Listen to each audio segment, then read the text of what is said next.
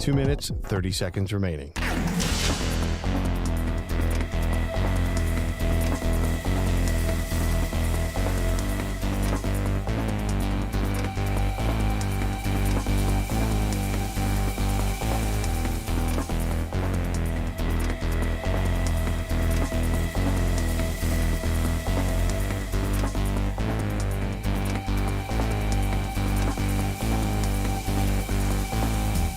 Two minutes remaining.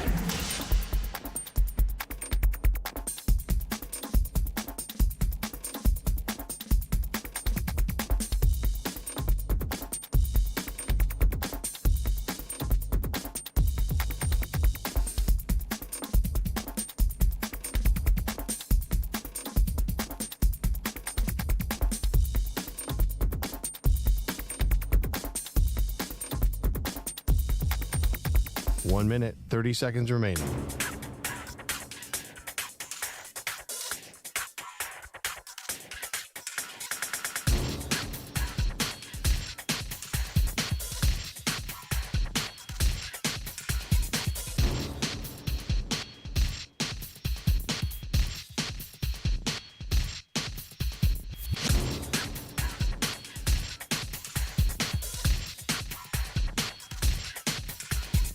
One minute remaining.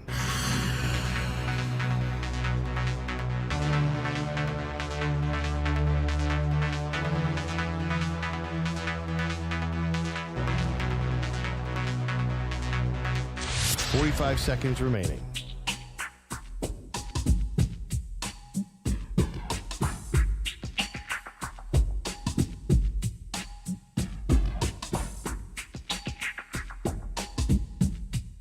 Thirty seconds remaining.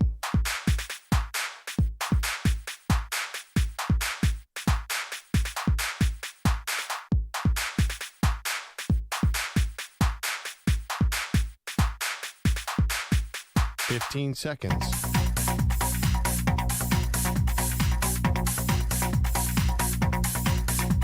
Break ends in 5 seconds.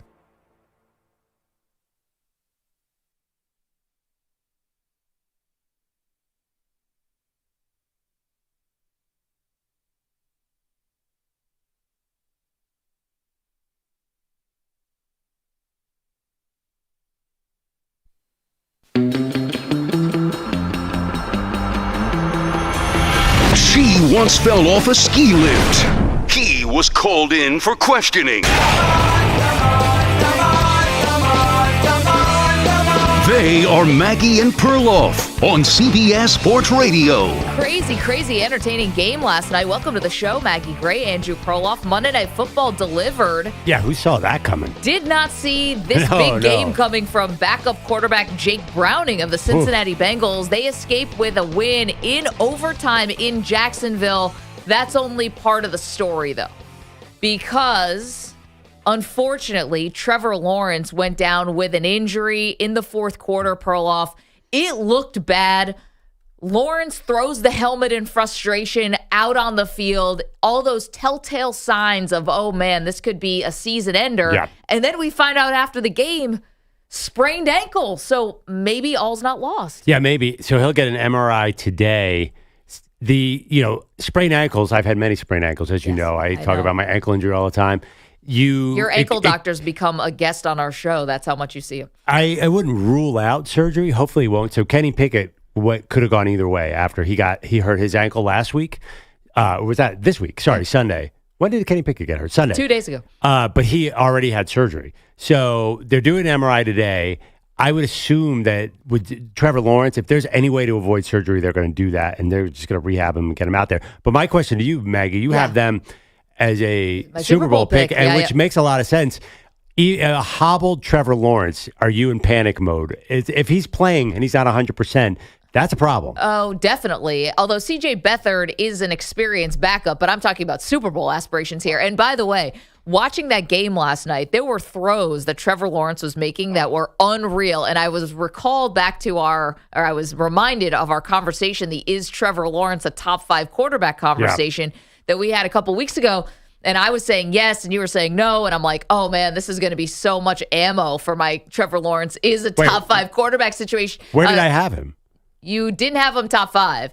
And so I thought he was like throwing dimes last night. Yeah. I'm like, man, he is like coming into his own. This game is going to be an all-time Trevor Lawrence game. And then boom, because this sport can be so brutal, he goes down with an injury.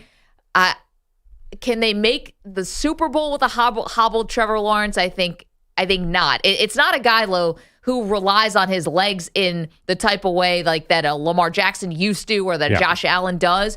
But what did you notice in that game with Trevor Lawrence is that short yardage. Like, he's perfect on that QB sneak. Like, he can play a physical game even if he's not like a quote-unquote runner. Yeah, but I mean, that to me, does that distinguish him from other quarterbacks? Yes, everybody can. All the top quarterbacks do that. No. Josh Allen can do it. Jalen Hurts can do it. No, I'm saying that could hurt if they're trying to go to the Super Bowl. Like, it takes away a weapon that he has. You know what I was thinking, actually? C.J. Beathard could play a game or two here. Yeah. Is there a chance we're going to see a C.J. Beathard and some other backup in the Super Bowl? At the rate the quarterbacks are getting injured, Maggie, are we ruling out any team with an injured quarterback? Because I look around the NFL, and there's 16 injured quarterbacks and 16 healthy quarterbacks.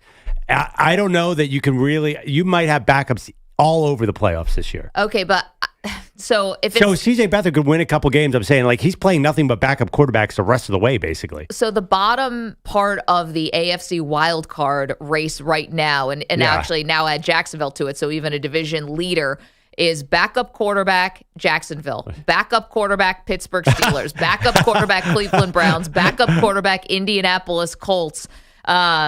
And then you still have some real, teams that are bunched up here with Houston, who has their starter. Denver still has their starter. Cincinnati with the backup. Buffalo still with the starter. And then it kind of tails off from there. Yeah, I mean, it is really breaking right for the contenders. There should be some theoretically easy playoff games coming up. I mean, look at the quarterbacks, the Jags. Okay, don't give up on your Jags because you have Cleveland next week with Joe Flacco. Lamar Jackson the following week, that's tough. But Tampa Bay, Carolina, Tennessee. Winnable games on Very this, right? winnable games. You know what I'm a little more worried about with the Jacksonville Jaguars? What happened to their defense last night? Well, there's times when Josh Allen, the other Josh Allen, the pass rusher Josh Allen, looks like maybe the best player in the NFL. Came up with a big interception last night on the second ill-advised trick play that Zach Taylor called for. Both trick plays for the Cincinnati Bengals ended up doing absolutely nothing, and the second one hurt their team because Tyler Boyd threw an interception right in the red zone and just set Jacksonville up for an easy score. And meanwhile, Jake Browning, the backup, is perfectly capable of just moving the offense. You don't need the trick plays. You don't need the smoke and mirrors. Turns out he's fine. But Josh Allen at times looks like one of the best players in the entire league, and then he sort of goes away. Well, it's not actually, I wouldn't blame Josh Allen at all. Who else is on that defense? They have to blitz all the time because they can't generate a pass rush, even with Josh Allen. And that's why you saw that big Jamar Chase touchdown because they were blitzing. Was it 4th and 1? That was an amazing play, amazing throw. But I came out of that game actually not as worried about Trevor Lawrence, but worried about a defense that could let up 500 yards to a backup quarterback in Cincinnati. And this was supposed to be a good defense. We thought they had turned the corner. I did not see a good defense at all last night. Yep, definitely. I mean, they were blitzing a lot. You're right. There were gains there to be had, especially on the run game with Joe Mixon, who scored an unbelievable touchdown. He had 3, I believe, in the game last night, but an unbelievable touchdown where he's scrambling for the as he's going to the ground, scrambling for the end zone. How his knee did not go down, that's like a Matrix level situation, but the run game was working for Cincy. Obviously, Jamar Chase is such a huge weapon, and they were getting contributions from guys we've rarely, if ever, kind of heard of, seen before. I mean, is it possible the Jags, even at home, took Cincinnati for granted last night? We're a 10-point favorite. Yeah, they're a 10-point favorite, and it was 21 to, Jake Browning's having the game of his life, but then, it did seem like Jacksonville turned the corner. Basically, Trevor Lawrence throws what should have been a pick in the end zone. The Bengals defender drops it and lands in this rookie out of nowhere. What's his name? Parker Washington. Yeah, Parker catches Washington, the touchdown. State. And then the next play is that pick six you just mentioned. It felt like 28-21 Jags. Okay, they're going to beat this bad team. But yeah, I was amazed at the outcome of this game. I didn't think it was going to even be a close game because Jake Browning did not look good last week against Pittsburgh at all. No, and maybe that's part of it with these backup quarterbacks like Jake Browning. If you want college tape, you can get tons of college tape on Jake Browning. He, played and was a 3-year starter at Washington and had tons of success with the Huskies, but not in the NFL. Let's hear a little sound from last night, fellas.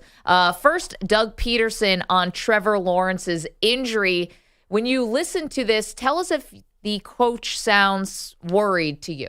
I don't have any information yet on Trevor. We're still evaluating him, so he'll have more, tests and things done here tonight and tomorrow. So I'll probably have a better update for you tomorrow on that. So we'll be waiting, just some kind of run-of-the-mill coach speak. But, Perloff, you thought he sounded too calm for a quarterback that could be lost for the season. I heard a little more about it. Sound like, he did not sound like he was worried. And the sprain, why put out that sprain report right after the game? Tom Pelissero had it, the NFL networks. Why put that out if it wasn't broken? And you could have, the way that play looked, the lineman stepped on his foot. It could have gone really bad really quickly. The fact that now the question is ligament damage. It could have been way worse. So I think they dodged a bullet last night. You did bring up a good point. He did show he shows a lot of mobility. He's a very mobile quarterback. That will be down. But listen, we saw last year Patrick Mahomes on one leg won the Super Bowl. So I'm not going to count them out. I'm actually worried about the combo of Lawrence and the defense looking vulnerable. The cornerbacks are not good. So Jake Browning should not. He can be good as a backup, but he looked like Joe Burrow's best game last night. And I kind of blame Jacksonville. Let's hear more from Doug Peterson about injuries, part of the game. Yeah, we had position players go down, but look, it's part of the game. It happens, and it's unfortunate, but next guy up has to be ready to go and play. And I thought the guys that filled in, were just that. They were ready to go.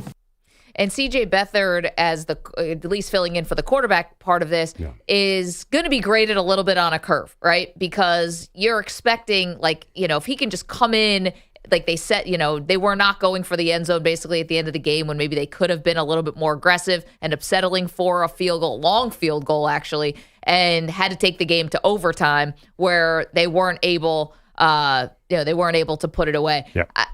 I wonder, how conservative, because Lawrence was moving the ball down the field. I mean, Lawrence, it's about explosive plays downfield to Christian Kirk got hurt first play of the game, unfortunately, with a groin injury and did not come back. But you're pushing the ball down the field to Zay Jones. You're pushing the ball down the field to Calvin Ridley. As soon as Beathard came in and Lawrence went out, it was all Evan Ingram. It was all a tight end. It was all the underneath stuff. It was all really short gains. You just have to totally change how you play. Well, of course. I mean, it's a backup quarterback, but at least you don't have Tim Boyle or somebody who, for the Jets backup quarterback, you don't have, at least you have a guy with a ton of experience. He's got 2 full seasons of games under his belt. This is his 30th game. Credit the Jags and credit the Niners for having older backups, because these teams that have these rookie backups, I never understood that. Why is Cleveland, who's in a playoff mix, throwing out Dorian Thompson-Robinson, a 5th-round pick? Makes no sense. So I give them a lot of credit. At least they have a guy with some experience who can hold the fort. I think they can. They play a bunch of other backup quarterbacks. I think they can win a bunch of games and be in okay position. That being said, your reasoning for the Super Bowl pick, which I liked, is they're going to get the number 1 seed. Yep. That seems a little out of reach now. It definitely more vulnerable right now for that number 1 seed. And again, Miami is just cooking. So, and Miami's cooking. Who Miami? 9-3, Baltimore 9-3. I'm just saying in terms of record, these are the two. But I assume Miami would lose to anybody who's 500 or above. Well, the rest of the way, it's not that Baltimore is cooking. Who's Miami played? Well, they haven't, but if we're talking about stacking wins here, my justification for putting the Jags at the number 1 seed was because they were going to get to play the rest of the AFC South. I didn't realize the AFC South was going to have 2 other playoff contenders in there. You didn't see the Colts and Texans nipping on their heels? Didn't see that coming. For the Bengals side of things, so we know that Burrow's out for the year. So that is obviously, there's nothing there with him coming back. They're in 10th place right now in the AFC. They're nestled in between the Houston Texans, the Denver Broncos, and the Buffalo Bills. With the way that Jake Browning played last night, are we starting to think about the Bengals, whose season looked like it was dead in the water, a little bit differently? Let's hear from Zach Taylor on Jake Browning's performance last night? I felt really good coming out of this week, getting ready for this game. And, he just lit the world on fire. Halftime, I wasn't sure if we had an incompletion if the ball had hit the ground yet. And I just thought he managed the game beautifully well. Yeah, if it wasn't for Zach Taylor calling these weird trick plays, I think Jake Browning would have had even better stats, but he was gangbusters. Only missed on 5 passes total last night. He was 32 for 37, 354 with a touchdown. Wow. Took 2 sacks. At first I was like, oh, this guy's getting sacked 7 times tonight. But he really rebounded very nicely from that first drive. Couple crazy nice runs too. Not super fast. Yeah, you know me, I love a backup quarterback, and he put all the backup quarterback skills on display last night. Okay, they play the Colts this week in Cincinnati. Try and guess the spread on that one.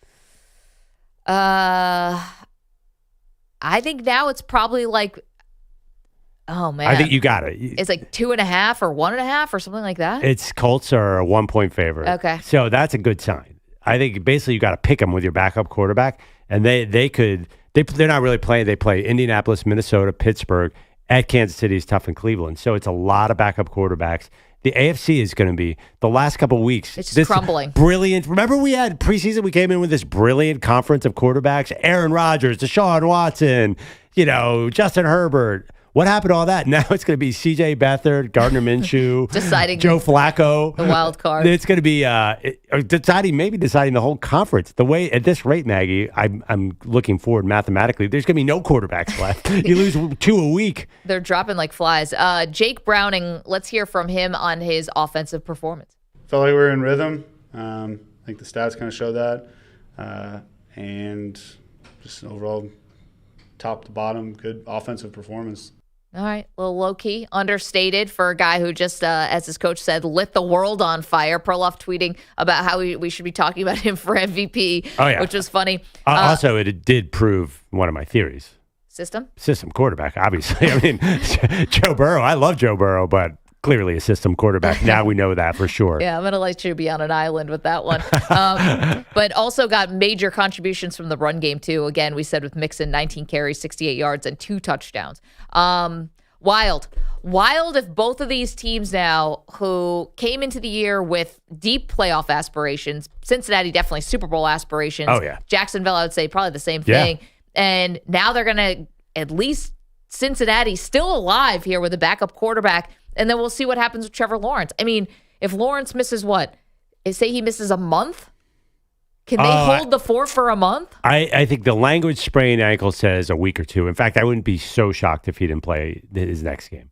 You can work on a sprained ankle. Guys are coming back. Aaron Rodgers is back running around the field with an Achilles tear. You think a sprained ankle is going to keep our guy Trevor Lawrence off the field? That is just crazy. We want to say good morning to the Weedos and the coffee drinkers.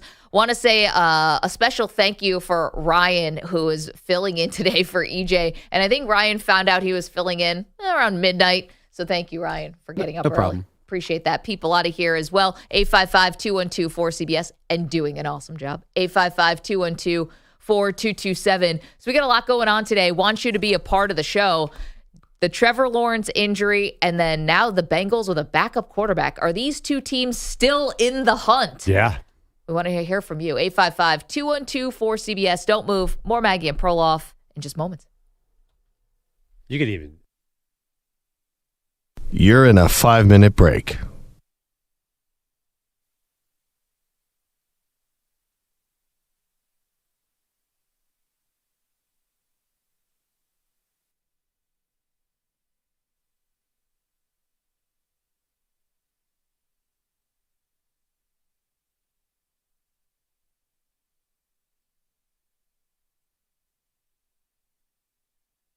Four minutes, 30 seconds remaining.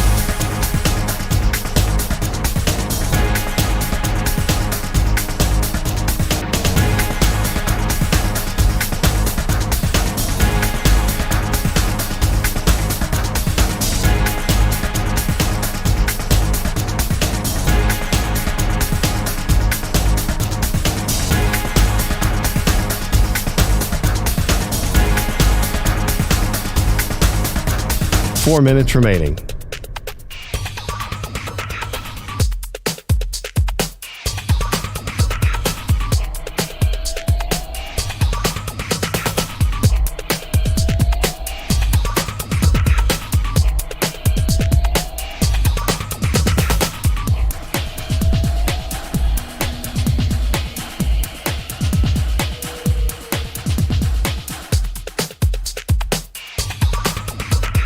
3 minutes, 30 seconds remaining.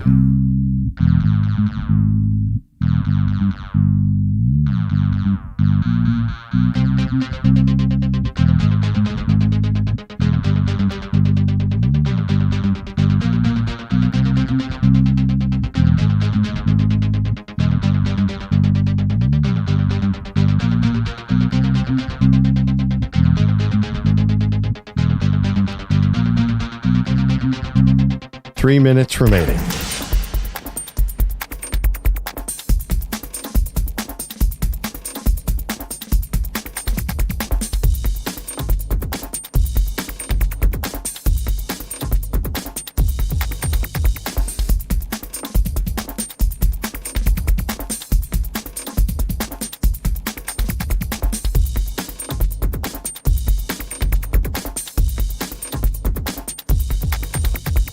Two minutes, 30 seconds remaining.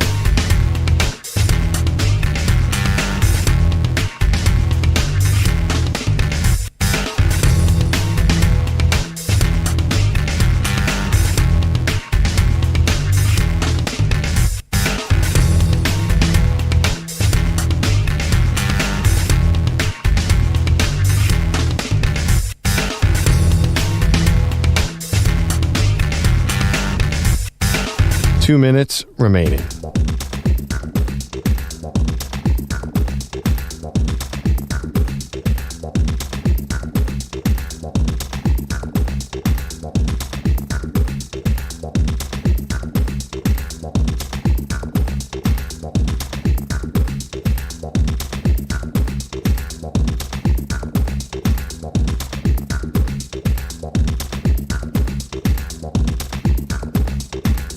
One minute, 30 seconds remaining.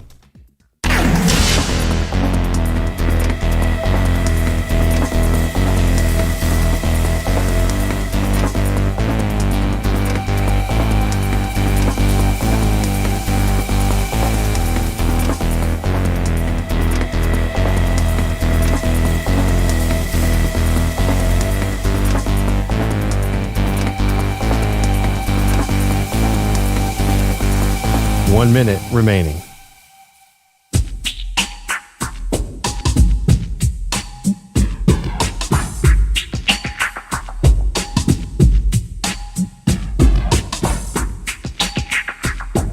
Forty-five seconds remaining.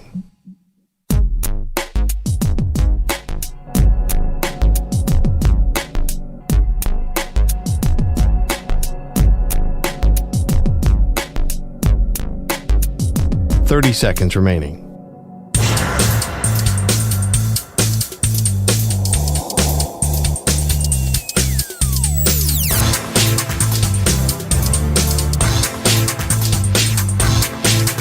Fifteen seconds.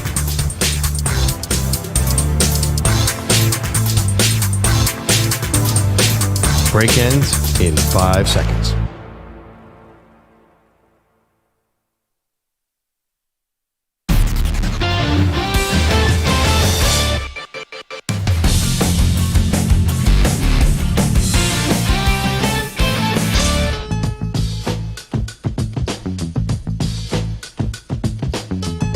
Welcome back to Maggie and Perloff. Nightmare situation for the Jaguars. I know my ankle injuries, Maggie, and I'm not playing doctor, but the fact that he wasn't carted, Trevor Lawrence got hurt last night, Jaguars, quarterback, lineman stepped on his foot. The fact that he wasn't carted off and that he was walking off even with help, to me says this is not the end. And the reason I'm a little optimistic about the Jaguars is the way quarterbacks are recovering right now is insane. The fact that the Steelers quarterback, Kenny Pickett, had ankle surgery yesterday and is 2 to 4 weeks out. What is happening with medicine? Aaron Rodgers is coming back. So I think that, and no, you can't count anybody out because you have a quarterback injury anymore. Well, let's see if Kenny Pickett comes back, number one. I mean, it's 2 to 4 weeks. 4 weeks is the high end. He's coming back. I know. Let's just see, though. But you're right. The way that modern medicine is going, like, guys are going to tear their ACL and be back in a month. Like, how is this possible? And Rodgers is clearly pushing the envelope, although I don't think he's actually coming back now. Well, yeah. Now you can slow the rehab down. I love this from Nebby in the chat, youtube.com/CBS Sports Radio, twitch.tv/CBS Sports Radio. Of course, we say good morning to our incredible CBS Sports Radio affiliates who we adore. Nebby's in the chat said, well, if there's a backup quarterback in the Super Bowl, just vote in a team that has a starter. Right, Maggie, because we were talking yesterday about FSU getting snubbed from the college football playoff. Yeah. And part of the reason is because they were down to their third string quarterback. So, believe me, if there was a committee for the NFL and they could decide the Super Bowl by committee, they would 100% make it Cowboys, Chiefs. We Cowboys, wouldn't even have Chiefs. a conversation. I don't even know who else would be in the running. Well, Cowboys in the NFC, is there a team that could challenge the Chiefs? Probably the Bengals now because Burrow's such a star. Well, you got to get that Cincinnati market in the Super Bowl. No, come on, the Bengals? Darlings. I don't think so. I think the Chiefs with Taylor Swift on their side, that Taylor Swift would get any team over the finish line. You're absolutely right about that. Maybe that's why they have her there, just in case they need the edge. Yeah, no, I'm not panicking at all about the Jags because the AFC is so wide open now. The whole picture has changed. We came into the season saying that it was the dominant conference. It's not anymore. It's something weird. And also, there's a lot of football left. We could lose more starters. Well, hopefully not. Peter Schwartz is here. He's got an update for us this morning. Hey, Peter, how you doing? Good morning, guys. Let's start with a Monday Night Football thriller in Jacksonville. Good snap, ball put down. The right-footed kick is right down the middle, and Cincinnati has won it in overtime. A flag was thrown. Unsportsmanlike conduct on the defense, leaping. Penalties decline. It'll count. Cincinnati has won it 34-31. That was Kevin Harlan on Westwood 1. Bengals over the Jaguars in overtime, 34-31. As you heard, Evan McPherson, the game-winning 48-yard field goal in overtime. Bengals backup quarterback Jake Browning was spectacular last night. 34 of 37 for 354 yards, a touchdown pass, and a touchdown run. Felt like we were in rhythm. I think the stats kind of show that. And just overall, top to bottom, good offensive performance. And how about this? The Bengals win a Monday Night Football road game for the first time since 1990. Get out of here. Right, but I didn't believe it either until I read it. The Bengals have played barely any Monday night games, though. Which is interesting to me. It's a span of 10 games. And they were 0 for 9 on Monday Night Football. Away games, you said. Away games. Well, this is partly on my friend, Andrew J. Dalton. Yeah, the primetime record for one red-headed rifle, Andrew Dalton, is not good. Andy Dalton and Kirk Cousins, two of the nicest quarterbacks ever. Not good at night. Yeah, they're just daytime people. Yeah, Dalton had that stretch where he was terrible at night, so that's probably why. Could not have been on Saturday Night Live because he was not ready for prime time. He's asleep, actually, unfortunately. You know, as we're learning with this morning show, and we used to do the afternoon, there is a difference if you're a morning person or a night person. I get it. I mean, it doesn't really excuse Andy Dalton, who was making tons and millions, and Kirk Cousins making millions of dollars, but, you know, your rhythms of your day. Well, also, listen, it's not all Andy Dalton. The Bengals have had their issues over their 45 years of existence. You can't say that this entire record's on Dalton. No, it's all on Dalton. Even Boomer Esiason down the hall has said numerous times, for a while, it's like the Bengals stopped operating like an NFL team, and just only recently have they started operating really like a premier NFL franchise with the things that they've done. So. Yeah, I mean, they famously had no scouting department, things like that. They were cheap. But that being said, this new Joe Burrow, they spend really well. Now they're an elite NFL franchise. Yeah, I would argue. I wouldn't know about rooting for an elite NFL franchise. No, you certainly wouldn't. No, I'm sure we'll get to that at some point this morning. You didn't go to that Jets game, did you? I went Black Friday. Okay, but you didn't go to the Falcons game. No. Okay, because it was a driving rain with Tim Boyle. And the Falcons were not really holding up their end of the bargain on making this thing interesting either. No, it was not a planned trip, and therefore would never have been considered for a spur-of-the-moment trip. Black Friday was a planned trip from summer on. So that was, Also embarrassing. Yeah, but the food was good in the Coaches Club. Oh, look at you in the Coaches Club. Yeah, that was everything but the game that day was phenomenal. Tailgate party, Coaches Club. What kind of food? What was better? I mean, well, the tailgate party, there was like all kinds of like steak and chicken and desserts and stuff like that. Okay. And then you go into the game and you're in the Coaches Club. And my wife referenced it as basically like a food court without having to pay for it. Nice. That's generally I would describe like a little it. Around the world kind of thing? Like get some Asian food, Greek food. Italian place over here and burgers and chicken fingers over there. And I've been to that little area. It's pretty cool. I had to pay for it, but it was pretty cool. No, it was pretty cool. Nice. The game sucked, but the experience of the day was well, good. you got to see a Hail Mary that turned into a return for a touchdown. Yeah, then I went to go eat a little bit more after that. So I was like, stress food. For the Jaguars, they may have lost more than just a game last night. Oh, my goodness. This is what I'm afraid of. He's grabbing his Achilles. It was a non-contact. He tries to step up in the pocket. Oh, he gets stepped on. He got stepped on by his own player, I think. Yeah, Walker Little in his pass set steps on Trevor's ankle. That's why the ball fell out. That's why he fell to the ground. That was Frank Frangie, Tony Baselli, Jeff Lageman on Jaguars Radio. Jaguars quarterback Trevor Lawrence suffering a right ankle injury in the fourth quarter. Head coach Doug Peterson did not have much of an update after the game. I don't have any information yet on Trevor. We're still evaluating him, so he'll have more, tests and things done here tonight and tomorrow. So I'll probably have a better update for you tomorrow on that. It's reportedly a sprained right ankle. He looked in a lot of pain when he was being helped off the field. Lawrence threw for 258 yards and 2 touchdown passes, also had a touchdown run. The Heisman Trophy finalists were announced yesterday. Yeah, how about them? They are LSU quarterback Jaden Daniels, Oregon quarterback Bo Nix, Washington quarterback Michael Penix Jr., and Ohio State wide receiver Marvin Harrison Jr., and the winner will be announced on Saturday in New York. At the baseball winter meetings, Dodgers manager Dave Roberts told MLB Network Mookie Betts will be the everyday second baseman next season. The Brewers signed lefty pitcher Wade Miley to a one-year deal with a mutual option for 2025. And now the moment you're waiting for.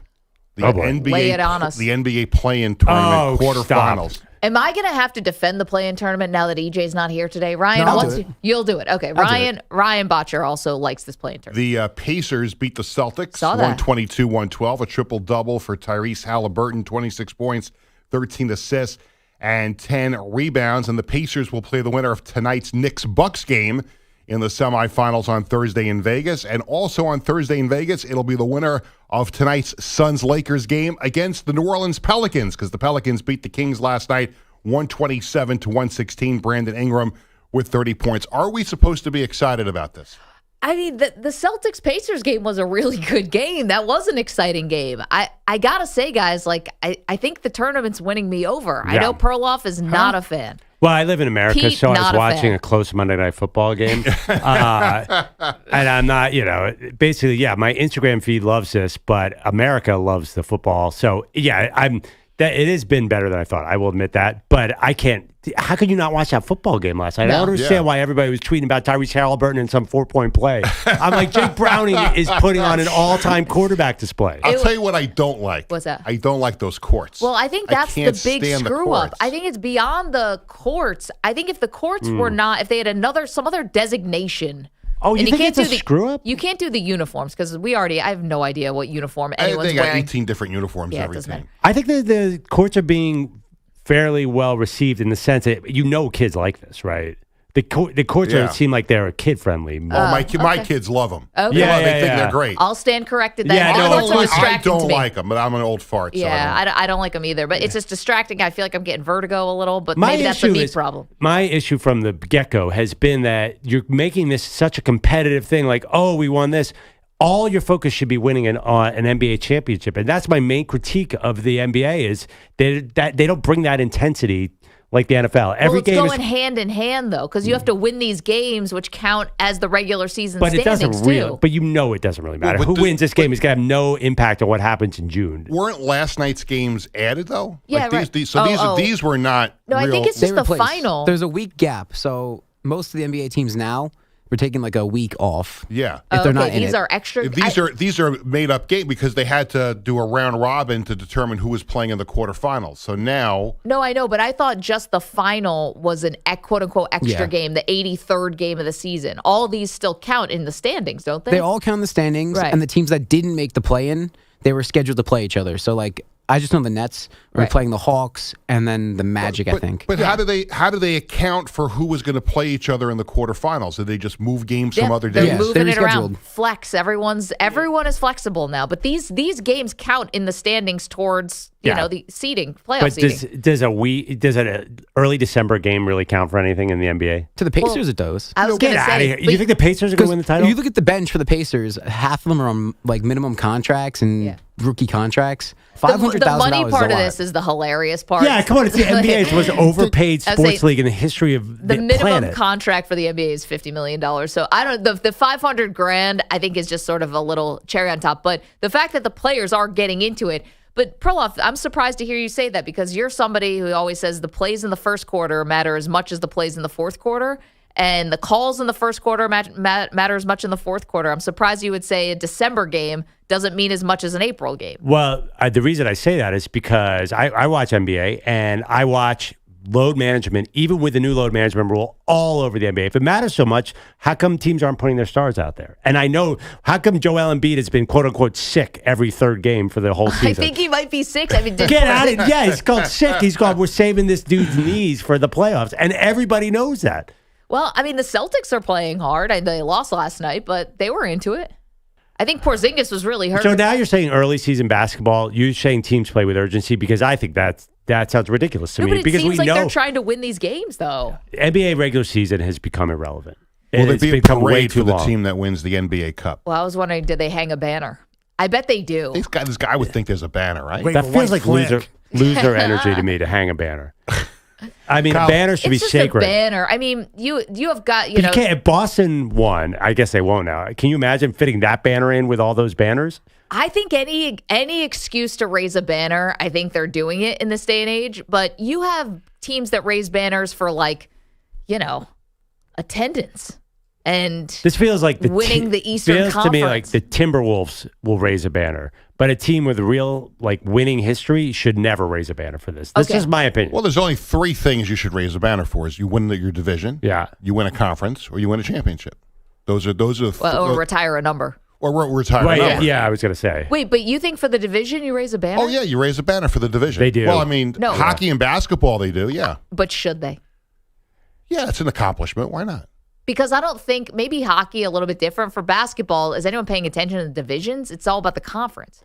Yeah, the divisions, it's sort of lost there. Yeah, it's like right, because that's a season though. That's in the season. Like if you finish in first place in the Atlantic NBA Division. Atlantic Division, you get a banner. If you finish in first place in the Metropolitan Division in the NHL, you get a banner. Right. If you win the President's Trophy, you get a banner. I'm telling you, we are keeping the banner companies just in business because all those companies that make banners, they can be making them for everybody. So I think actually you do bring up a good point. If they put up a division title, then they're probably going to put up this in-season tournament thing. But what's it called? The in-season NBA Cup. A parade? No. That's what it's called. No, you don't get a parade. Here's what you get. You get a night out in Vegas, which is not much for NBA players. They nice can do reward. that all the time. Yeah. But the game's in Vegas. Congratulations. Go party your face off in Vegas for a night. But what about everybody is fighting to win the championship? I just don't get that energy from the NBA right now, where there's a desperate want to win an NBA title. It feels like more like teams are like, well, you know what? I'm going to take this year off and I'm a salary cap dump, and in 4 years we're going to be good. You know what I'm talking about? It's a league where there's haves and have-nots, and there's 20 have-nots. Well, that's why this cup is cool, because like the Pacers, you're right, there's no way they're winning the title, but they could win this, and that'd be fun. It's a little something. Well, hats and T-shirts too? But why are the Pacers trying to win a title? Like when you finish the old 96er? Yeah. Why are they trying to win a title? Like, why isn't that the goal? Well, because they just might not be good enough right now to win a title. See, the NFL, look how many... 7-game series. I'm sorry, my voice just cracked there like I'm going through puberty. A 7-game series is going to probably be too big of an ask for the Pacers to beat the Celtics 4 times. Probably too much. To beat them 1 time last night, though, that you could do. So the NFL last night's game with Jake Browning at quarterback, there was urgency to that game. Like both teams were fighting tooth and nail, and every NFL game kind of feels like that to me, where every NBA game does that. That's true. And I feel but like that's also by virtue of a 17-week season versus I agree 82 with that. games. I agree with that. Same with college football. There just seems to be an urgency where NBA teams are all about load management and salary cap management, and they just doesn't seem like the emphasis on winning because the season is just too damn long. So maybe I'm making an argument against myself. Maybe this breaks up that marathon of a season. Also, I was just thinking about the $500,000. Like, that's how much the players could spend in one night in Vegas right after they win the title. No one's going to see that money. It's like one in, one out. It's like when you spend your paycheck all in one day. That's like a day for James Harden. Oh, my gosh. It's an hour 30 minutes. in the Champagne Room. If it's in Houston. $500,000. Sorry, Peter. Anything else? One college basketball game last night. Purdue over Iowa, 87-68. There were a couple of overtime games in the NHL. Flyers beat the Penguins 2-1, and the Blues over the Golden Knights 2-1.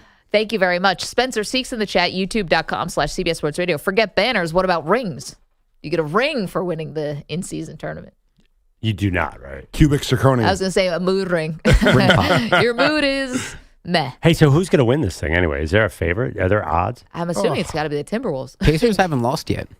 Pete is just so put off it's just by ridiculous. How about here's an interesting Go concept. Knicks tonight. Here's an interesting concept of how to get people's attention on the NBA during regular season. Don't have 5 days off between games. You know, like maybe not spread out the schedule so much where we're sitting here waiting for the next day's game. Well, Pete, you can't do as many back-to-backs now because then guys will load manage too much. Yeah, enough. If you have back-to-back, half the team won't even show up for the second half of the back-to-back, Pete. I'd rather spread it out. They didn't even used to have to come to the arena. Now they have to come and sit there in street clothes for some reason. Then I got to hear about their incentive of how they're going to get paid if they win this tournament. I mean, come on. They're making six figures minimum. Well, the NBA did get their wish. We're talking about it. That's true. What else? What could you give an NBA player as an incentive to actually make them care? If money is not the thing for most of the guys in the roster. Playoff spot could be something. Make a deal with Instagram where they get 1 million followers. Yeah, I was going to say off something the bat. Social media related. You get to like go on a date with Ice Spice. I don't know. Something like that. A playoff spot is not a bad idea. Oh. Automatic playoff berth. That will get. Whoa, I'll that's be interested in interesting. that. They can't do that. Or home court. I mean, to give an automatic playoff berth? Whoa. Wow. I That like would be it. impactful. To give home court in the first round. I mean, here's the thing. Baseball did it where the winner of the All-Star game got to host the World Series. It's not That a was a joke. 1-for-1, but like it was a hell of an incentive. Well, compared to, but there was a randomness. What was it? Coin flip or just alternated every year before that? Before that, Alternated every year. So that is interesting. If you actually had home court in the playoffs, but that feels unfair. I think even just a playoff berth, the home court is insane. Like that would be really something.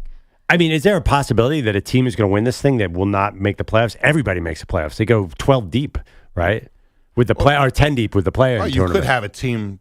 I don't think that would be the case this year. I think everybody that's in is probably going to. Well, it's going to depend on injuries. Like if you win the play-in tournament, then your best player gets hurt, then you probably won't. Yeah, Indiana. I mean, you're right. I think everyone's going to make the playoffs here because at least make the play-in tournament. 20 out of 30 teams in the league are in the playoffs. Oh, wait. Kaplan has a great point here as he's weighing in the chat. The team who got the playoff berth from the play-in tournament would probably sit the rest of the season.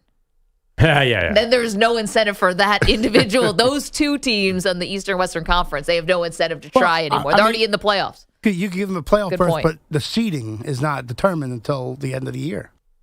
Right. You just You get can still it be in the play-in. Right. You'd go from load management to load evaporation. Maybe. What? Possible. All right. Well, we've wasted a lot of time on that. Just miss one or two games. I mean, you'd miss a whole the bunch. NBA is definitely winning. The fact that we keep talking about it like this shows that they knew what they were doing. Apparently. Peter, thank you so much. Appreciate got it. that. Coming up, as Peter mentioned, Heisman finalists were revealed. Perloff and I will tell you who would get our vote next. Don't move. Maggie and Perloff, CBS Sports Radio. You're in a 5-minute break.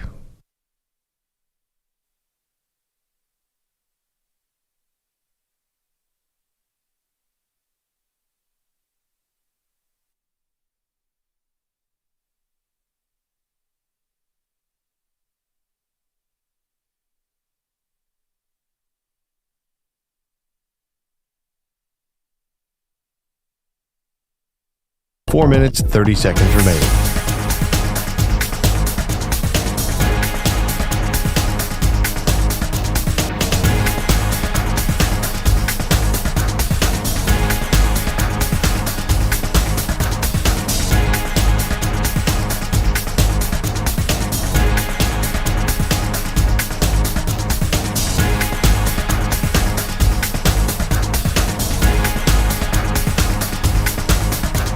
4 minutes remaining.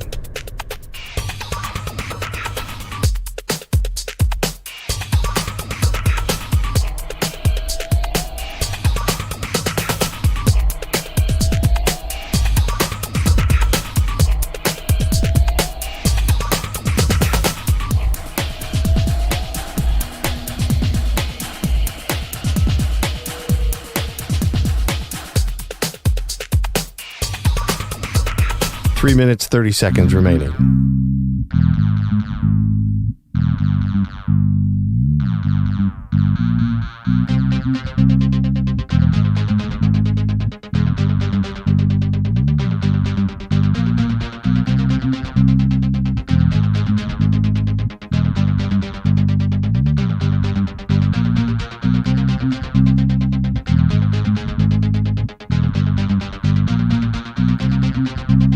Three minutes remaining.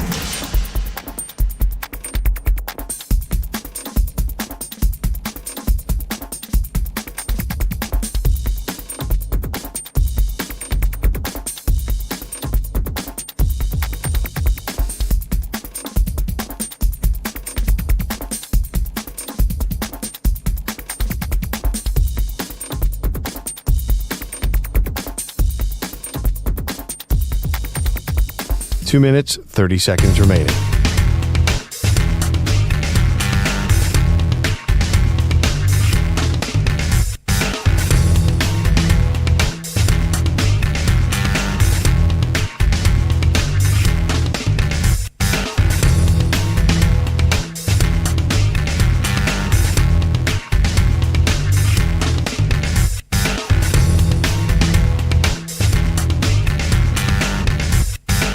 Two minutes remaining.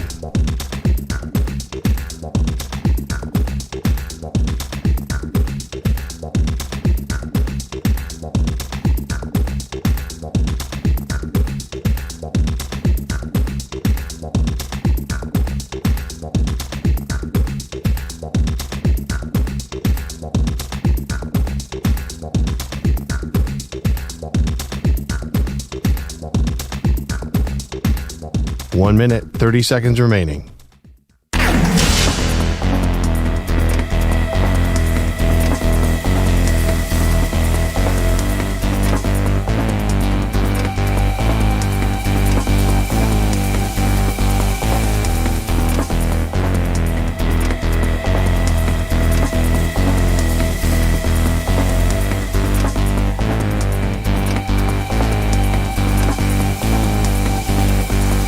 One minute remaining.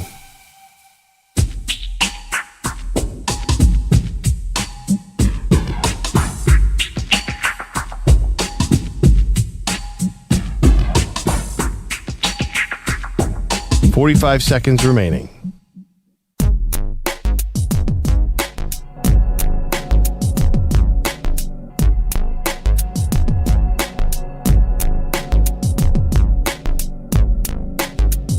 $30 seconds remaining.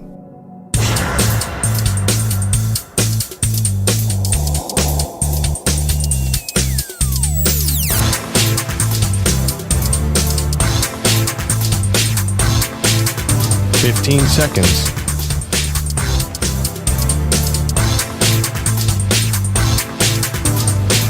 Break ends in 5 seconds.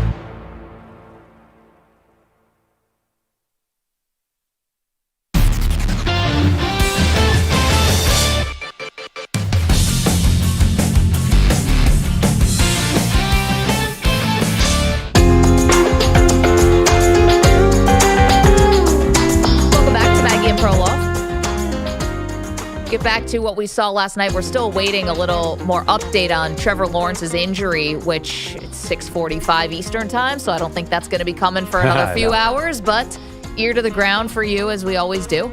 Heisman finalists were announced last night. By the way, it's a sprained ankle for Trevor Lawrence. Heisman finalists announced. We get 4 of them this year. Right.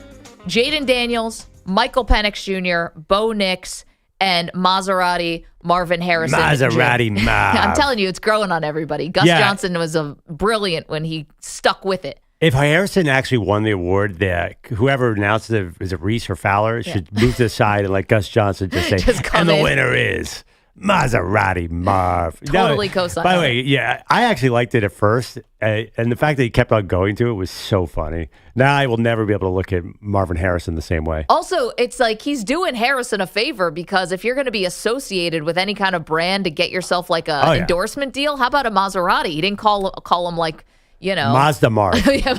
Mazda Marv doesn't have Mazda Marv is not what you want. I mean, it's great value. It's fuel efficient. Not for a wide receiver. Maybe a special teams player is Mazda Marv. Not that Marvin Harrison needed that much help. His dad is a Hall of Famer. I mean, he's Marvin Harrison Jr., but this does help. He feels to me, though, like I'm not going to say charity invite. He felt like he was tacked on because nobody thinks Marvin Harrison's going to win this. Well, I went back because I'm like, man, his numbers compared to Devontae Smith, the last wide receiver we had who won the Heisman, it's really not close. Maserati Marv, 67 catches this year for 1,211 yards, 14 touchdowns. He was averaging 18 yards per reception. I mean, that's amazing, the 18 yards per reception. But just those numbers, even though he basically was the offense, is amazing what he was able to do. 4 guys covering him. Devontae Smith was running free, totally wide open in Steve Sarkisian's offense. It was crazy. I think it was Sark the year he won. But no, I think Marvin Harrison's a different thing because he's a one-man team. That's why I think he got the vote here. Well, and Smith had basically about 550 more receiving yards, 1,856, 24 total touchdowns, and 117 catches. Like, the numbers just don't add up if you were going to compare wide receiver to wide receiver. But I would agree with you. The degree of difficulty on a lot of Marvin Harrison Jr.'s catches, he was not ever running free. Well, yeah, I mean, the 2 other big receivers are clearly more productive. I think Rome Odunze's numbers are way better than Marvin Harrison's, and Malik Neighbors' numbers are better than him too. So, but it was the eyeball test because it was him or nothing on that team. And also, too, he's so physically imposing, you can't help but notice it. But maybe honestly, maybe it was Gus Johnson who got Marvin Harrison this invite. I don't know. As far as if I had a Heisman vote, which I do not, he's the overwhelming favorite right now, and I think you just don't mess with it. It'd be Jaden Daniels for me. We've already given the Heisman to players who did not make the college football playoff. In fact, more guys win the Heisman who didn't go to the college football playoff than did go to the college football playoff. The over 3,000 yards passing, the 1,000 yards rushing, the 40 touchdowns to 4 interceptions. Jaden Daniels is probably playing himself to be at least a top 10 pick, maybe top 7, top 5. I'm sure the draft process will push him up.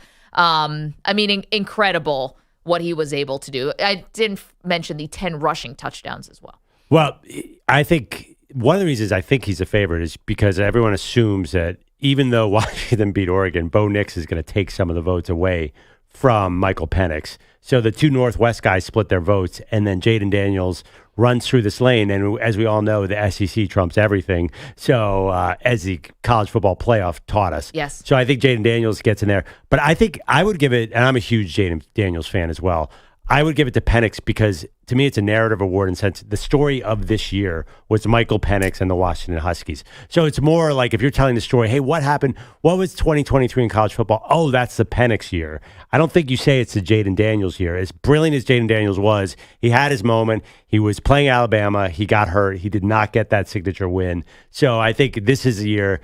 The 2 most significant games really were both Washington and Oregon games, and Penix came up huge in both games. Yeah, I mean, you're right, and I'm a big Penix fan too, but it's funny the way you just put that, because I think when we look back and we remember 2023, no disrespect to Michael Penix, but I think he's like 5th on the list of things we're actually thinking about. I think the Michigan sign stealing scandal, 100%. Yeah. I think the beginning of the season for Deion Sanders, and what happened with that Colorado program, and now can Deion follow it up and all that stuff. Okay, I'll give huge. you both those, but I want to hear your third one. Okay. I think the controversy with Florida State getting left out. That's a good one too. Granted, though, I'm saying Jaden Daniels should win. He's not in the top 5 either because you're right. He was playing so well and got hurt in that Alabama game. Well, also too, there's an acknowledgement. Like LSU beat Ole Miss 51-49. I mean, LSU is just playing a wide open variety of football. Jaden Daniels is incredible. I think he was almost under the radar this year. He should have Kinda. been. He should have been a bigger name. Penix, to me, it's the winning 13-0. Yeah. Is it 12-0 or 13-0?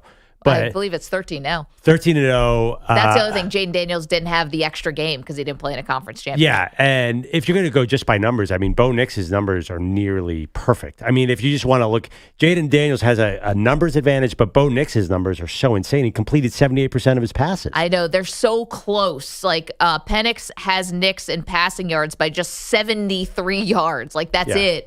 And Penix, 33 touchdowns to the 9 interceptions. Bo Nix had the 40 touchdowns and 3 interceptions. I mean, it's amazing numbers. But Washington's running back ran the ball in a lot. So I think that touchdown, Jaden Daniels didn't ever give the ball away. He was like Cam Newton in Carolina. He's like, I don't need a running back. I'm good. Where Washington had a productive running back who got a lot of red zone carries. We are on in not only Seattle, but we're also on in Oregon Duck country. We're on all over Oregon, including Portland and Eugene.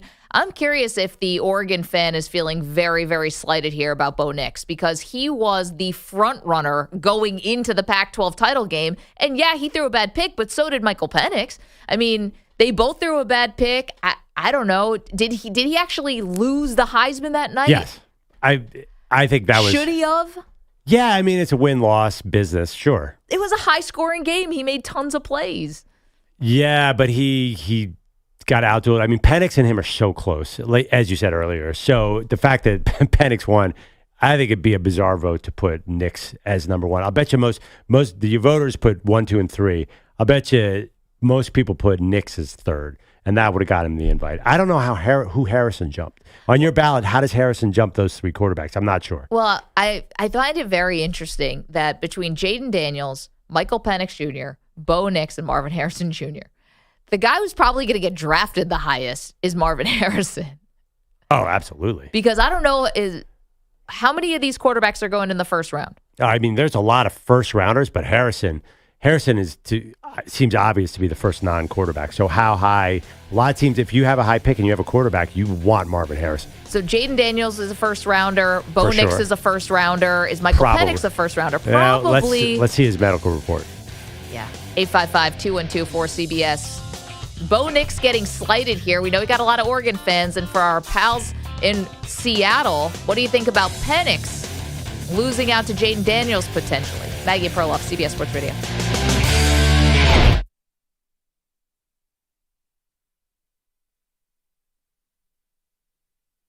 You're in a 5-minute break.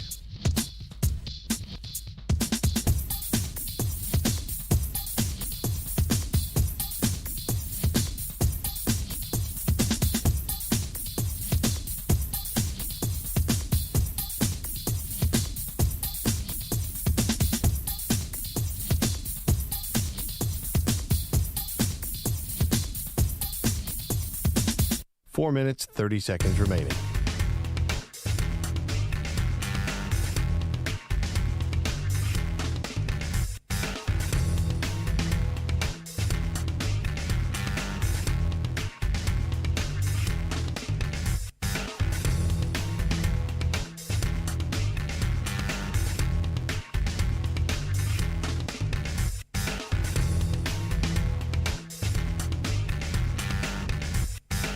Four minutes remaining.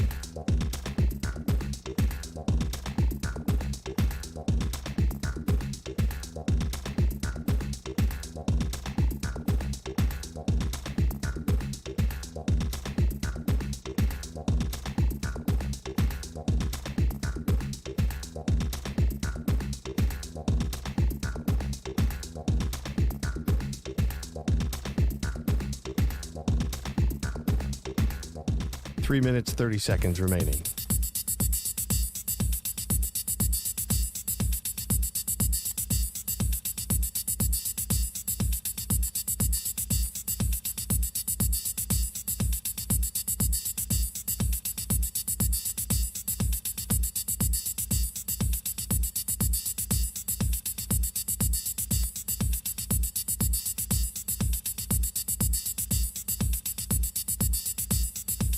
Three minutes remaining.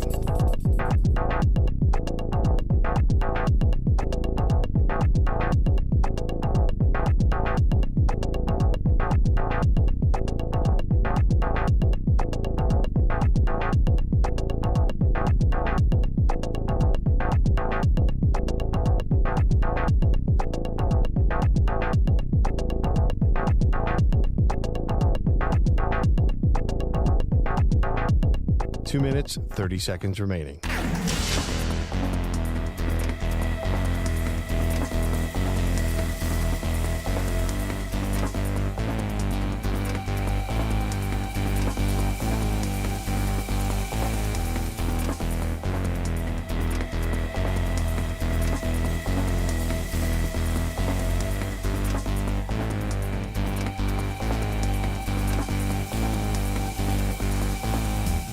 Two minutes remaining.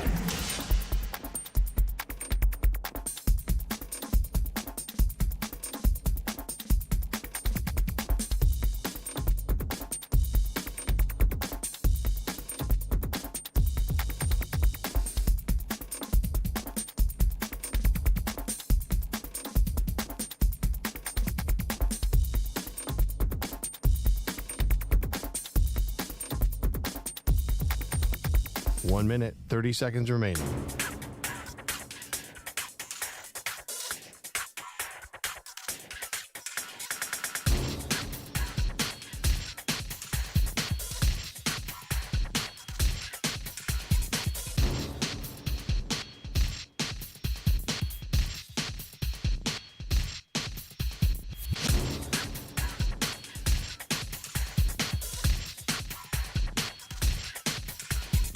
One minute remaining.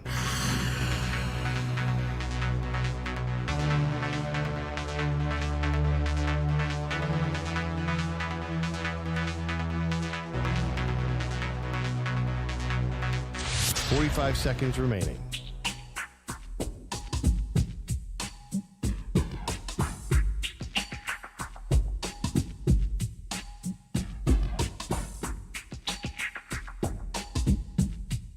Thirty seconds remaining.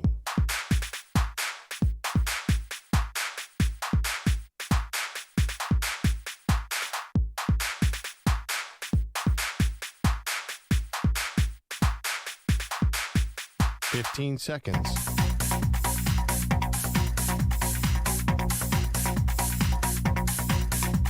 Break ends in 5 seconds.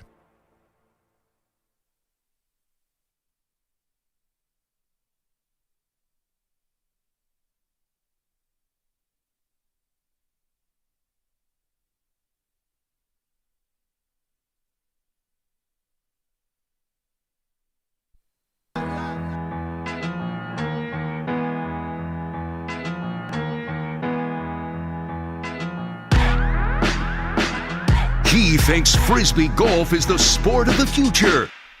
She's sticking with football. They are Maggie and Perloff on CBS Sports Radio. And we had a good one last night, Monday Night Football. Maggie Gray, Andrew Perloff, so glad to have you on Maggie and Perloff on CBS Sports Radio. It was good because Jake Browning, the backup quarterback for the Cincinnati Bengals, came to play last night. We've been talking about Washington and the Huskies and the fact they're going to the college football playoff. He's probably like one of the most notable, quarterbacks of late. Michael Penix is now a finalist for the Heisman. And Jake Browning, who was a hero for the Washington Huskies and a longtime starter for them, really was dealing last night. And they end up winning the game in overtime, but that's really not the headline of the game. Yeah, I mean, that is the unexpected headline. But Trevor Lawrence goes down, ankle injury. Lyman Walker Little stepped on his foot. It actually looked even worse because you saw the ankle turn and he bent backwards. Yes. There was a moment where it just looked like a season-ending kind of injury. But pretty quickly you saw that Trevor Lawrence, although he was helped off the field, didn't have to go on a cart, could put a little bit of weight. And, obviously I'm not a doctor. It didn't read broken ankle, done for the season to me necessarily. The no cart, no air cast, that was maybe an encouraging sign. They're saying sprained ankle. We're going to know more today. But I thought when he first goes down, he tries to pop back up as everybody does, takes one step, falls to the ground again, takes the helmet off, throws it in frustration. I'm like, it's over. Well, and your heart sinks for him. But I think it did cost the Jags the game. Definitely. I think they probably, as great as Cincinnati plays, it felt like they wanted to hand the win to Jacksonville. And Jacksonville, C.J. Beathard came in and did a great job, and they pushed it to overtime. For some reason, I think Trevor Lawrence would have won that game because he was playing great last night. The way Lawrence can push the ball down the field, and even after they lost Christian Kirk, was another guy who went down with injury. First play of the game, he goes out with a groin injury, but that was the big difference, right? They had to play extremely conservative with C.J. Beathard. He attempted a couple deep passes, but for the most part, they had to just go do the underneath stuff with Evan Ingram, and Lawrence was just like dealing. Yeah. I mean, he had some beautiful throws, and it was a lot of 20-plus yard stuff. Yeah, I mean, Browning was the better. Browning was perfect. I mean, he was Lawrence, so good last Browning night. was just on fire. I mean, amazing. basically, he threw one incompletion in the first half. But they kept running these trick plays for other guys on the Bengals to throw passes, and it was a disaster. As soon as they just kept putting the ball in Browning's hands, they were fine. Well, I think Lawrence did get a little lucky. He got one touchdown that could have easily been an interception. Basically, the Bengals safety tried to go for the catch and bobbled out of his hands. And the rookie Parker Washington, who I will be honest, did not know much about, had the game of his life. It was his Caught first the ball catch. at the back of the end zone. Yeah, caught the ball at the back of the end zone. It was a bit of a lucky touchdown. That was, I have to tell you, Maggie, we were talking about a lot of stories. We do a call every night at 6 p.m. Eastern before the game. We're like, oh, yeah, this game is going on. This game. That was nothing like what I expected. It was entertaining. It really was. And now the question, though, is about both of these teams and their playoff futures. Because for Cincinnati, after Joe Burrow went down and then how bad Jake Browning looked a week ago, you're like, all right, well, this is it. Just not their season. Play out the string here, regroup for next year. I'm not thinking that way about Cincinnati anymore. If Jake Browning can keep this up, they're definitely a playoff contention team. And then the same thing for Jacksonville. Like, depending on the news we get later today, Jacksonville might be able to continue here and hang on. Like, it's going to be tough because Houston has been playing well. Indianapolis continues to win. But things are not like totally bleak here. Even when Lawrence went down, like, it was a breath-catching moment. Yeah, it is incredibly packed at the bottom of that conference. Your Buffalo Bills are right in there at 6-6. They have a tough schedule. I know really you're down tough. on them. But there's so many teams right now. I think making predictions is dangerous. Right. The other thing, too, is how many quarterbacks are going to get hurt. This is right the time of year where Lamar Jackson usually tweaks something. Well, knock on wood. Knock on wood. Tua looks great now, but if Trevor Lawrence can go down, if Kenny Pickett can go down, Deshaun Patrick Watson Mahomes goes down. Sometimes is not immune from this stuff either. Mahomes He just plays always, through it. Yeah, because I think is it the style play we're seeing right now? It's funny because Lawrence got hurt in the pocket. It wasn't even trying to run. And his own guy. It was like friendly fire. Yeah, it was just bad luck. Man, this AFC, I just think back to the summer. We're like, is this the greatest collection of quarterbacks one conference has ever seen? Little did we know, now we're ranking the backup quarterbacks in the AFC. It's gotten to that because if you're looking at basically now seeds, if the playoffs ended today, or started today rather, seeds now 4, 5, 6, 7 in the AFC would all have backup quarterbacks. That would be C.J. Beathard. It'd be Mitchell Trubisky for the Pittsburgh Steelers. It would be Joe Flacco / DTR for Cleveland, and Gardner Minshew, who's now been starting most of the year in Indy. But it's funny because the top of the AFC, Miami, Baltimore, Kansas City, you put that up against San Francisco, Philadelphia, and the Dallas Cowboys, and you have to put the Lions in there too, I would say, as the top contenders in the NFC. Now just take the tops. Tops of those two conferences. I think the NFC's got it. And I think Miami and Baltimore are very dangerous, but I mean, who's playing better than San Francisco right now? I mean, the Cowboys are playing incredible. I don't have the odds in front of me. To me, it seems like the one team that stands out is Baltimore. The way Baltimore's playing out, this team is because Odell Beckham's contributing. We don't see.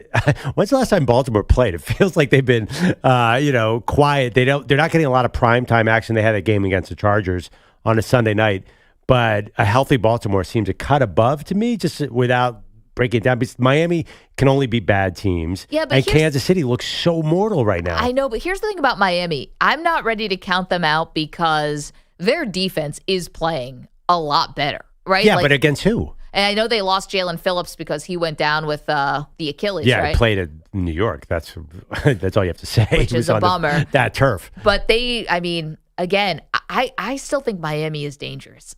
I don't have the signature win for them that I can hoist up and say, see, here's the signature win for the Miami Dolphins. But man, Signature they win. have 2 MVP candidates on their offense between Tua and Tyreek Hill. Look at their, oh my God, this is amazing. Their schedule is so ridiculous. So they beat Washington's given up on the season, traded their best 2 defensive players. I don't know. Ron Rivera is just running up the string. They beat the Jets, who are probably the worst team in the league right now, and they beat a Raiders team in a really close game, 20-13. That Miami team. Well, that was the new coach bump from Antonio Pierce, though, right? All right, then they were still in the glow of the new coach bump. But look at their schedule. They have Tennessee. That's not going to prove anything. We're not going to say anything after that. Another game that got Jets. Then they finished with Dallas, Baltimore, Buffalo. Now that is a test. I think it's going to be hard for them to get the number 1 seed.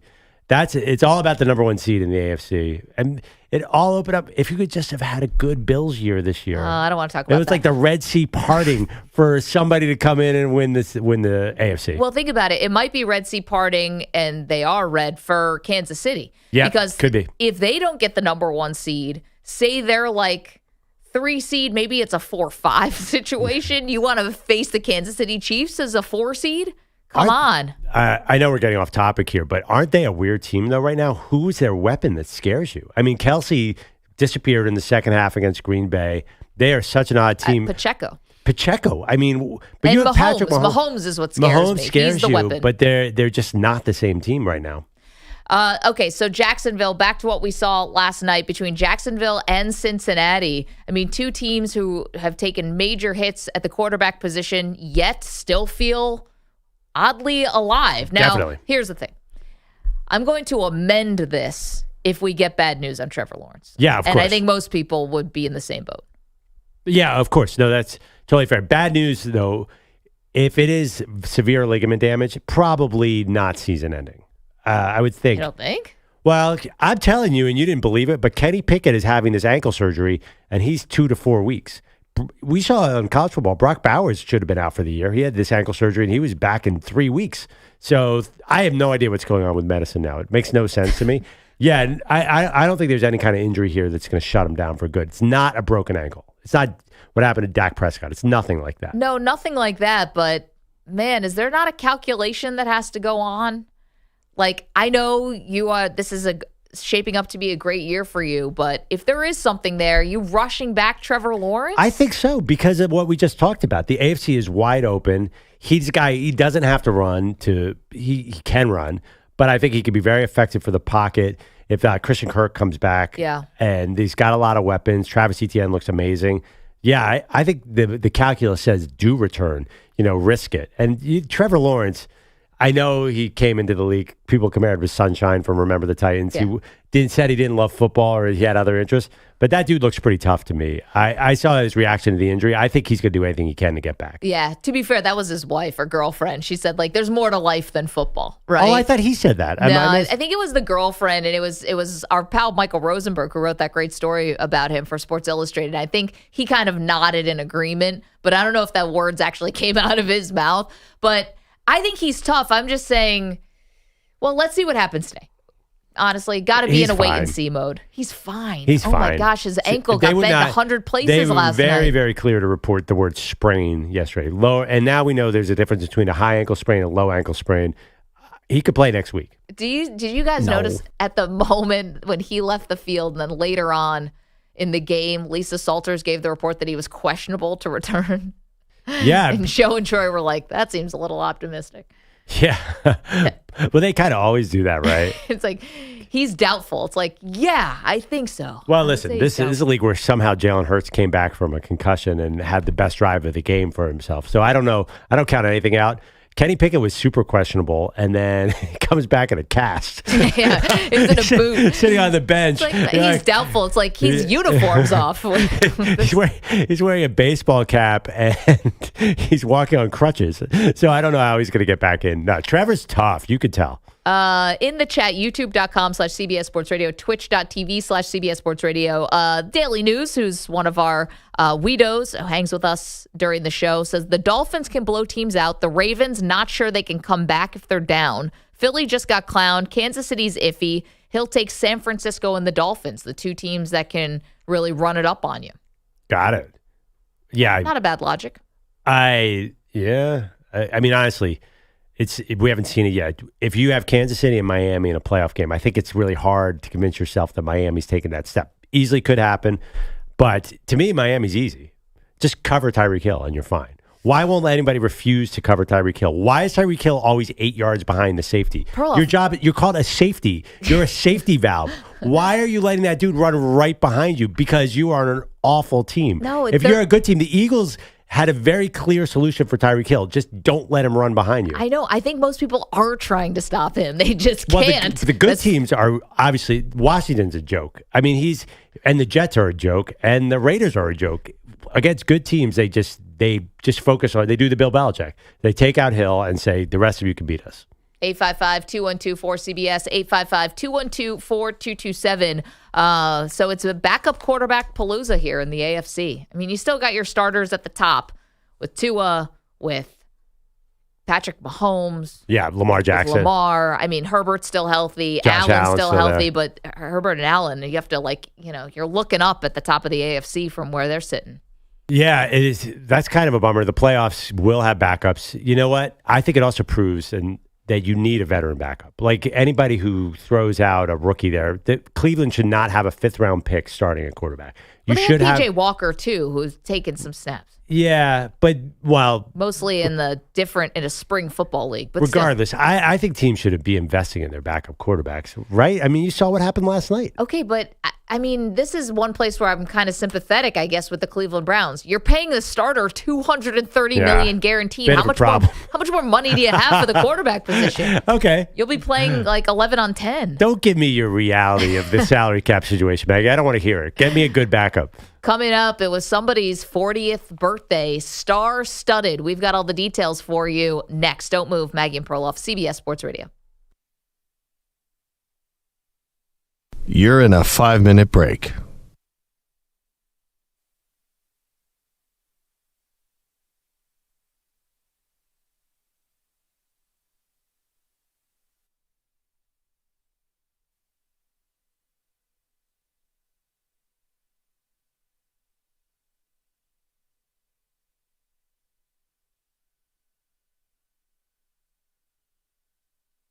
Four minutes, 30 seconds remaining.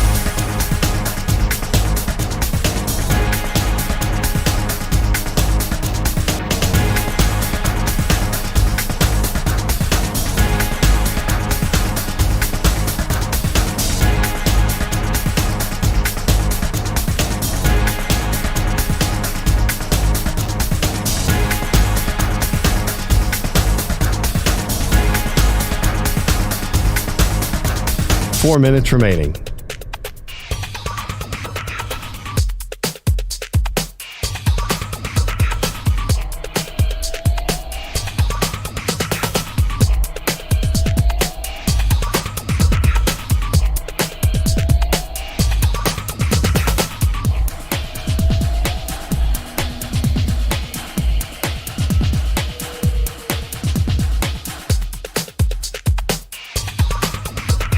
Three minutes, 30 seconds remaining.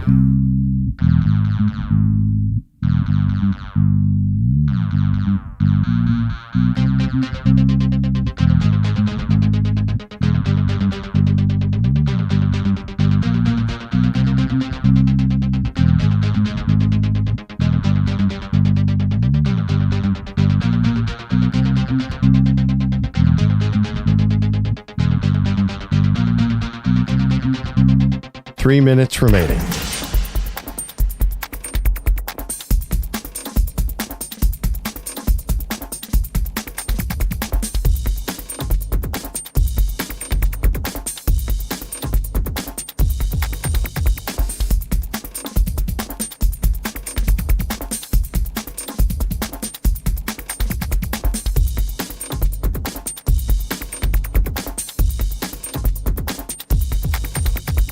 Two minutes, 30 seconds remaining.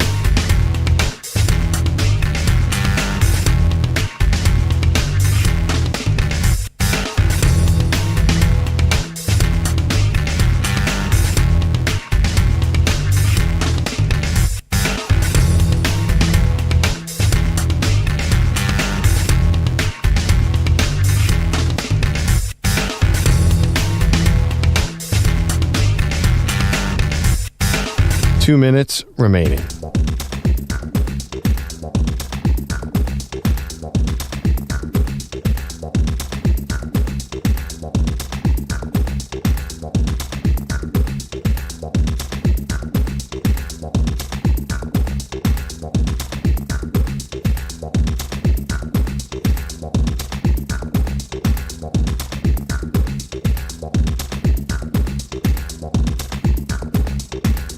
One minute, 30 seconds remaining.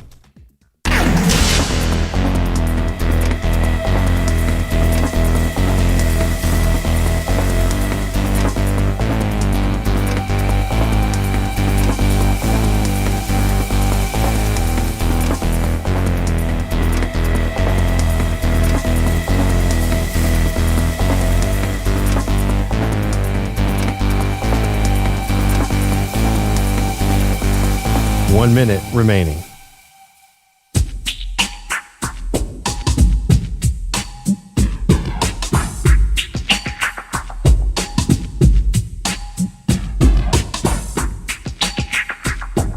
$45 seconds remaining.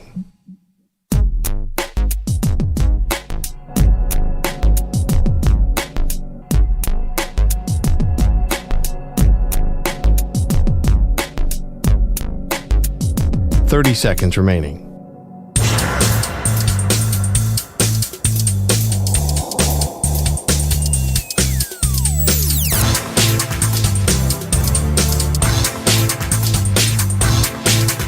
$15 seconds.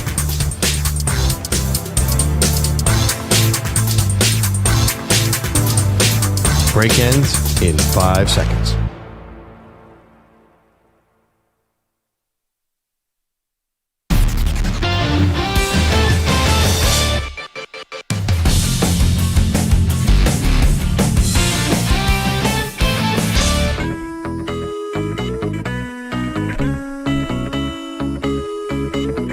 Welcome back to Maggie and Perloff.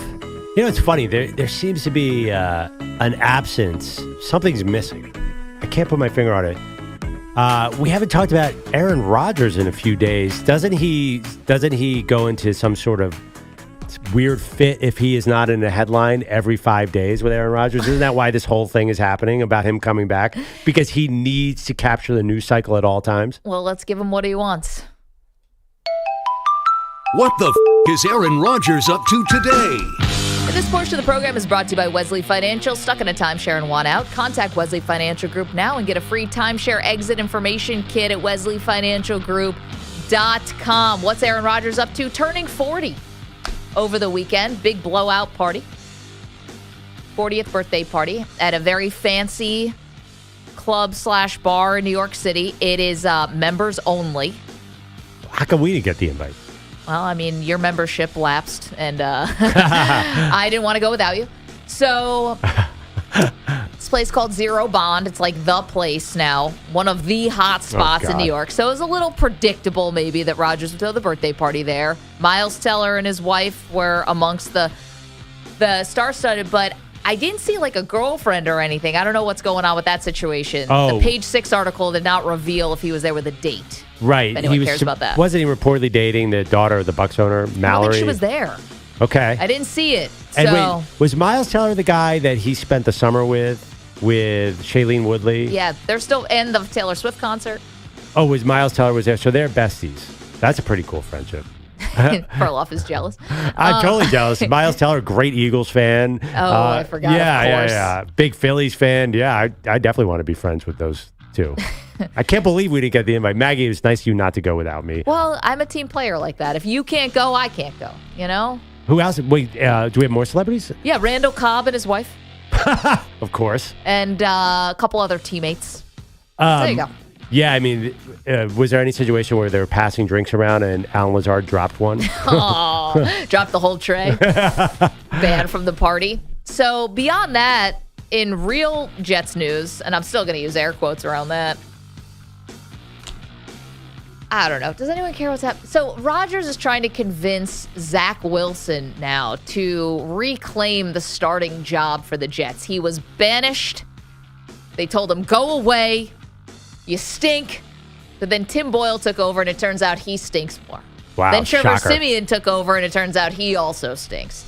So now the team kind of had to come a little tail between the legs, I guess, back to Zach Wilson and say, hey, do you want to start again? The report was he didn't want to for fear of risking an injury because he's assuming his future is on a different team now. He doesn't want to get hurt for the crappy Jets. And now Rodgers is trying to convince him to start. I am actually, I sound like an idiot. I'm shocked by this story. What kind of NFL player doesn't want to get on the field? This isn't college football where you're not getting paid. I'm surprised Zach Wilson doesn't want to show off his arm a little bit because right now his stock feels pretty low. Can it get any lower? Well, if he's hurt, it gets lower. He's got a compound fracture on his leg, then the stock gets lower. Here's Robert Saleh on that report that Wilson didn't want to play. I don't know what to say to all of it. I'm just speaking empathetically, and if I put myself in his shoes and I played the what if game, but just understanding what goes through all these young men's head nowadays and how many voices are in their heads. But like I said, Zach wants the ball. He believes he's the best one for this team and the best player for this team and the best player to get it moving. All right, so they're basically saying it's not him, it's the people around him that are giving him the advice. That's essentially what they're saying. Zach Wilson, it's amazing how he can reinvent himself as a worse and worse NFL player again and again and again. I thought he had hit bottom, but if he refuses to play, to me, that is the worst thing a player can do. More Robert Saleh, the reluctance to report on Zach Wilson. The young man wants the ball. He wants to start. He believes he's the best quarterback in the room and best quarterback for this team and the guy who gives us the best chance to win. And I'll tell you guys the same thing I told him. I appreciate it. I appreciate the fact that he wants to play. I'm just not there yet. Oh, all right. So, yeah, it's split here. Here's the big question I have. Does Robert Saleh have any clue what's going on with his own team? Who's making the decisions to bench the quarterback? Who's making the decisions to bring him back? Like, is this dude totally out to lunch on this? I don't know. I got 3 Jets fans in the room here. He's very in defensive coordinator mode. I felt like the whole season. Okay, well, the season's cratering. It's done. It's over. You can't still be in defensive coordinator mode. I don't think he's a head coach. Well, that's another I think he's one of those guys that will always be highly sought after as a coordinator. Yeah. And just is not cut out to be a head coach. Wait, let me ask you, Jets fans. Now we're looking at a real situation where the Jets have a chance to draft a quarterback because with 4 wins now, they could end up in the top 10. Is Aaron Rodgers going to hold this team hostage and say, don't draft a quarterback? Absolutely. He You will. really think he will? I think that they should ignore that, but I think Rodgers would say probably what I assume he said to Green Bay most of those years. Get me help. You brought me in. You're paying me all this money. You traded all these assets for me. Get me help, and let's go win this thing. The more time goes on, the more I'm convinced that either all of them are going or all of them are staying next year. Oh, I think they're all staying. I think they're going to run this back and just look at it as if, all right, well, listen, we did all the right things. We brought a quarterback in. The plan was to go in this direction. And he wants to come back, and he gave back all of this money to add pieces around. So let's run it back. He's busting his butt to try to get back. Right, but the flip side to that is now if you run it back next year and either he gets hurt again or he's not the same Aaron Rodgers, you've now wasted another year with a regime that you can now question doesn't know what they're doing. Well, the other part is you can't have the guy who he likes to go to Broadway shows with be the backup quarterback. You got to get a real person in there. Right, well, that was the malpractice that they committed during the offseason by not getting a legitimate quarterback. And then they doubled down on it when Aaron gets hurt opening night. You have a chance to go outside the organization and go, whether it's a Carson Wentz or convince Matt Ryan to come out of retirement. And you stay the course with a guy that lost the respect of the locker room last year. And their defense is still really good. Really good. Well, let me paint one scenario to you. It seems like so far in his career, he's modeled Brett Favre to the T. Yeah. Favre played when we were the Jets and then went to the Vikings, and the Vikings have a free agent quarterback. How about, I've been telling you, Aaron Rodgers, go back to the NFC North. Perloff is just like Brett Favre. Yeah, would it be incredible symmetry? I never heard what Bellotti just said, that they might not all come back next year. I thought it was a given that Rodgers was going to run it back. You can never tell with this ownership. Like anyone is, this is what bad teams do, guys. I'm sorry, but you keep the revolving door going, and it's, and listen, I can make the case that a lot of these guys deserve to be fired. I don't think that they will this time around. But here's another thing about this. Rodgers, it was all about him and the leadership, and he's the guy who's everyone's looking to as a steady ship and a positive voice and all of that. Even he couldn't prevent some of the circus stuff that happened with the Jets. Even one of the great quarterbacks of all time coming in, putting a stamp of approval on a bad team, and you still get the coach doesn't know who's going to be starting and what's going on with the quarterback situation. Like, what the hell? Even he can't prevent it. It feels like he's creating it. Or he's adding to. I mean, listen, you talk to anybody in Green Bay, and they will tell you Aaron Rodgers is about Aaron Rodgers. And when that happens, there's a lot of things that happen because of that. And I think at the end of the day, I think he's going to take, and you've been doing it too, like he's going to take a lot of blame for some of this. The fact that, the Bengals run out Jake Browning and he's the best quarterback in the league last night. The Jets should have had a backup to a 40-year-old quarterback, and they did not. Imagine if the Jets had Jake Browning. I mean, you said Carson Wentz. We kid around here because he would have been an upgrade. Definitely. Peter Schwartz is an upgrade. I mean, these guys can't play. That's a little bit of an exaggeration. Sorry, your son can't is exactly the long snapper. Would have been an upgrade. My younger son could probably play quarterback. He plays quarterback in flags, so he would have been an upgrade. He's qualified. Yeah. What do you have for headlines? Here's the other thing about Saleh, really quick. The other thing about Saleh, like if I'm Woody Johnson and Joe Douglas, I'm thinking about firing Saleh today. When you think about what went on yesterday with the text messages with Saleh and Joe Beningo down the hall, and he's ripping Zach Wilson in these text messages, and Joe's going on the air about it. I mean, how could you? Joe is a famous Jets fan. Right, but what I'm saying is, that didn't really happen. You just made that up. No, I didn't. Robert Saleh texted Joe Beningo and said, "I don't like Zach Wilson." And they're texting each other back and forth. And apparently, Joe shared what was supposed to be a private text conversation with Saleh about you got to put Zach back in the game, and I think Saleh something to the effect of, "Are you kidding me? Are you kidding me?" So here's another thing where this is Saleh so, I mean, is misguided. How do you do that to your quarterback? This is where Saleh is misguided. And listen, Joe Beningo is extremely entertaining. Love him. He is the voice of the fan. Every city has someone like this, I think, and Joe plays this perfectly and lives it and lives and dies with this team. But if you're the head coach of the Jets, I mean, you really can't be messing around. Yeah. Joe Beningo is also not a Pulitzer Prize-winning journalist who you think these text messages are privileged information, and he's going to go to the grave with this stuff. Right. Of course he dimed you out and sold you out on radio. He's not going to be happy with me, but I don't care. Apparently is what he said. There's a clip of it online. You have to look at it. I mean, here's the thing about Saleh. Like, hey, man, you got to pull your head out of your rear end here. You're the head coach of the team, and this has now become a laughingstock with the quarterback situation. I don't care if you're a defensive coach. You're the head coach of the team. The quarterback situation is an absolute abject disaster, and you're farting around, text messaging with Joe Beningo. Yeah. Like, what? How unprofessional does this outfit look? I would fire Saleh and tell Aaron Rodgers, look, you're coming back next year. You'll help us pick the new head coach. We can't have this guy be the coach. You know who it's going to be, Peter? It's going to be your boy Nathaniel Hackett, who... As long as he's not calling plays. Yes. As long as he's not calling plays. Well, what else would he do? And it would be a one-year thing anyway. Meanwhile, he might have been one of the worst head coaches we've ever seen. I agree with Sean Payton about that. He might have been one of the worst head coaches we've ever seen. He gets elevated. And this is where we all should have known that Hackett was total fraud. Who likes Goldmember out of any of the Austin Powers? It's clearly the worst one. Yeah. Oh, totally agree on that.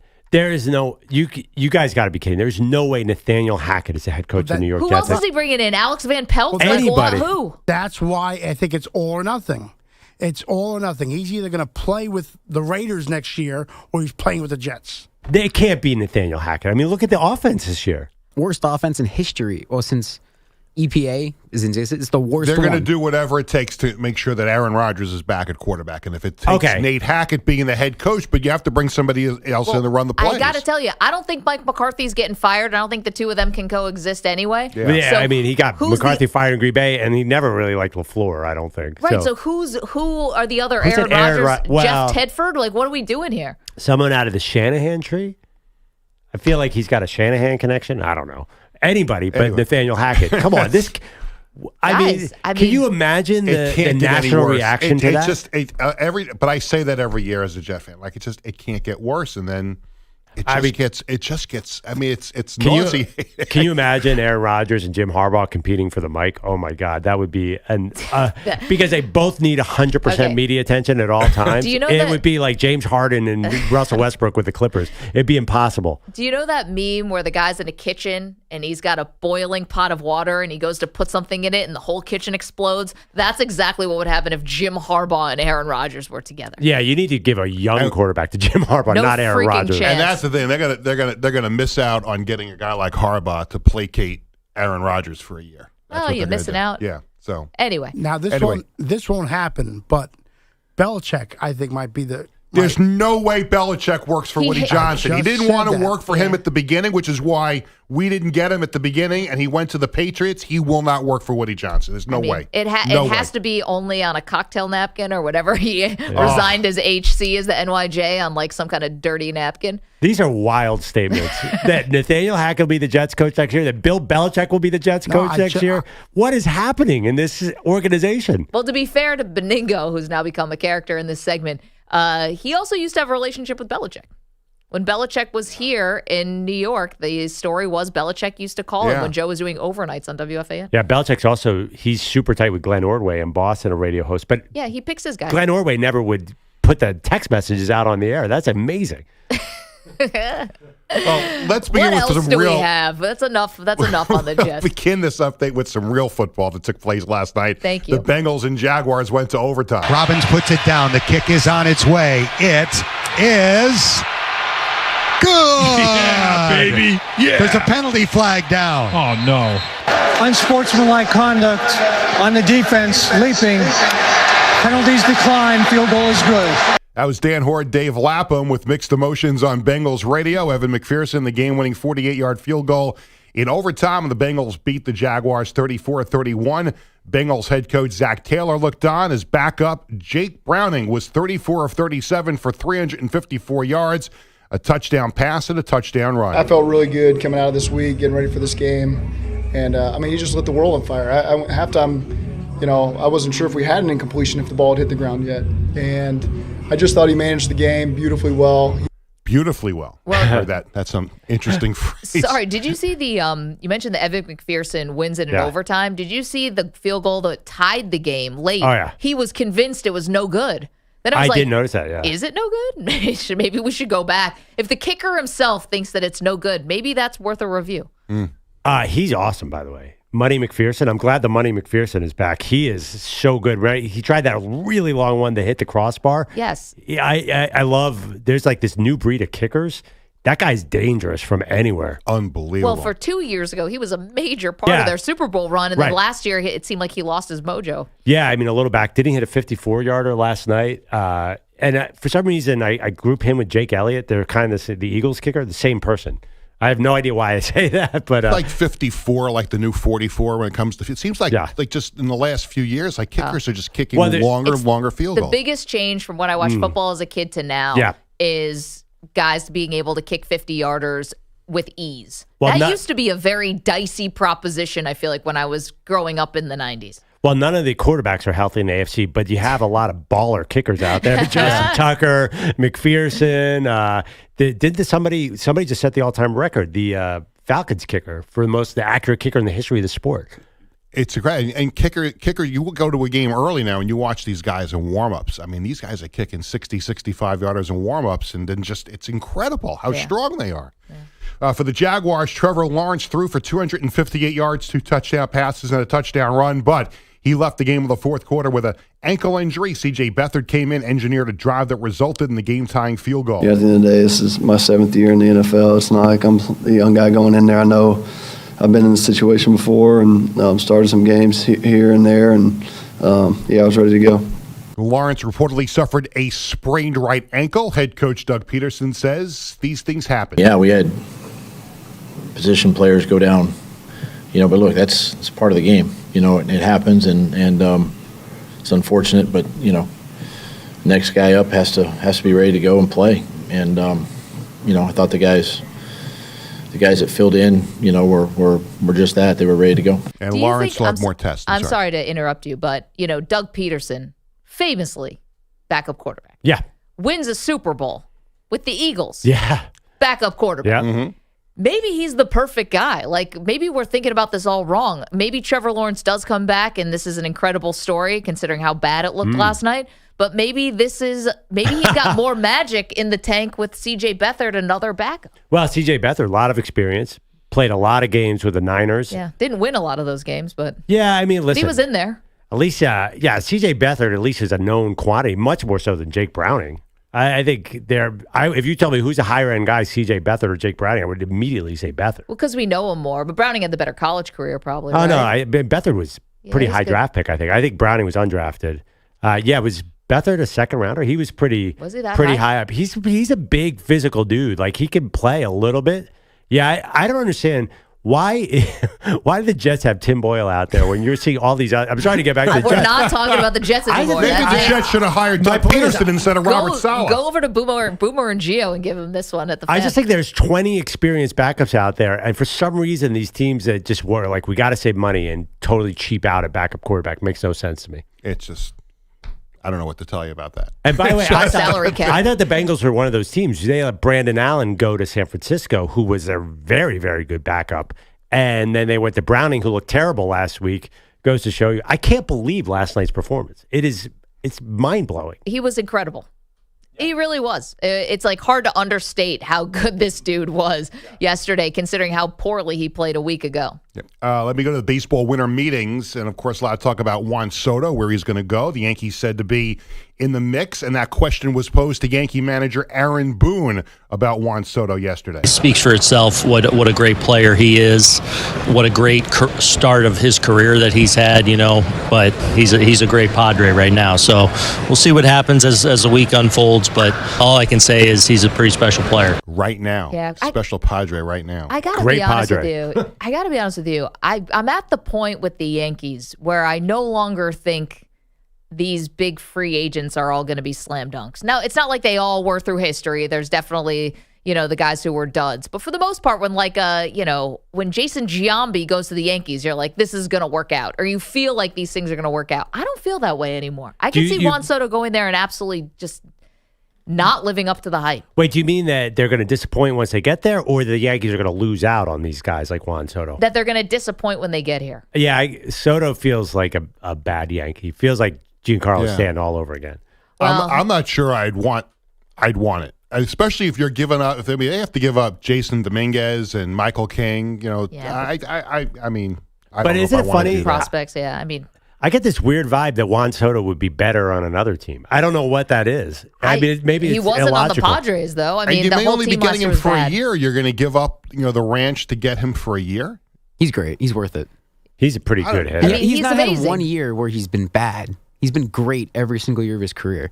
So I don't think they're going to give up Dominguez because he has the torn UCL. Yeah. But if they give up, what's reported, the minor league pitcher of the year, who's not even your number one prospect. Drew Thorpe. Yeah, you do it. Drew Thorpe, Michael King, you do it. It's just so rare that these massive deals are working out, And even it seems less so for the Yankees. Although Garrett Cole just won the Cy Young, and they gave him a massive deal. It's going to be a rental too, because I think Boris wants him to go to free agency. That's in a year, and then you have a bidding war. Well, then you get a guy in a contract year, so that's cool. But again, what are you giving up for him? I don't know. I'm not into that. Also, there's something about, I think I can talk about this because it's the manager of the Yankees. There's something about Aaron Boone, nicest guy, whatever you think about him as a manager, whatever. Only wears plaid jackets. What is up with this? Every time you go to him at a press conference, it's like he's the floor manager at the Mirage or something. Like, why does he look? He looks like a game show host, Atlantic City.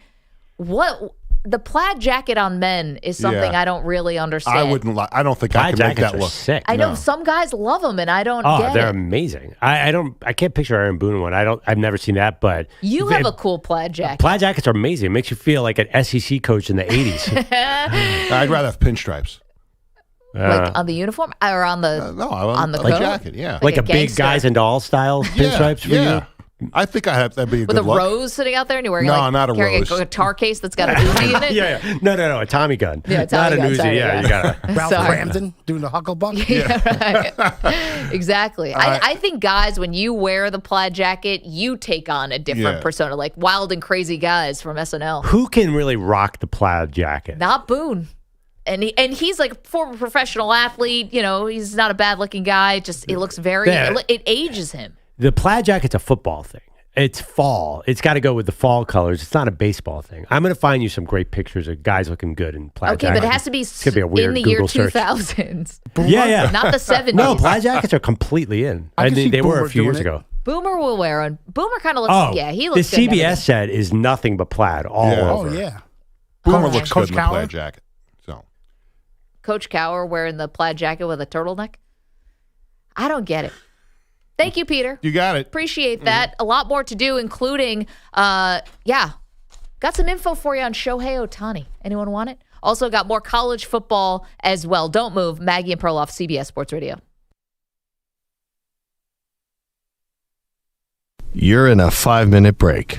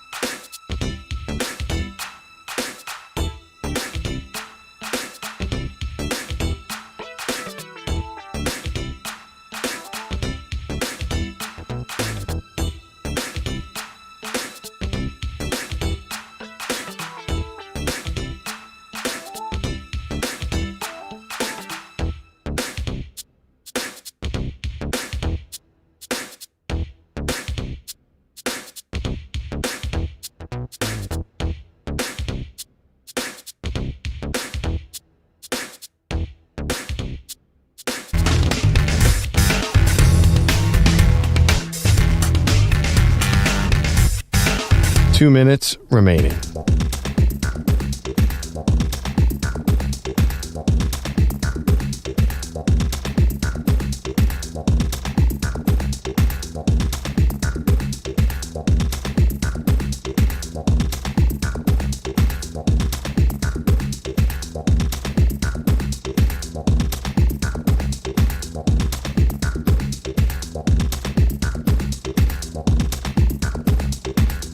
One minute, 30 seconds remaining.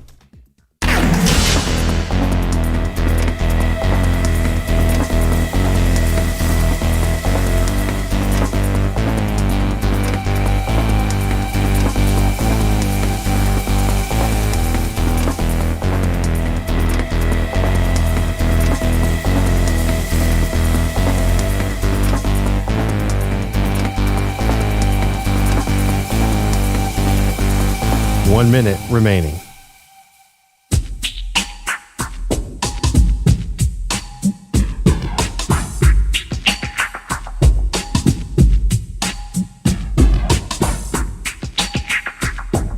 45 seconds remaining.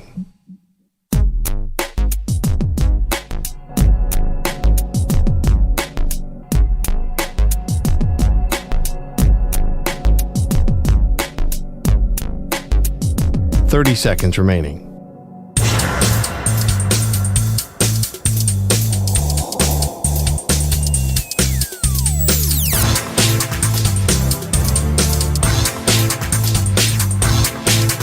Fifteen seconds.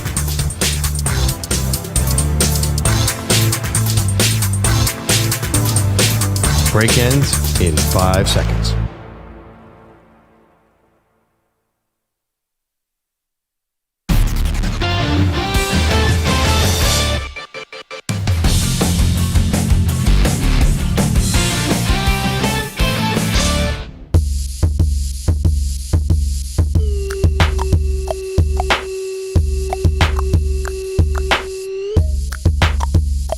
Welcome back.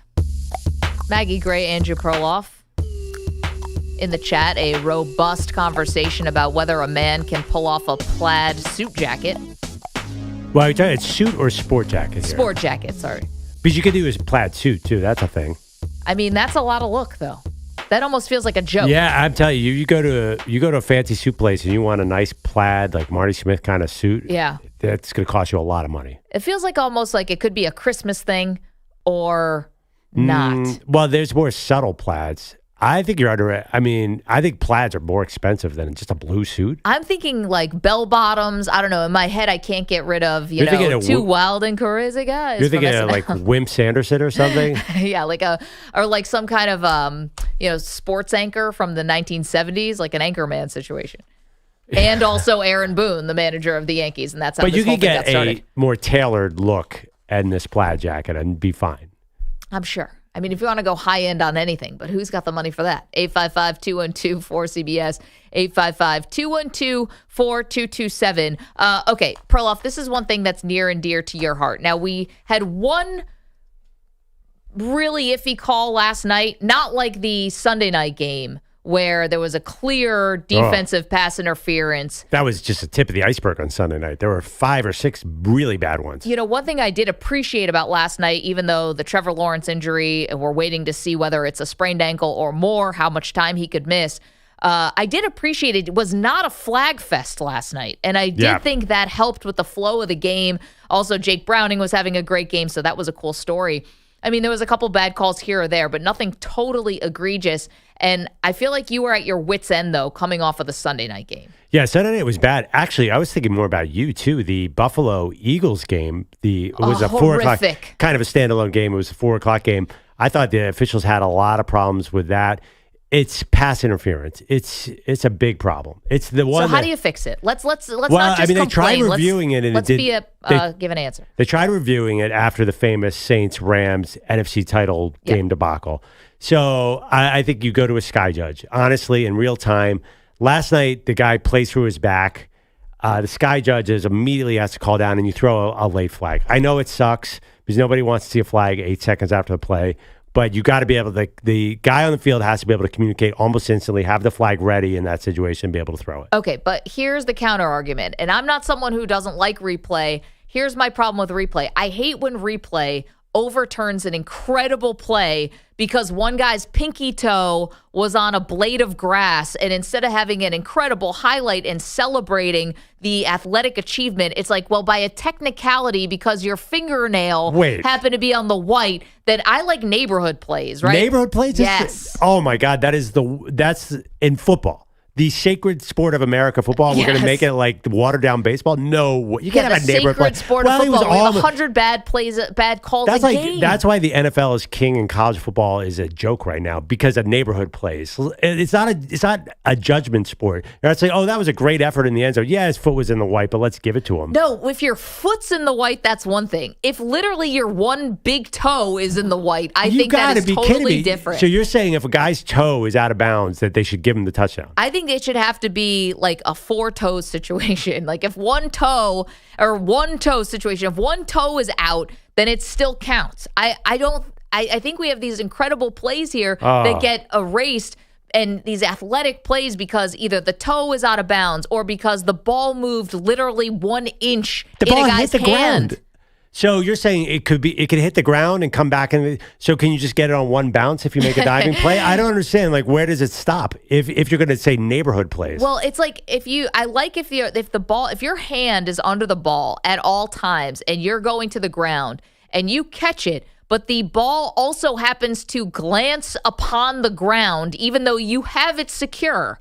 I don't think that should count. I don't think that should be a no catch. Why? Like, because you have the ball. If you have a baby, we were talking about this was Paulie on the live stream. Yeah. If you catch a baby and out of a burning building and someone throws you a baby and you catch it, nobody assesses the, how pretty it looked, whether you bobbled it a couple times. Did you save the baby or did you not save the baby? But did the baby's head hit the cement? Well, but is the baby fine? Well, why are you assuming that the football is fine when it hits the ground? But I don't understand. If it's secure, you know what I'm saying? Are you judging it on how spectacular the catch is? So just a normal play, if he traps it, then it's insane. The rules are the rules, and they should be. To make the official have to add another layer, well, it was a really cool play, let's give it to him. It makes no sense whatsoever. But you want to go to Sky Judge. So that's basically everything gets reviewed at the time. Immediately. So you can kind of surgically do the rules a little bit differently. Now, here's my one thing about Sky Judge. While I would like these spectacular plays that have, again, like a one toe on the blade of grass and they get overturned, I worry about game flow. And I know there's a lot of starts and stops already in the NFL, but this kills basketball at the end of games. Like, destroys it to the point where it's unwatchable. I mean, they have so many timeouts at the end of basketball games, too. But actually, I think the NFL has gotten much better at quickening up that review with the instant review. Last night they had one where they got back almost immediately. They've actually, NBA has not done this. The NBA reviews take forever for some reason. NFL, they've gotten much quicker reviews, and I give them a lot of credit for that. Last night we were waiting at the end of the game on a review that even Joe and Troy were like, what is going on? Like, just do this already. Now, Pine Needle is in the chat, youtube.com/CBS Sports Radio, twitch.tv/CBS Sports Radio. Said, Maggie has clearly never lost a very large bet to a neighborhood play. That's not true. I have lost plenty of bets to technicalities where actually the ball gets overturned or a cool play gets overturned because a guy has a blade of grass. I want that play to count, even if it goes against my team or my bet. So some other examples. If a field goal hits the crossbar and bounces out, do you give him 3 points? No. Come on. I mean, come on, though. If you're not going to follow the rules, where does it start? Where does it stop? You know it when you see it. It's like porn. You know it when you see it. Oh, my gosh. This is everything unbelievable. in the NFL is like porn. You know it when you see it. That's what we should use. If it's good enough for the Supreme Court, it should be good enough for us. Oh, Maggie. You're ruining football. I'm not. We've got college football matchups. Who's going to win this dang thing? We're going to tell you next. Don't worry.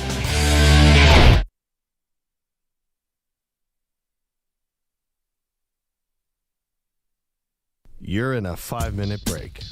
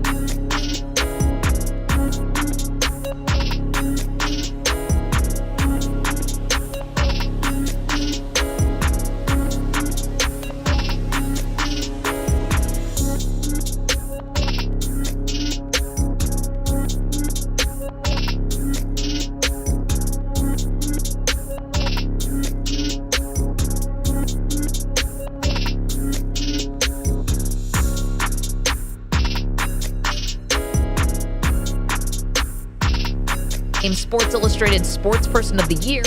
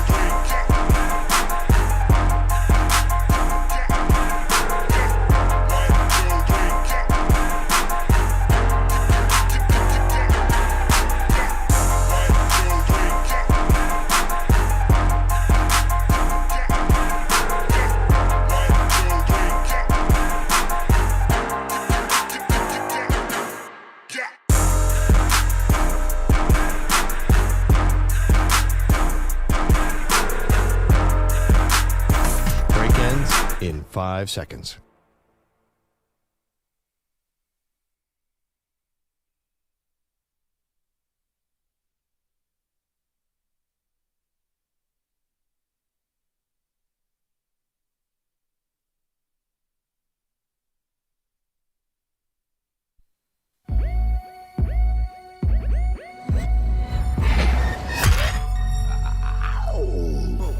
She was the Heisman Trophy winner in 1986. He left her off the ballot.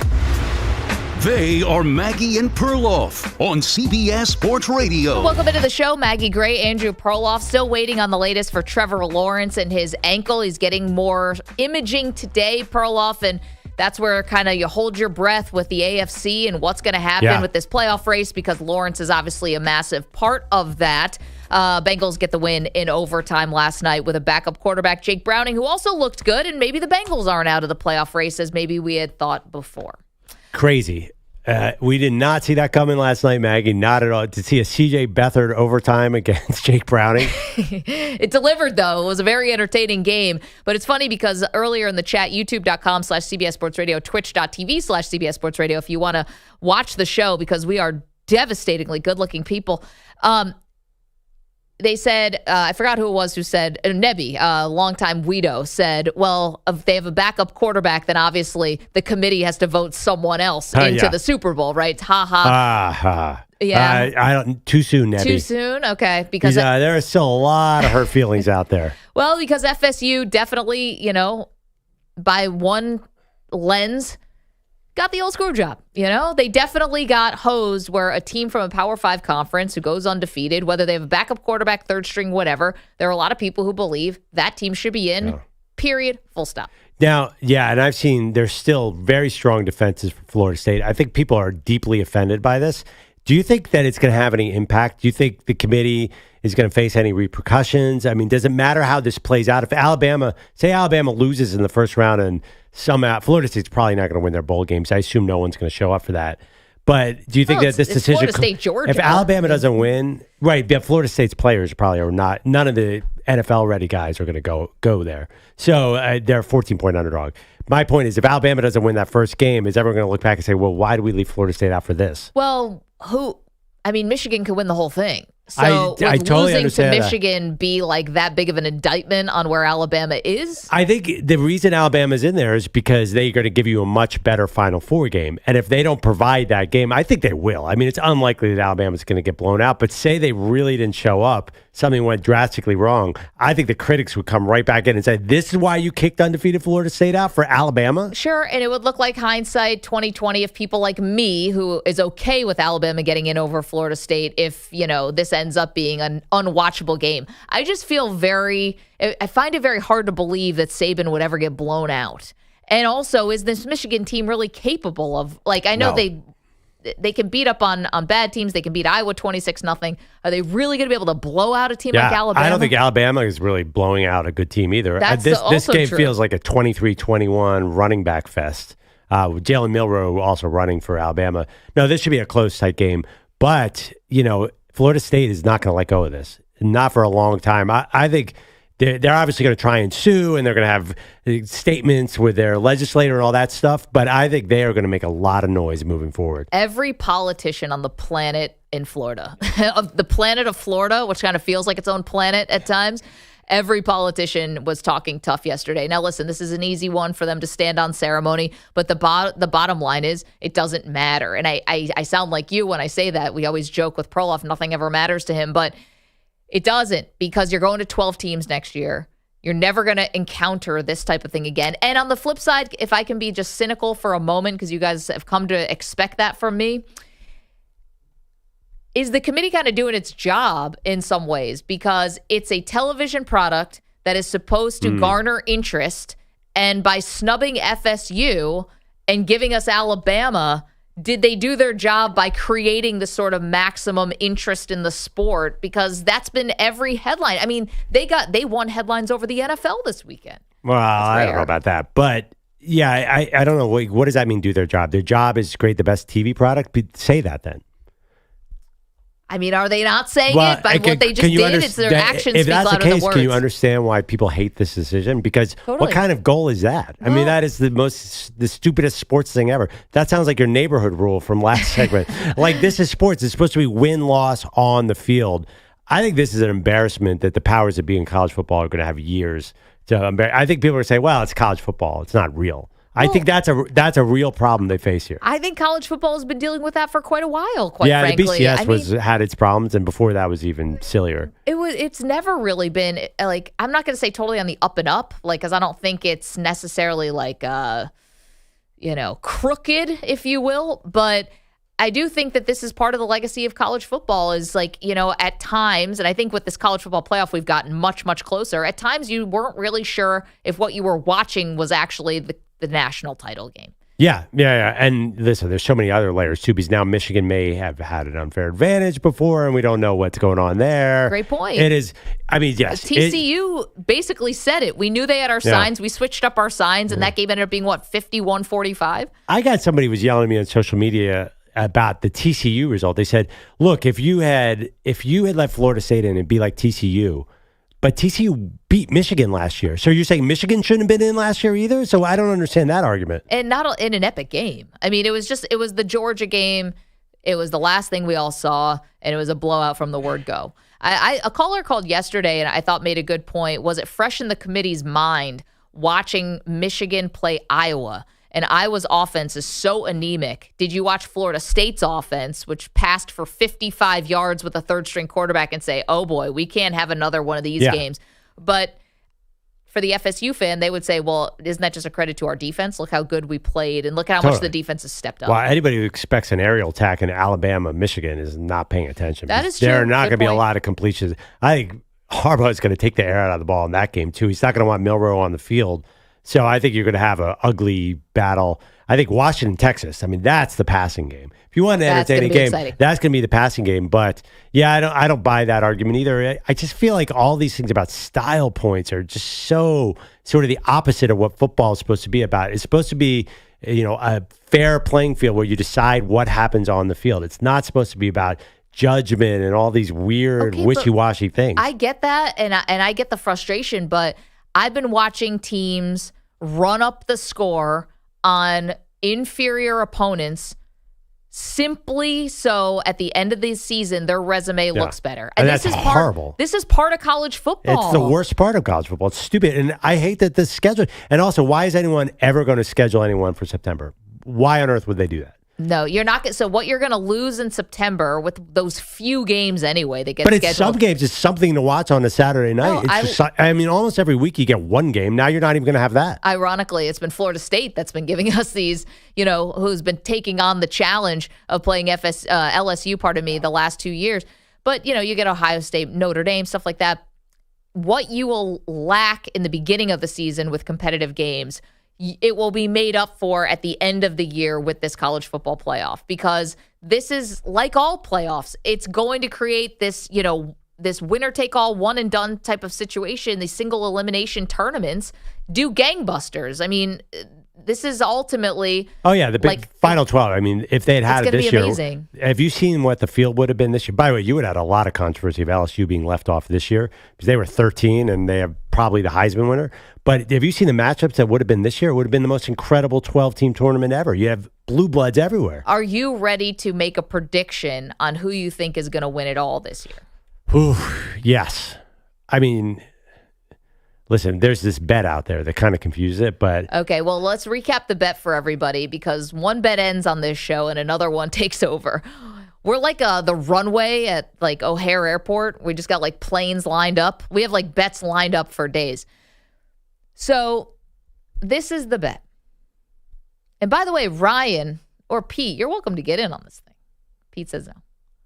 It depends what the bet is. Yeah. All right. Well, here's what it is. Depends. Let's elaborate. Well, EJ and I believe that Michigan is going to lose. This was before we even saw who the matchup was against. Thought they were going to lose because we thought that the sign-stealing scandal and all of this would eventually catch up with them. At some point, they were going to falter. At some point, like, things were just going to go sideways. Like, there's no way that Michigan wins the title this year. No way. So we bet Perloff about Michigan's first-round game. EJ and I think they're going to lose. Perloff thinks they're going to win. Whoever loses the bet has to wear a wrestling singlet on the show. Yeah. Because Ric Flair went to Michigan to give a pep talk to turn the whole team heel in the middle of the sign-stealing Connor Stallions thing. So we are using a wrestling thing to pay off the bet. Yeah, that's right. I'm not doing that. That sounds... You don't pass. I don't Peter have Schwartz, enough faith. do you think we can get in? No. We do not want that. That is not we all allowing that. lose in that scenario. That's a big singlet. No. That's like the Big Show singlet. So, but that being said, so I think that would imply, I actually think Alabama's going to win this tournament. And I mean, I think Vegas. So you're going to be wearing the singlet. I think it's going to be really, I think both games, I'm sorry, how many games are there?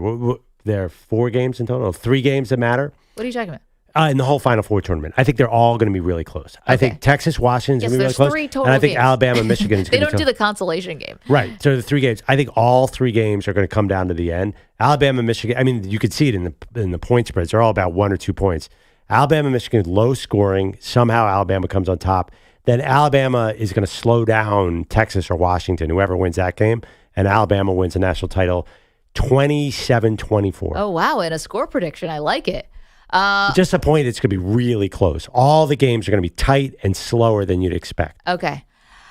I think I'm going to have to give this to the team that is, I think, playing the best right now at the end of the season, even though Michigan's playing pretty well. I think Texas is winning this thing. Okay. And I hesitate because Washington has found a way to win. Washington has been doubted. They were a 10-point underdog to Oregon, played that game beautifully, battle-tested, all of that. I love what Washington's doing.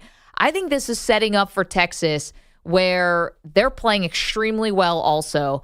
And I think we get this Texas, beats Washington, beats Alabama, or Michigan, doesn't matter to me. And this is like the ride off into the SEC, and I think things only get bigger for Texas from here. I think this is a turning point for the Longhorns where they have Quinn Ewers and they got Arch Manning in the pipeline. That feels exciting, and I just think this is like a bit of a rocket ship here with Texas. Okay. Yeah, I definitely would do a side bet on that because I think Texas would be probably a 6-point underdog to Alabama because they'd have to beat them twice. That's hard. I know that theory is maybe not scientific, but you honestly think that they can beat Alabama in the same game? And I think Alabama has the capability of taking the air out of the ball against Texas now. They know what they're facing now. Alabama's a way different team than they were earlier in the season. I hate to be that guy because I'm arguing against Alabama. I said Florida State should have been in. But their offensive line, that left tackle they have, who's a freshman, he is now one of the best players in college football. And he wasn't early in the season. Okay, so I'm going to amend this. I think Michigan, I'm hoping they lose so I don't have to wear the singlet. I think they will beat Alabama. So I think it'll be Texas over Michigan. Okay. So I don't think the rematch situation is going to come into play. Yeah, so I have Alabama. Okay, I didn't pick a Texas-Washington. This is so hard. I guess just to be different than you, I'll go Washington. Okay. Yeah, so that would and be. And you think Penix should get the Heisman, so that falls in line for you. So I will go. Oh man, I don't want to pick against Sark.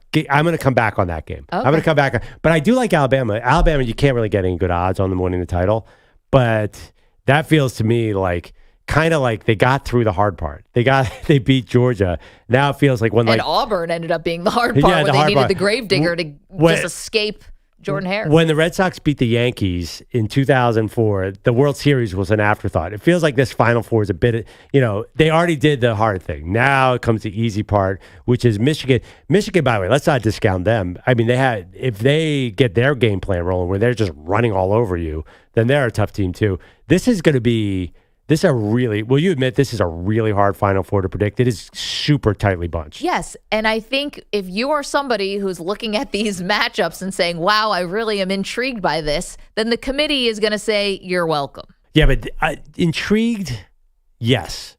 I hear you. That's true, but it's just, why not put Georgia in that? If you wanted the best matchup, then I'm sorry, kick Texas to the curb. Yeah, they didn't know what to do with Georgia. Nobody knew what to do with Georgia. You know said why? It yesterday. Because they just lost, and they haven't beaten any good teams all year. They've beaten a couple. But you can't leave Texas out because they won the head-to-head with Alabama. So you can't have Alabama and Georgia in with Michigan and Washington. Who cares if they won it? It doesn't mean anything.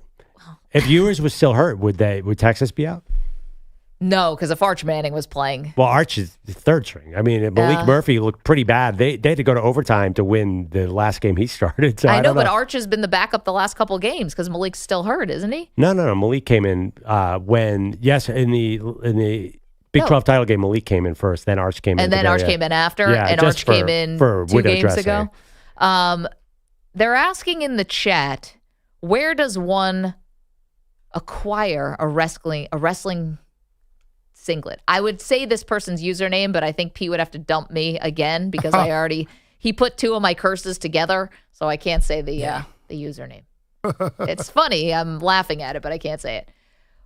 I'm assuming this is an internet purchase. They're also asking, can you get a used singlet? Ugh. Why would you want that? Just go to like a random wrestling high school's locker room. Ugh. In the 80s.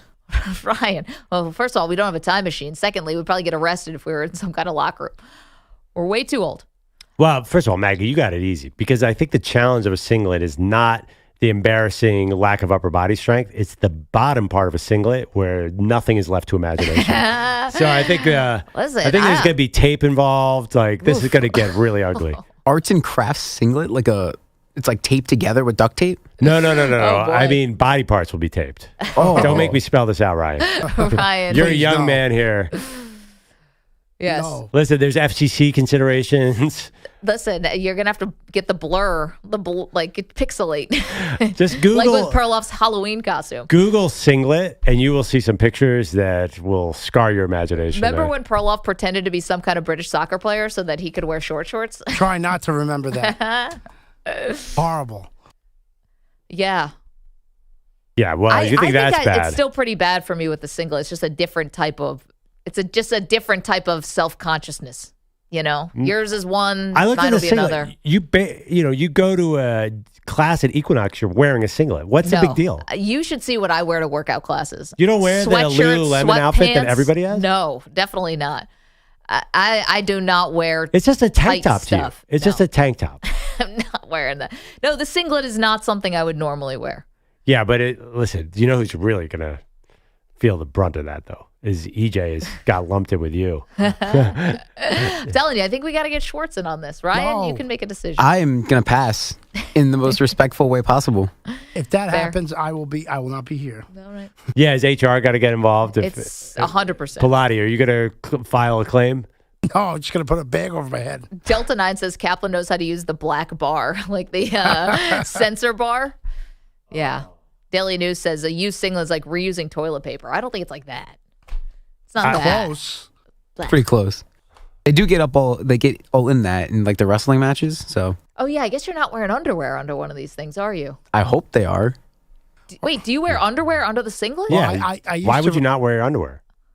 I don't know. used to wrestle in middle school. Okay. And we did wear underwear. It was underwear and then the singlet. And, Wait. And a jock. Because sometimes guys wear spandex, like those spandex, like what basketball players wear. Are they wearing underwear under there? Yeah, of course. Oh, okay. I wasn't sure. But by the way, if you're wrestling, there's a lot of grabbing in wrestling. I would sure hope that you're not just out there. You're free flowing in that situation. I wasn't sure how tight it was. No, Maybe you it's got like it. comfort. I think you are, and you probably want to wear a jock strap in that situation too, because there's a lot of grabbing, so you don't want to expose vulnerabilities. By the way, if you Google singlet, be careful. There's this one that comes up almost immediately in your Google search. It's made of leather and has a zipper in front of it, and it's a little extra revealing. Yeah. That's actually my Christmas present for Bilotti, so I didn't want to ruin it. Don't do it on a work computer. You know what? I was also thinking we should probably not. We should probably. I think we should do a Secret Santa around here. Oh boy! Not singlet. Can't buy anybody a singlet. We can't not say that now. Someone's going to do it. No, we put a $10 limit on it. You want to hear Maggie laugh on air without showing? This is the one I'm going to wear. I'll tell you, there's some neighborhoods in New York where you would get very popular very fast. Apparently, there's cost cutting in the singlet industry, but there is not a lot of material in some of these. No, it's like a woman's bathing suit. The less material, the more expensive it is. I don't know why it works that way. But, is there any kind of? I'm going to Google less revealing singlets, maybe like with a turtleneck or something. Tie. Tie. 855-212. It's one of those tuxedo singlets. 855-212-4CBS. It's a snowsuit. 855-212-4227. So yes, a lot on the line for us with this Michigan-Alabama game. Oh boy, I don't know how this happened. Coming up, what we got wrong. We'll get to that in a minute. Don't move. Maggie and Perloff, CBS Sports Radio. You're in a 5-minute break.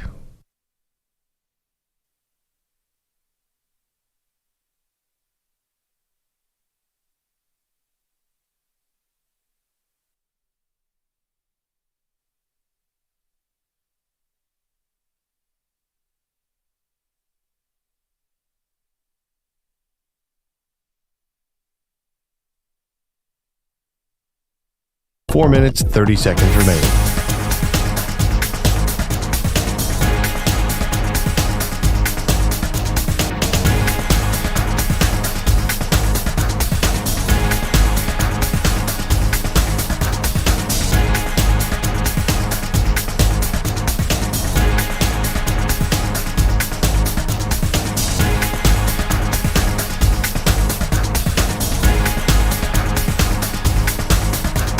Four minutes remaining.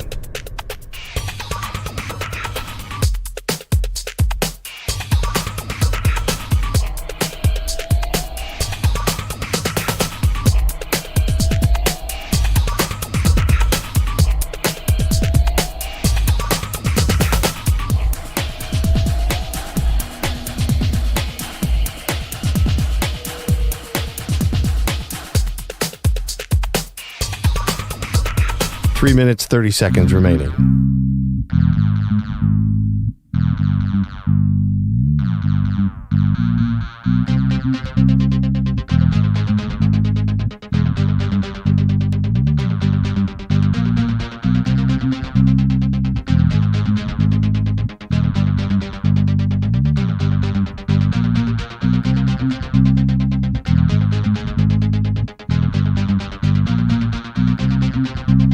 Three minutes remaining.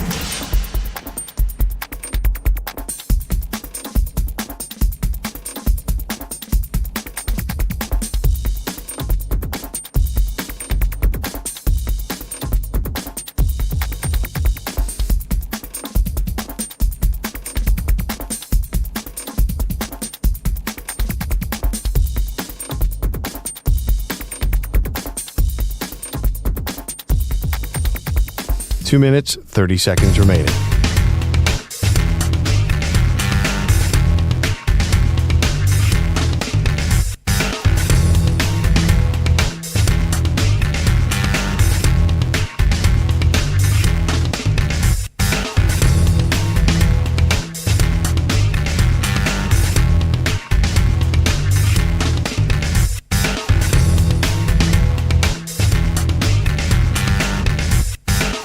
2 minutes remaining.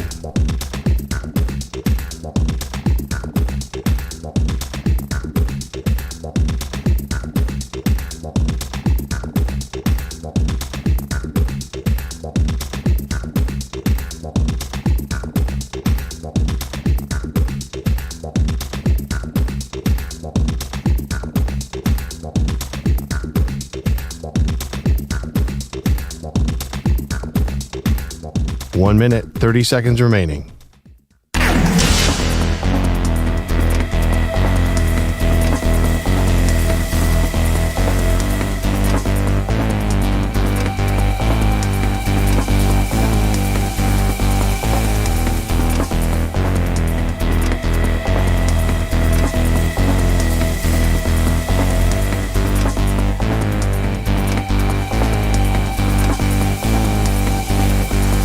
One minute remaining.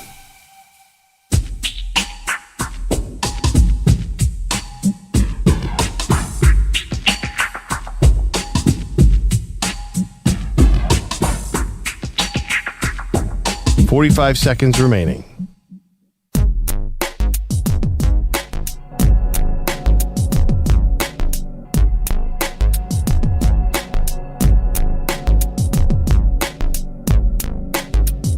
Thirty seconds remaining.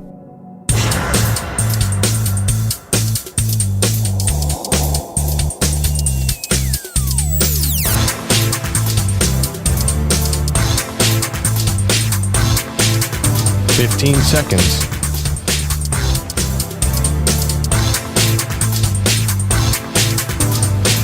Break ends in 5 seconds.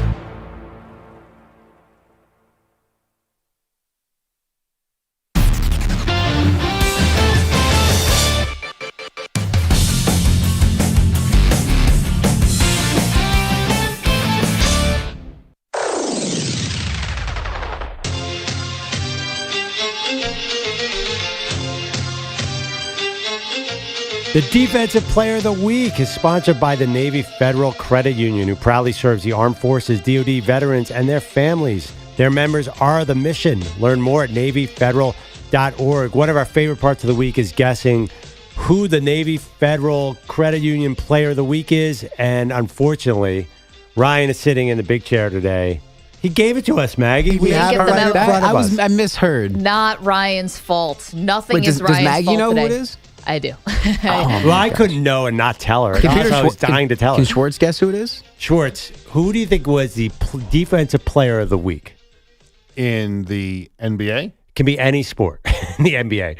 Yeah, haha. Someone on the Pacers where they allow 150 points a game? Yeah, no, you put him on the spot. Usually I prep for days for Ryan. I'm watching on Sunday, taking notes on how Khalil Mack's doing.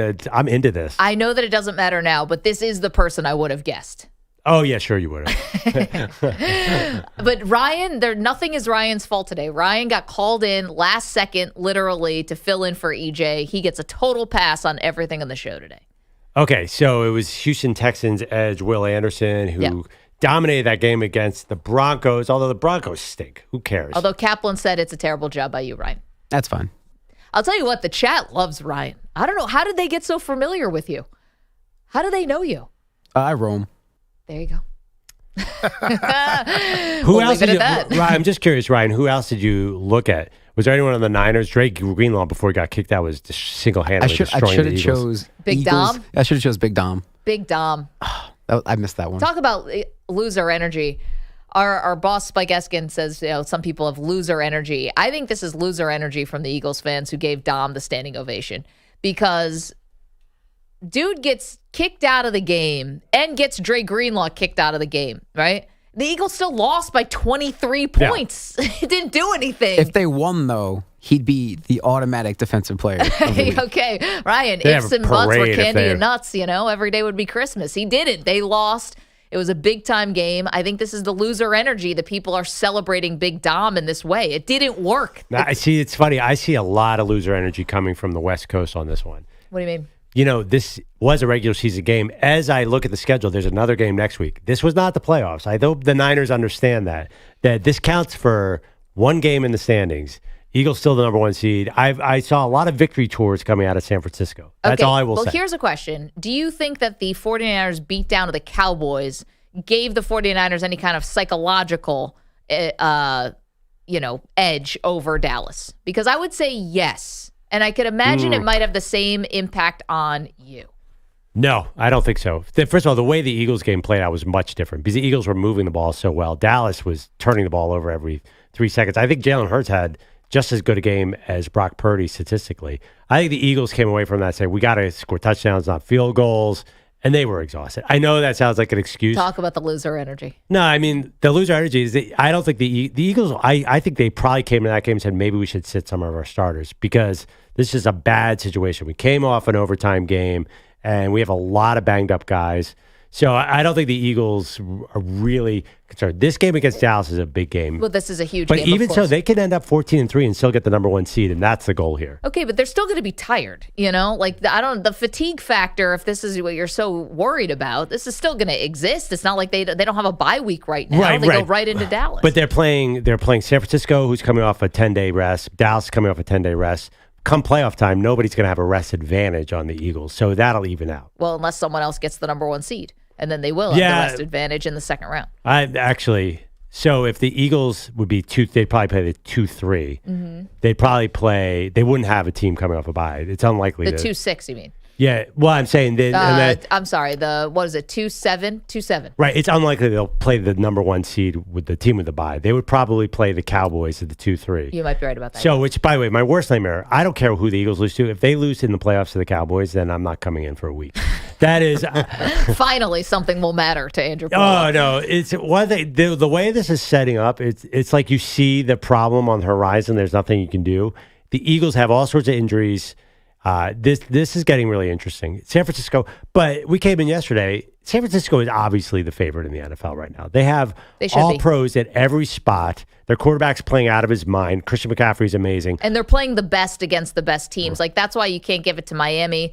Baltimore's right there, but you got to give the nod here to the San Francisco 49ers. And Dallas is playing teams with losing records. You watched the game last night. A lineman steps on Trevor Lawrence's ankle. There's so much football to be played, and we do no idea who's going to be fully healthy come playoffs. So I'm not writing off the Eagles by any means, even though I will acknowledge San Francisco is a better team right now. Let's get to some headlines. Peter Schwartz is here. Good morning. All right, Maggie, good morning. We'll start with Monday Night Football. The Bengals over the Jaguars in overtime last night in Jacksonville, 34-31. Evan McPherson, the game-winning 48-yard field goal in overtime.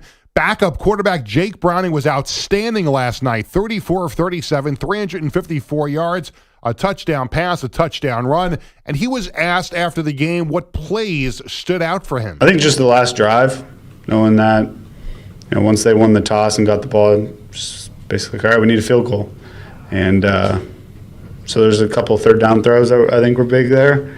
But I don't know, you're kind of just in the moment when it's all going on, and I'm still kind of in that mode. I don't totally even remember all the throws. I'll tell you what, the guy talking does not match the guy who was playing. Not like he was super bravado, that guy, but he was so good in the game. He was very cool. It didn't seem like the moment bothered him at all. Playing in primetime, he looked like, I'm just playing in the park. Yeah, maybe he and Joe Burrow have that in common, but it's like, wow, you just had the game of your life. He was so smooth. I mean, just like his passes were crisp. There was a point, and Zach Taylor talked about in the soundbite we heard last hour. He didn't even think that there was an incomplete pass there for a while. And I think at one point he was 13 of 14 or 14 of 15, something like that. He had one incomplete, I think, in the first half. By the way, give Zach Taylor credit. Really aggressive on fourth down. I really like the way Zach Taylor called that game. Okay, but I'm taking credit away from Zach Taylor because the 2 trick plays were stupid. And you didn't have to do that much. You can do other masking tape and,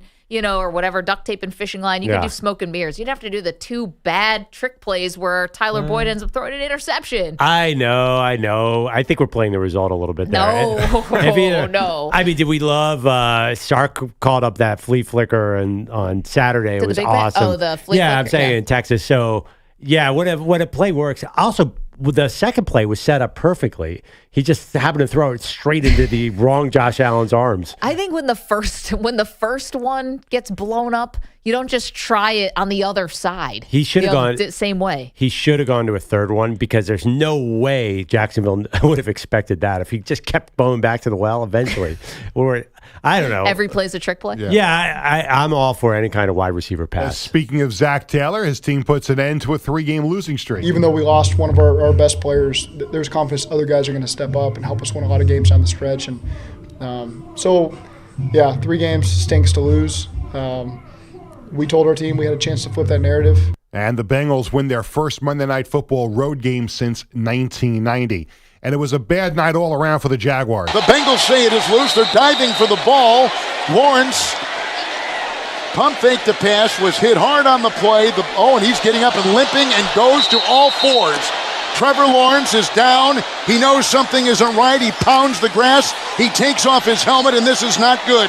No, it was not Kevin Harlan on Westwood One. I love Kevin Harlan. I hope he's not there if anything bad ever happens to me because it's so descriptive. He's right on the money.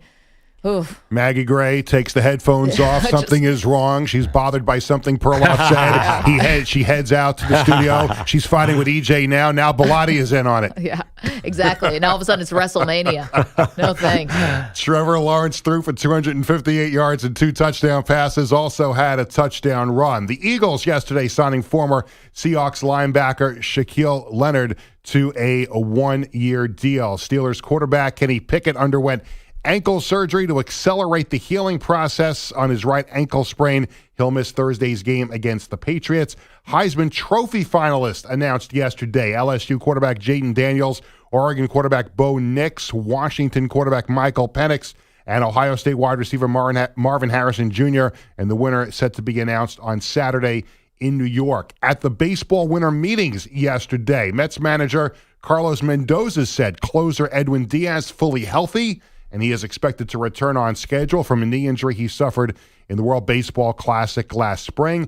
NBA play-in tournament quarterfinals, the Pacers over the Celtics 122-112. They'll meet the winner of tonight's Knicks-Bucks game in the semifinals. The Pelicans beat the Kings 127-117, and they'll play the winner of tonight's Suns-Lakers game in the semifinals Thursday in Las Vegas. So wait, the Pacers go to Vegas? They're going to Vegas. And the winner of Knicks-Bucks goes to Vegas. Yeah. To take on the winners of the 2 games tonight. Wow. And the East plays the East, and then the East plays the West in the final. Yeah. Simple. So finally, this whole thing is coming into focus. Yeah, that's true. It only took And do we think there'll be Fakakta-looking courts in Las Vegas for this too? Definitely. I wouldn't be surprised if there's sparklers shooting out of the baskets or something. They should play in that big globe where they do the YouTube sphere? The sphere. Why don't they do the game in the sphere? Cool. Which is like Bono behind them. I think Bono is playing there from now to eternity. Did you see the video of the guy on the golf course? And you could see the sphere. You have to Google this if you haven't seen it. So you can see the sphere in the background. Yeah, and it looks like a different planet. And the sphere, is putting like googly eyes on the golfer. Oh. Like whoever's running the sphere can see that the guy is playing golf. And there's like eyes on the golfer, and the golfer looks around and is like affected by it a little bit. Do you think it's actually on the golfer, or is this like the Mona Lisa looks like it's always following you around the room? It looks like the sphere is in the background and it's setting its eyes on the golfer. Did you see that Fish is going to be playing at the sphere next or soon? Ugh. They're never leaving. Not only that, but Fish is kind of known for people doing, drugs. People are going to freak out with this thing. It's already kind of wild to go to a Fish show and they make the big laser lights and all that stuff. It's going to be nuts. I tell you, I've seen Billy Joel 19 times. Not something you do drugs with. No, 19 times. Maybe Billy's I want a special one for number 20 before he retires.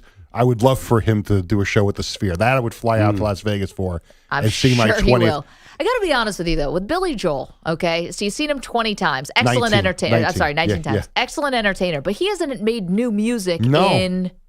And even if he did, you don't want to hear that stuff anyway. You want Scene's Italian Restaurant. You want Piano Man. But you know what, Maggie? I'm one of those fans that, yes, the hits are great, but I like to hear the album cuts. A lot of times I listen to him in the car. Is he playing that, though? He sprinkles them in.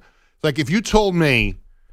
do you need Billy Joel 19 times is what I'm wondering. Oh, I need a 20. I need one more. You I need needed one more. 50 times. I need the round number so like the frame in my house with the 19 other ticket stubs can be filled out with the spot that's open for it right now. Nice. But I like the album cuts. So like if you told me that he was going to play a concert and he was going to have no hits, no Piano Man, no Allentown, nothing, just no Uptown album Girl, cut, no Uptown Girl, album cuts. I would have no problem spending $130 on the ticket for so that. B-sides only. If you will. B-sides, whatever, album cuts, anything. You know, What if he plays his entire classical album? no, I wouldn't pay a dime to see that. No. That was not it. He had a classical album? He did. He came out with a classical What if it's album. just River of Dreams over and over again? That's 2 hours. No, I wouldn't want to see just one album. No, I would want to see the album cuts from all of his albums You in know one he's show. never going to retire, right? He's one of these No, guys. I know who that, will but his never residency retire. is over. But I just want he's still going to perform every now and then. But like I'd like to see number 20 in a venue that I haven't seen it in before. Okay. So I'm watching the Sphere video. Yeah. If that's real, that is Isn't beyond terrifying. Because the Sphere is actually following the flight of the ball in the air. Yeah, this is bizarre, wild. right? Is it real? I everything I read online is that So it's we're real. going out to the Super Bowl in Vegas. Do we have tickets to see you too? My entrance into this thing is going to be dicey. Oh, Yeah. right. This is going to be a bummer. Right. This is going to be a bummer for me. Forgot about that. Yes. I'm may or may not be on a do not enter list at Madison Square Garden and other venues because I called out the owner for being a jerk, and he didn't appreciate that. So I think I'm banned from the Sphere. He owns that. What if we get that's a like garden-owned property. glasses? Fake mustache. The fake mustache. I with the think I'd nose? probably fake them out. I did get into the garden one other time, but I was wearing a mask. It was in the pandemic, so that was normal at that time, and I did get through. I don't know, guys, and I don't want to get to the front of the line and then have an embarrassing thing where I have to step out of the line and probably get beaten up by some henchmen. Wonder who's playing then? Do we know? I mean, Taylor will probably be in town for the Chiefs. Oh, I bet she would play. I heard it's an amazing place to see a show. Like it's bizarre. It looks incredible. Listen, judge me by my enemies. 855-212-4CBS. Peter, thank you so much. Yeah, that one, when I saw that Sphere going up, I was like, oh, man, that looks pretty cool. Oh, well. Maybe next time. I'll go to the bar next to him. Yeah. Well, have fun in there, guys. I'll just be out here hanging on the strip. I'll be tailgating. Just walking up and down the strip aimlessly. Is the Bass Pro Shops giant pyramid still in Vegas, or is that somewhere else? The Bass Pro Shops? There's a Bass Pro Shops pyramid. I don't know if it's in Vegas, but it's somewhere. It's like a giant pyramid, and it's one of the biggest stores in the country. Interesting. Oh, I love giant Bass Pro Shops. They're the most entertaining thing in the world. Yeah. With the creek running through it. Amazing. I want to go to this pyramid. I do that over the Sphere, actually. Why do they need a pyramid, though? Bass Pro Shop, because you can basically go fishing in there. It's amazing.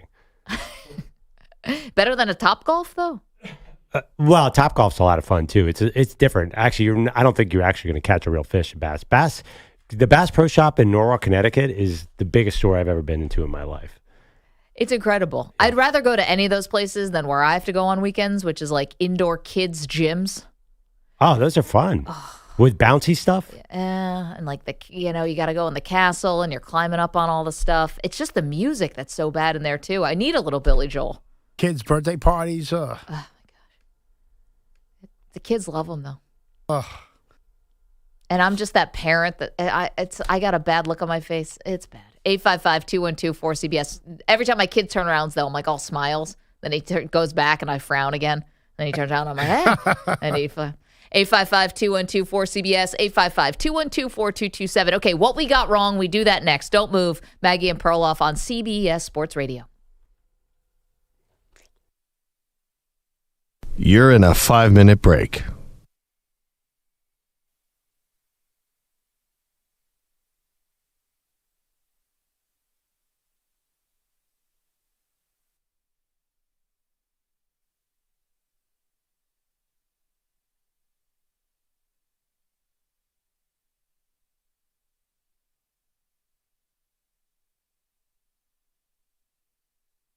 Four minutes, 30 seconds remaining.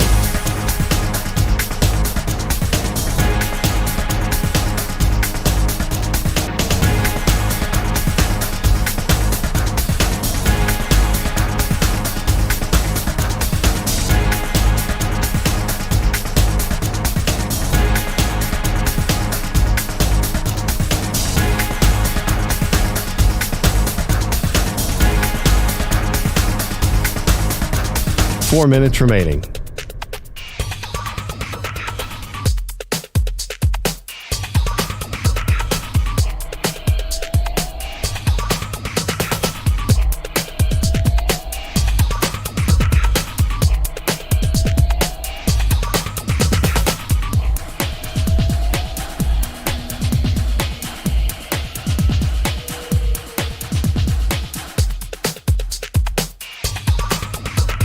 Three minutes, 30 seconds remaining.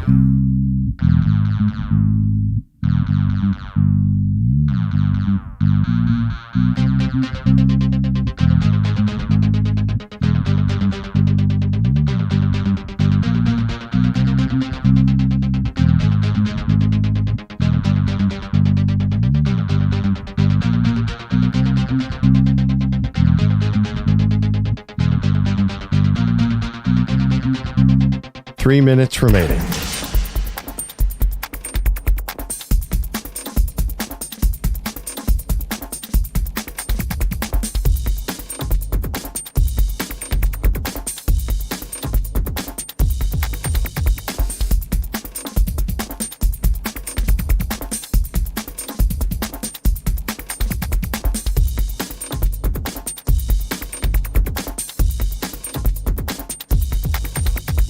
Two minutes, 30 seconds remaining.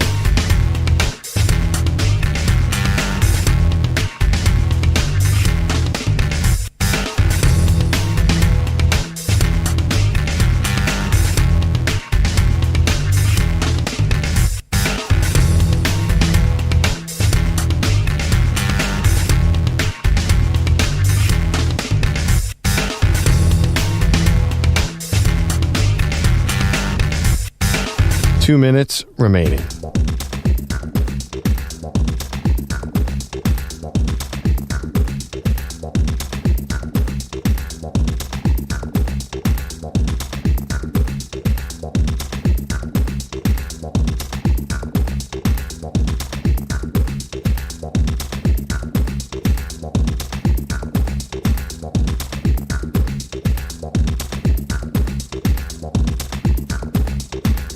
One minute, 30 seconds remaining.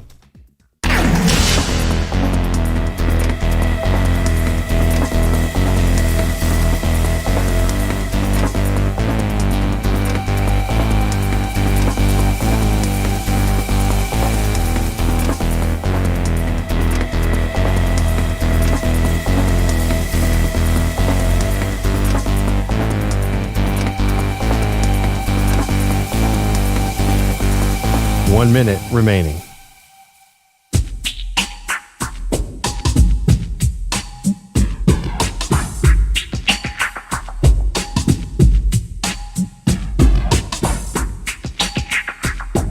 Forty-five seconds remaining.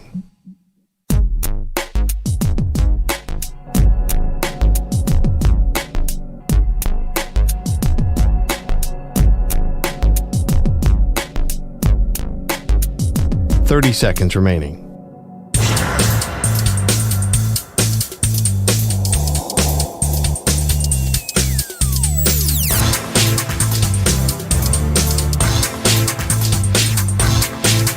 Fifteen seconds.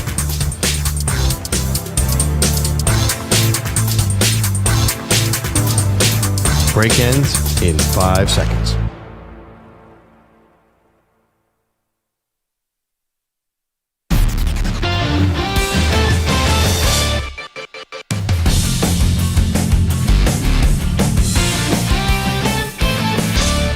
Even we can't be right all the time. Samsonite. I was way off. I knew it started with an S, though. Time for Maggie and Perloff to own up. You heard that right. This is the part of the show where we tell you what we got wrong. And we've actually decided to expand this a little bit. Okay. It's not just going to be like what we got wrong. That was generally like bad bets that we made. This is now going to expand out to our entire lives here. Sports, it could be non-sports. We get Ryan and Pete involved in this. Everyone has to own up to something they got wrong. Perloff, would you like to start things off? Okay, can I stick to sports for mine? Because I've been reeling this weekend. I watched the game on Sunday. It took about 9 hours. On Friday's show, I made what I thought was a very cogent argument on why the Pittsburgh Steelers were going to shock everybody and get the number 1 seed in the AFC. The easiest schedule imaginable. And then what do? They lose at home to the Arizona Cardinals. Kenny Pickett gets hurt. I mean, the Cardinals are not a good team. They lose in Pittsburgh. So embarrassed by that because now I'm almost saying you might as well lose out and draft another quarterback. That's how hard I was wrong on that one. But Kenny Pickett's coming back. In 2 to 4 weeks. You think they can't hold It's week 13. They can't hold the ship? Hold the ship to what? To week 18? What are you talking about? Till the playoffs. And then he would come back for the playoffs. Playoffs? No, I just, some reason Mitchell Trubisky's so ineffective on that team that he cannot beat anybody. If you can't beat Arizona in Arizona, who are you going to beat?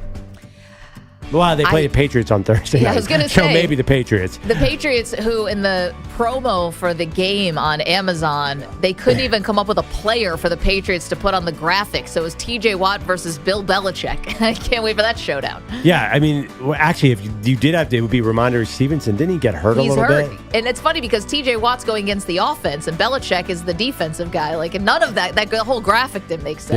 Yeah, that is not good. But I was dead wrong.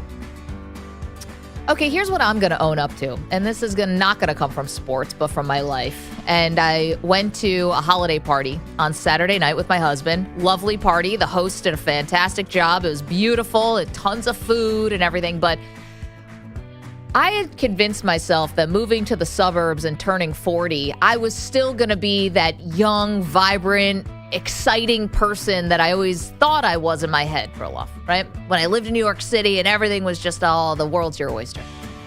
And I got to this very fancy party, very nice party, and I had conversations about kids, about real estate, and about traffic and weather. And guys, here it is. I've arrived. I've called Perloff sad dad. I'm sad mom now. I thought I could be different, but nothing is going to change here. This is what everybody goes through. I think when you turn 40 or when you get to be a little older, you go and you have boring party conversations with strangers. Here I am. Wait, and you think your conversations in the 20s were the Algonquin Round Table? I'm just curious, what do you think you were talking about before? It was a lot of international politics, a lot of theory of knowledge. We were mostly very high. I'm just kidding. It was just different. We weren't talking about fun things. You moved to the suburbs, Maggie. You're done. You should have realized that. Well, it's not her, it's the party. Yeah, thank you, Ryan. Wait, I'm just curious. What did you guys? I don't think it was the party. What did you guys glean about real estate? What's the buzz out there? How's the market doing? Apparently, it's ready to come back. Who knows? Ryan, what'd you get wrong? Country artist. I think he's a country artist. Jelly Roll is his name. Yeah, I've heard of him. I had no idea who this guy was. And I was like, okay, this guy is going to be a flash in the pan. Never be famous or anything. And I can't go a week without seeing this guy anymore. Yep. There's something about him that just throws me off. I don't know if it's the tattoos, but it's just odd. You're not used to seeing face tattoos on a country artist. I'm going to give you that. But it's a new era. Ever since the Country Music Awards, the CMAs, he gave this very inspiring speech about, it's never too late to turn your life around. And now the dude's everywhere. I don't like it. Bilotti, what do you have? It's from the sports world. Well, two parts. One, the fact that I became a Jet fan. I got that wrong. Start there. Period. And then the Dolphins. At the beginning of this season, I was on them for being a team that's always talked about and no action. Now they've proven me wrong. And they're atop of the AFC, and they're probably going to have a bye here in the playoffs. So I am. I'll take a little bet on that, Pete. Well, possibly. And they look like a great team. Yeah, I got it wrong. And they shoved it right in my face. So I'm wrong about being a Jet fan and the Dolphins. But you're wrong about the Dolphins. What have the Dolphins shown you? Point to the game where you're even beginning. Don't tell me about Washington on Sunday. That meant nothing. No, that's beyond nothing. Their offense is different. Yes, when they go against a bottom feeder, they're really good. I think they're gonna be different to teams in the playoffs.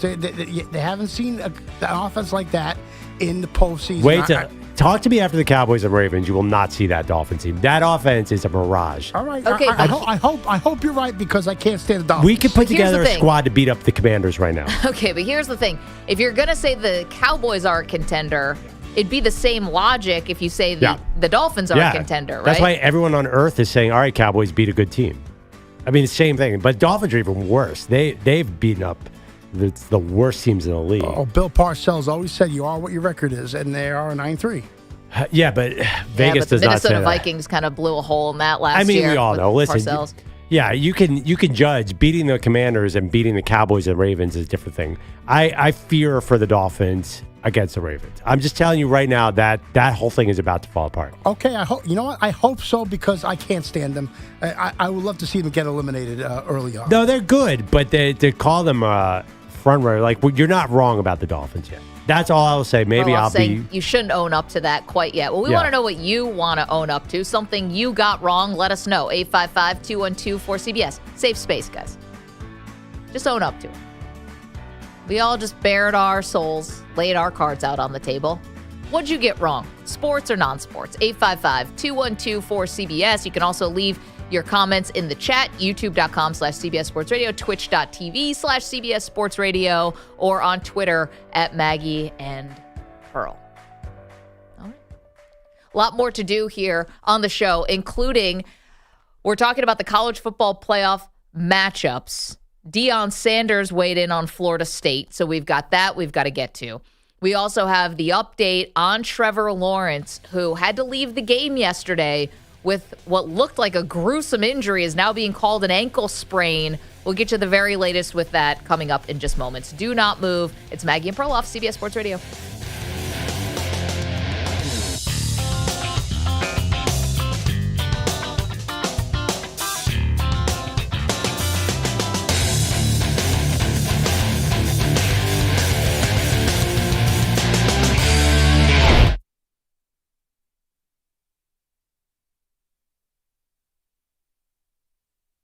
You're in a 5-minute break.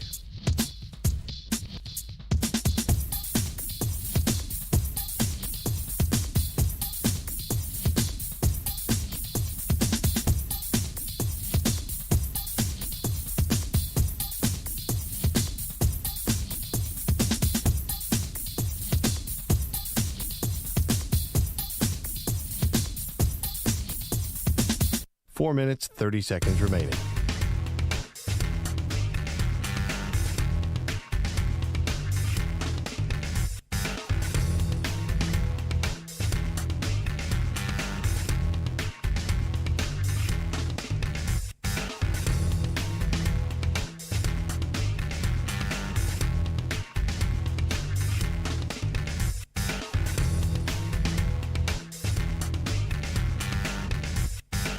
Four minutes remaining.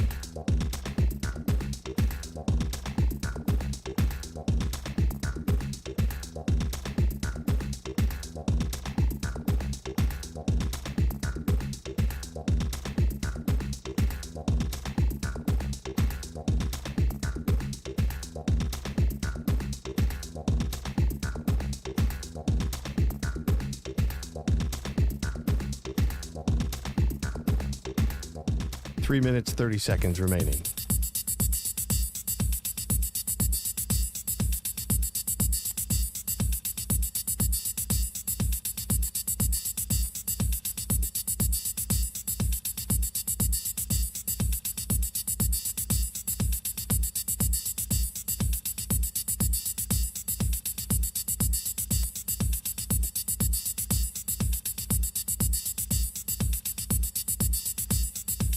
Three minutes remaining.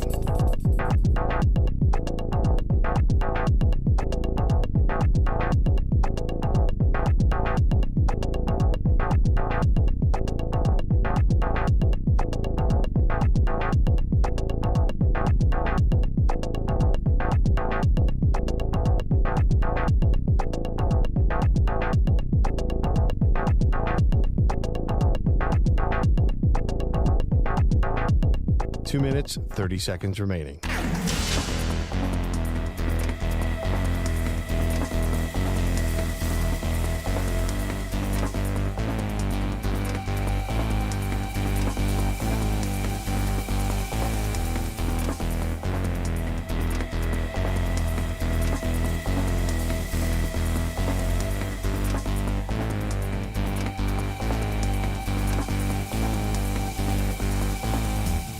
2 minutes remaining.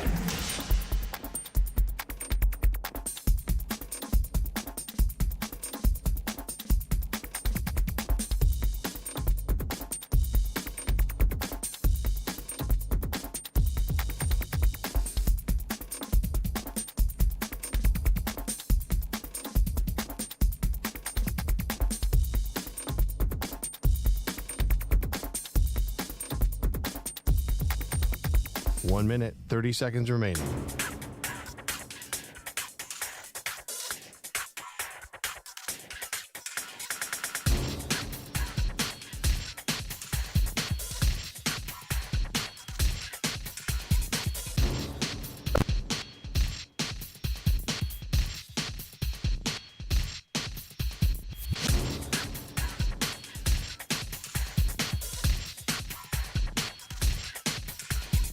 One minute remaining.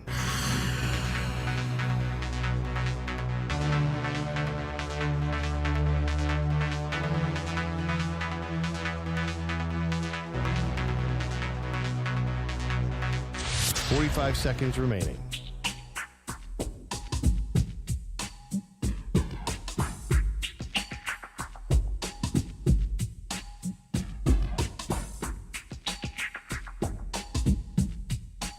Seconds remaining.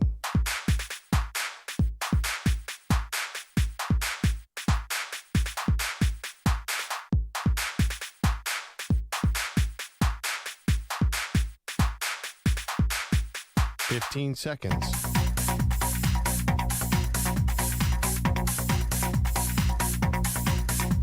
Break ends in 5 seconds.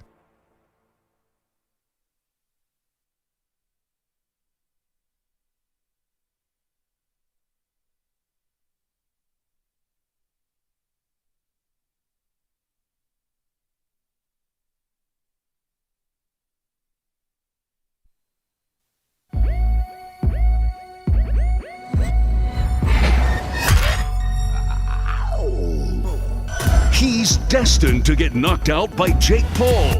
She's destined to film it.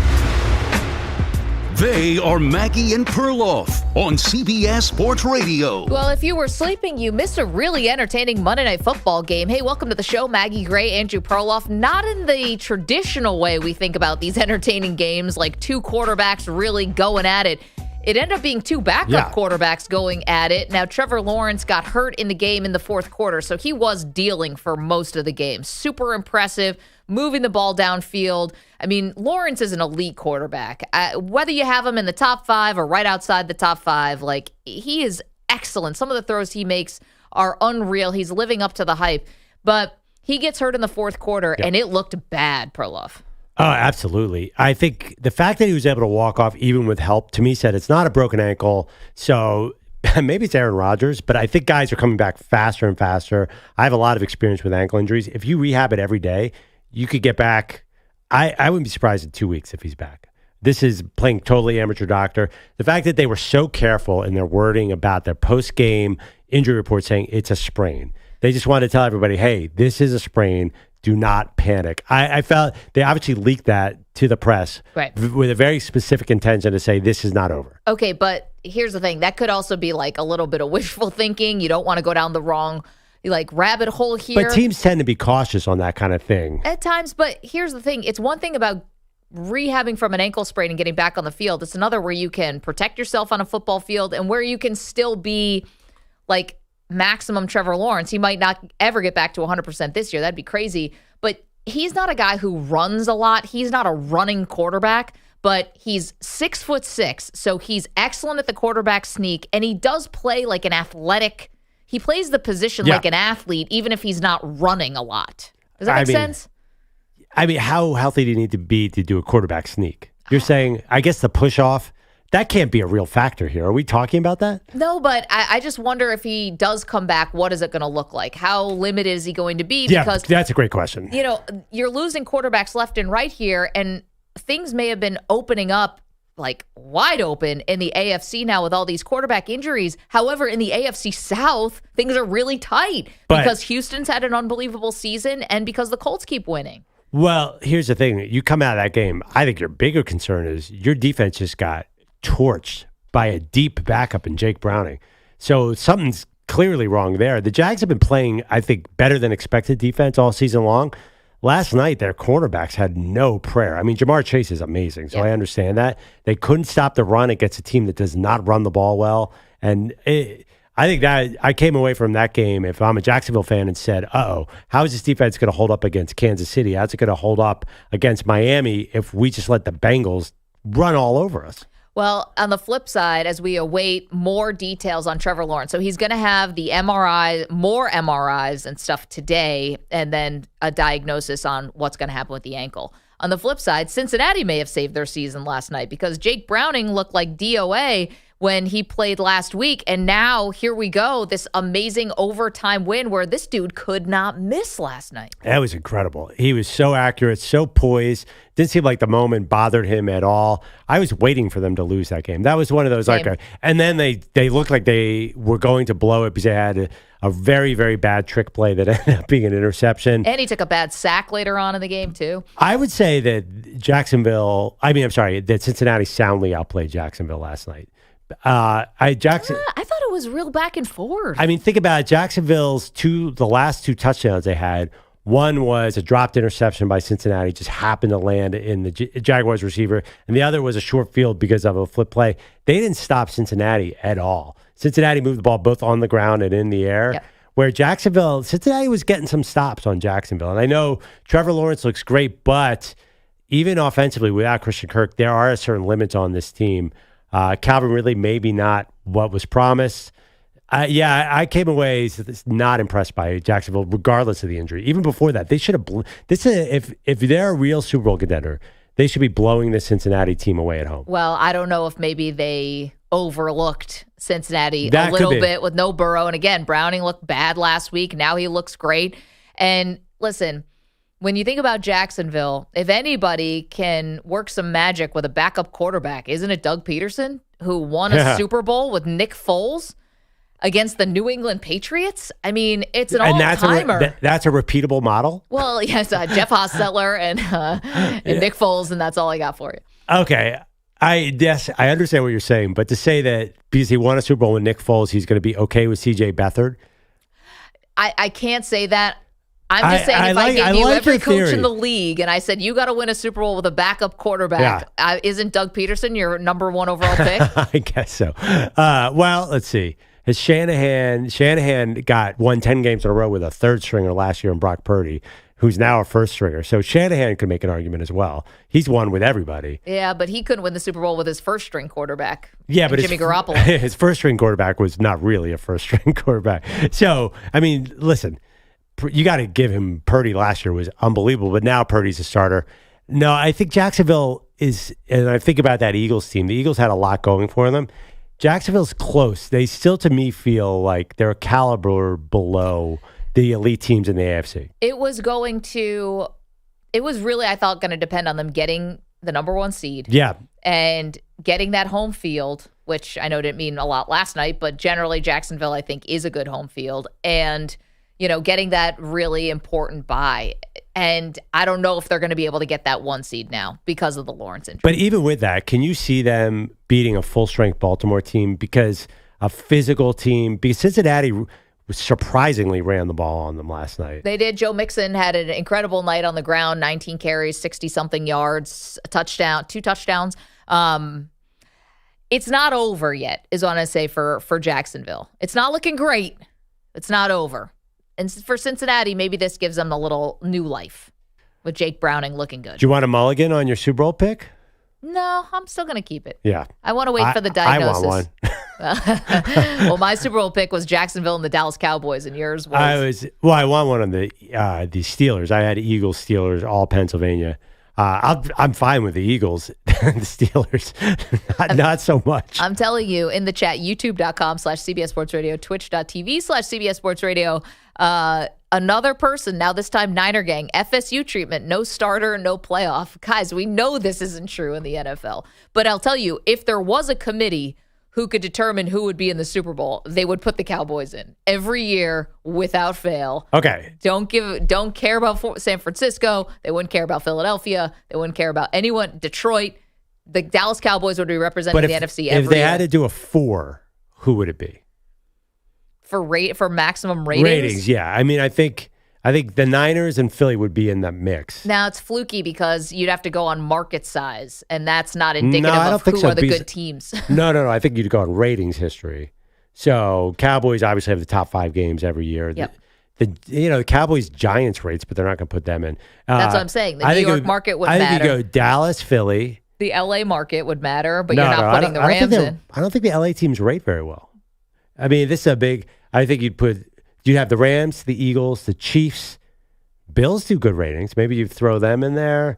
I Maybe mean, Chicago's a big I don't think they rate TV it. market. I think they actually no. There's no correlation with market size and the most popular games, right? Because Dallas is not their 5th biggest market, and they're the top 5 games every year. Pittsburgh? I don't know. I mean, how about the Raiders? The Raiders are a legacy team. We should look at who the highest rated. Wasn't there a game the other day with 44? Oh yeah, it was Washington, Dallas, 44 million people. Well, it was also Thanksgiving. Yeah, That was a little different. You have no competition. You're the only. Well, which would be the same for the Super I think the Bills Eagles game had in the 30s as well. But you're right. Dallas would be Dallas would be Alabama, and Michigan, Ohio State all combined into one to get them in. So, backup quarterback situation has become all too familiar. How it plays into the AFC playoff race is going to be fascinating. Let's get to our Daily Dion. Daily. Do you believe that? Dion. You believe that? Okay, a lot to get to here with Deion Sanders. You get whiplash talking about Deion and the Colorado Buffaloes, but let's hear a little from Deion. Was on a podcast recently. Ryan, who do we got? Whose podcast was this? We'll get you that after we play this 24/7 Sports. 24/7 Sports gives us this audio. This was Deion talking about how even though he loves FSU, there was no way they were leaving Nick Saban out of the college football playoff. So a lot of people don't look at it as business. I look at it as this is entertainment, but this is business. So there's no way you're going to leave Coach Saban in Alabama out of a playoff. Who should be really upset? Not only Florida State, but Kirby Smart. He's been number 1 for the last 2 years or 3 years, and they're out. What about them? I mean, this is unbelievable. I want those problems. Nice. Well, the thing is, they did leave Alabama out a year ago, but Alabama had 2 losses. It was a little harder tough. to make that the was too big a make the jump case. last year. Yeah. Yeah, I mean, He's right. Georgia definitely has a case to be. Georgia certainly has a case to be upset. FSU is the number 1 case. Georgia has number 2. They lost by 3 stinking points. It's not like they got blown out by Alabama. yeah, tough luck. I think the funny thing about Deion is the critique on Deion is that he could lose a close game and act like he won it this year. Or at least it wasn't even him. All the hype and the hoopla around Colorado is like, oh man, they just played a close game against a real team. Let's give them a victory. So I do feel like they were the moral victory team of this year. So of course he would think that way. And I've said this, and I said it even before Stephen A. said it. I think that if Deion Sanders was the head coach at FSU, I think they're getting in because of what he said. Business and entertainment product.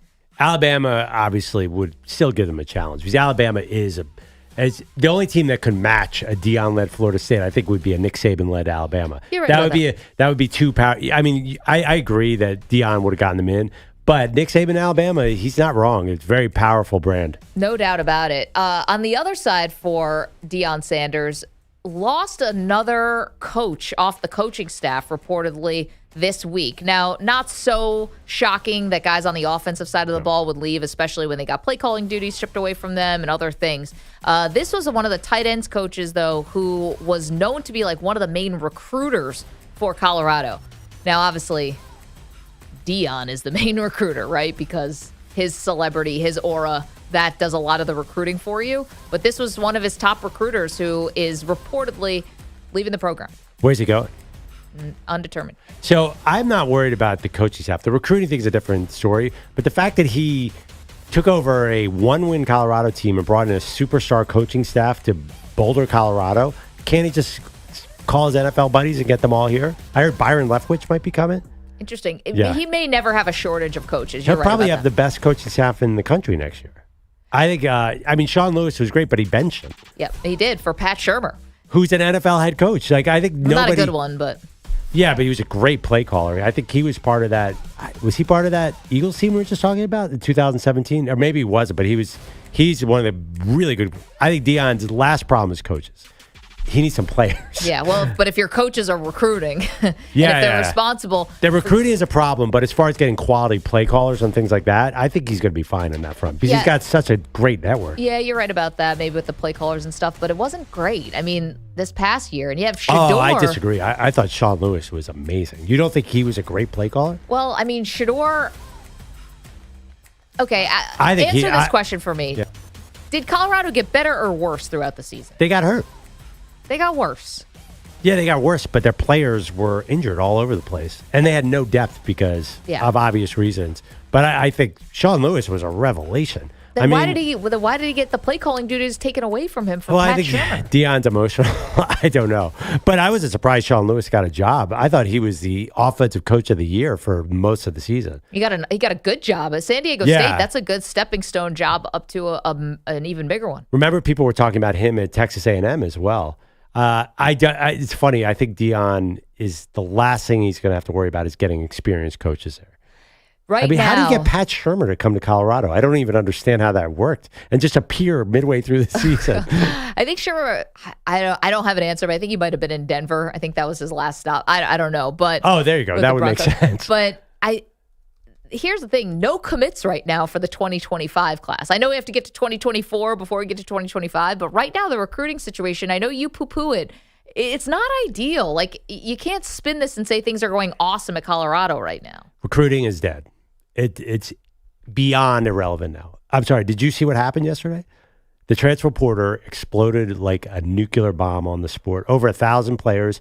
The second Dylan Gabriel left Oklahoma, everyone's like, uh-oh, we have a problem. There is nothing is sacred. No 18-year-old recruit matters anymore. It's all transfers now. Because of NIL, I think they're doing that transfer portal to get the money. So it's not going to matter. I know, but this is where you and I will disagree because I think the transfer portal, which is, let's call it what it is, free agency. How do NFL teams use free agency? You have to build through the draft, which is essentially recruiting high school kids, and then you supplement with the transfer portal, aka free agency. I still think that formula exists in college. You can't just do a whole NASCAR line and switch a hockey rotation switch every single year with transfer portal guys. Well, I think it's different though. And how many NFL quarterbacks are on the free agent market at most?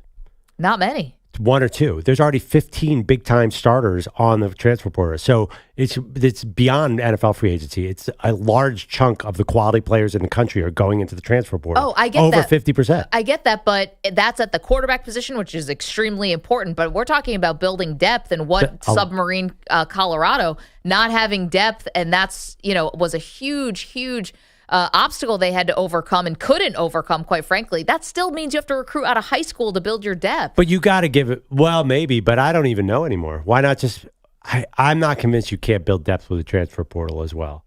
The other thing, he had 1 year. He just got there in the offseason. How did you expect him to build a team? I am not as panicky about this. I did it for year one. Year one, it was like, all right, transfer portal and all that. But now we're talking about into year two. You ended the season on a 6-game losing streak. You have guys decommitting. Even if it happens everywhere, it's still happening to you. And you have coaches leaving, either some by design or some maybe not by design. Like, it's... Right, the players are leaving. I keep hearing about these players are leaving. Then I look at their stats. It's like 0 targets. Or it's not like they lost... No, the recruits. The recruits. Yeah. Decommitting. I got to tell you, I just see a 2025 recruit decommitting. It seems like recruits are changing their mind 5 times before even their verbal commitment doesn't mean anything. Maybe I just see the headlines. Everybody is transferring. There is not a single player. It doesn't feel like anybody's going back to the team they were on last year. I think it's because of the money. I wonder if it's a slam dunk that year two is going to be better than year one for Deion. Their schedules are pretty easy compared to this year. This year was tough. The expectation, though, is going to I higher. The expectation last year was win 2 games, like win more than 1 game, and they won 4 games. They have. I'll pull it up. They do have one crazy hard out of conference game next year. But I think they're going to be a little bit better. But Shedeur is coming back too. I mean, how many teams out there have a Shedeur Sanders coming back into the fold? A lot and of great, Shiloh, apparently, they're both coming back. A lot of great quarterbacks are leaving college football for the draft. I think it's Shedeur Sanders' year next year. You can cover up a lot of flaws with a quarterback that good. I'll bet you the over on, what was it, 4 games this year? Yeah. I'll bet you they go over next year. I gotta see the rest of the roster. I gotta tell you, the schedule's significantly easier. Move to the Big 12. 855-212-4CBS, 855-212-4227. You're welcome to weigh in on Deion Sanders. Got some more quarterback transfer portal rumors for you and so much more, including updates on Trevor Lawrence. Do not move. Maggie and Perloff, CBS Sports Radio. You're in a 5-minute break.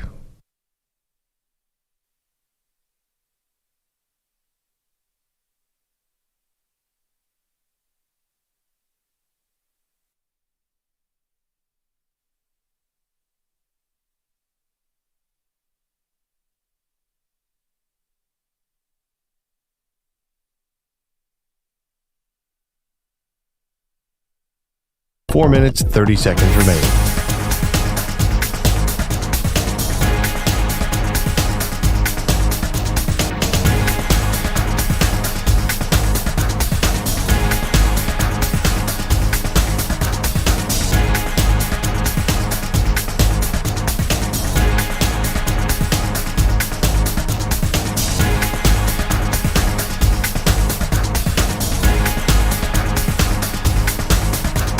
Four minutes remaining.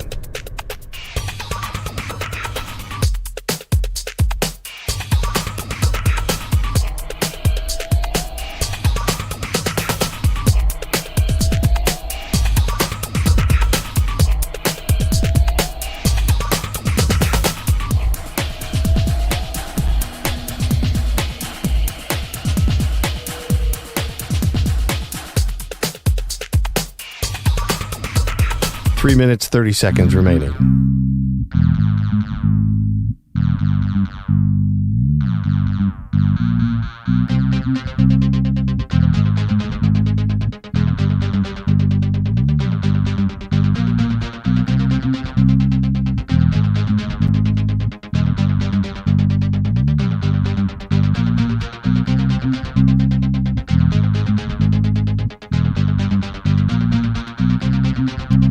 Three minutes remaining.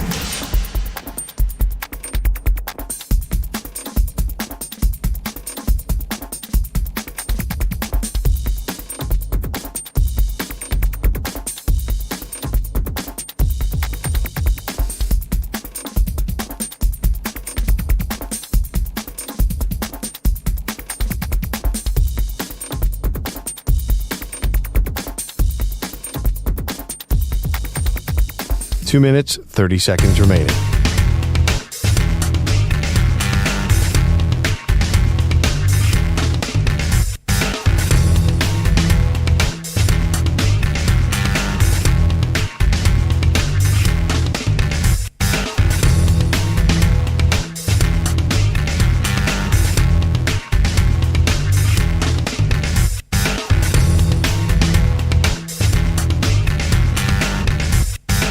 Two minutes remaining.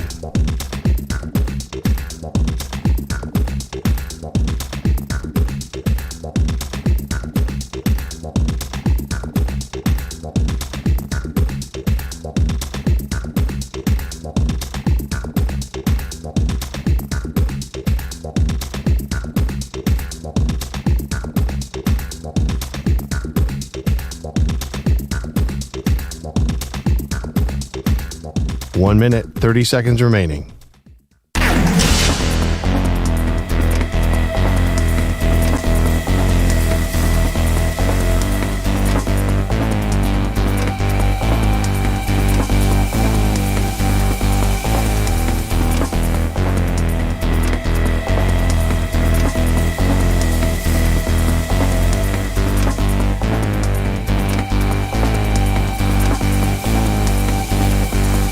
One minute remaining.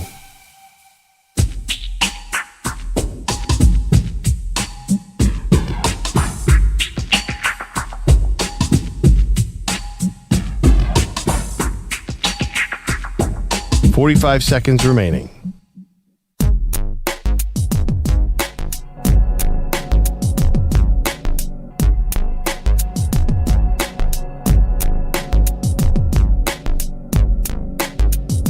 30 seconds remaining.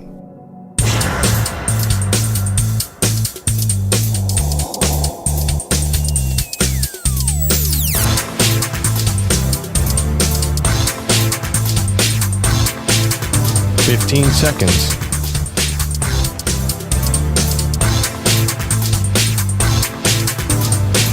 Break ends in 5 seconds.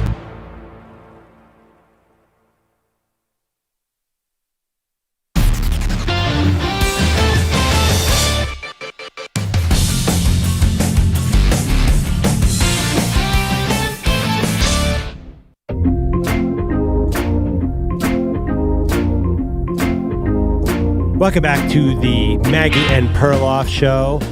So on Sunday afternoon, we're all mad about Florida State. Well, some of us, and some of us thought the committee got close to the 4 best teams. Regardless, we're all sort of in our feelings about that. Now, I got to tell you, it already feels like a while ago. And part of the reason is because there is so much news in college football. Now we have an offseason. The transfer portal sort of officially opened to everybody yesterday. And guess who decided to transfer? Everybody. They're all gone. Well, decided to transfer, or their teams told them, hey, hit the portal. Like, it does work both ways with a lot of these things. I didn't get it. You think Kyle McCord really wanted to? Oh, I don't want to step on your list here. No. Why would a team? I don't think Ohio State told Kyle McCord to leave. Why would they not want him to just stick around? Because he couldn't beat Michigan, and he was the person, in some ways, kind of like being scapegoated, just holding them back. Yeah, I understand, but there's no reason. I might as well keep him on the roster. I'm sure Ryan Day would want him to at least be in the competition for the job. No, they might have told him that, like, hey, you're going to be in competition for the job, which they know as soon as they say that. And, hey, by the way, you're in competition for the job, but we're going to bring in someone else, and we're going to probably pay them $2 million. You're not winning that competition. Yes, but I still think people were surprised that Kyle McCord declared, because everyone knew they were going to bring in someone to compete with him. But he has this great team around him, these great receivers.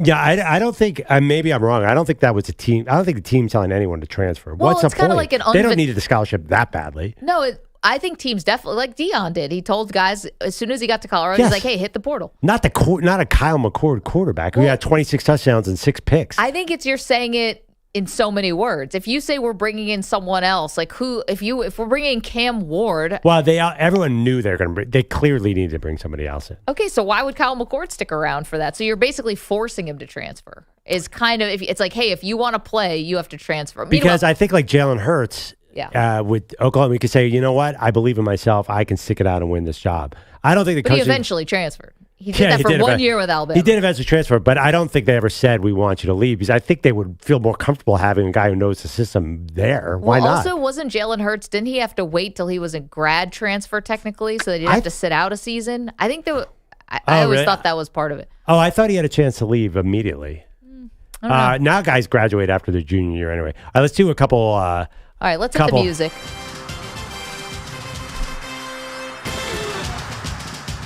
Okay. These are transfer portal rumors, a couple that I really like.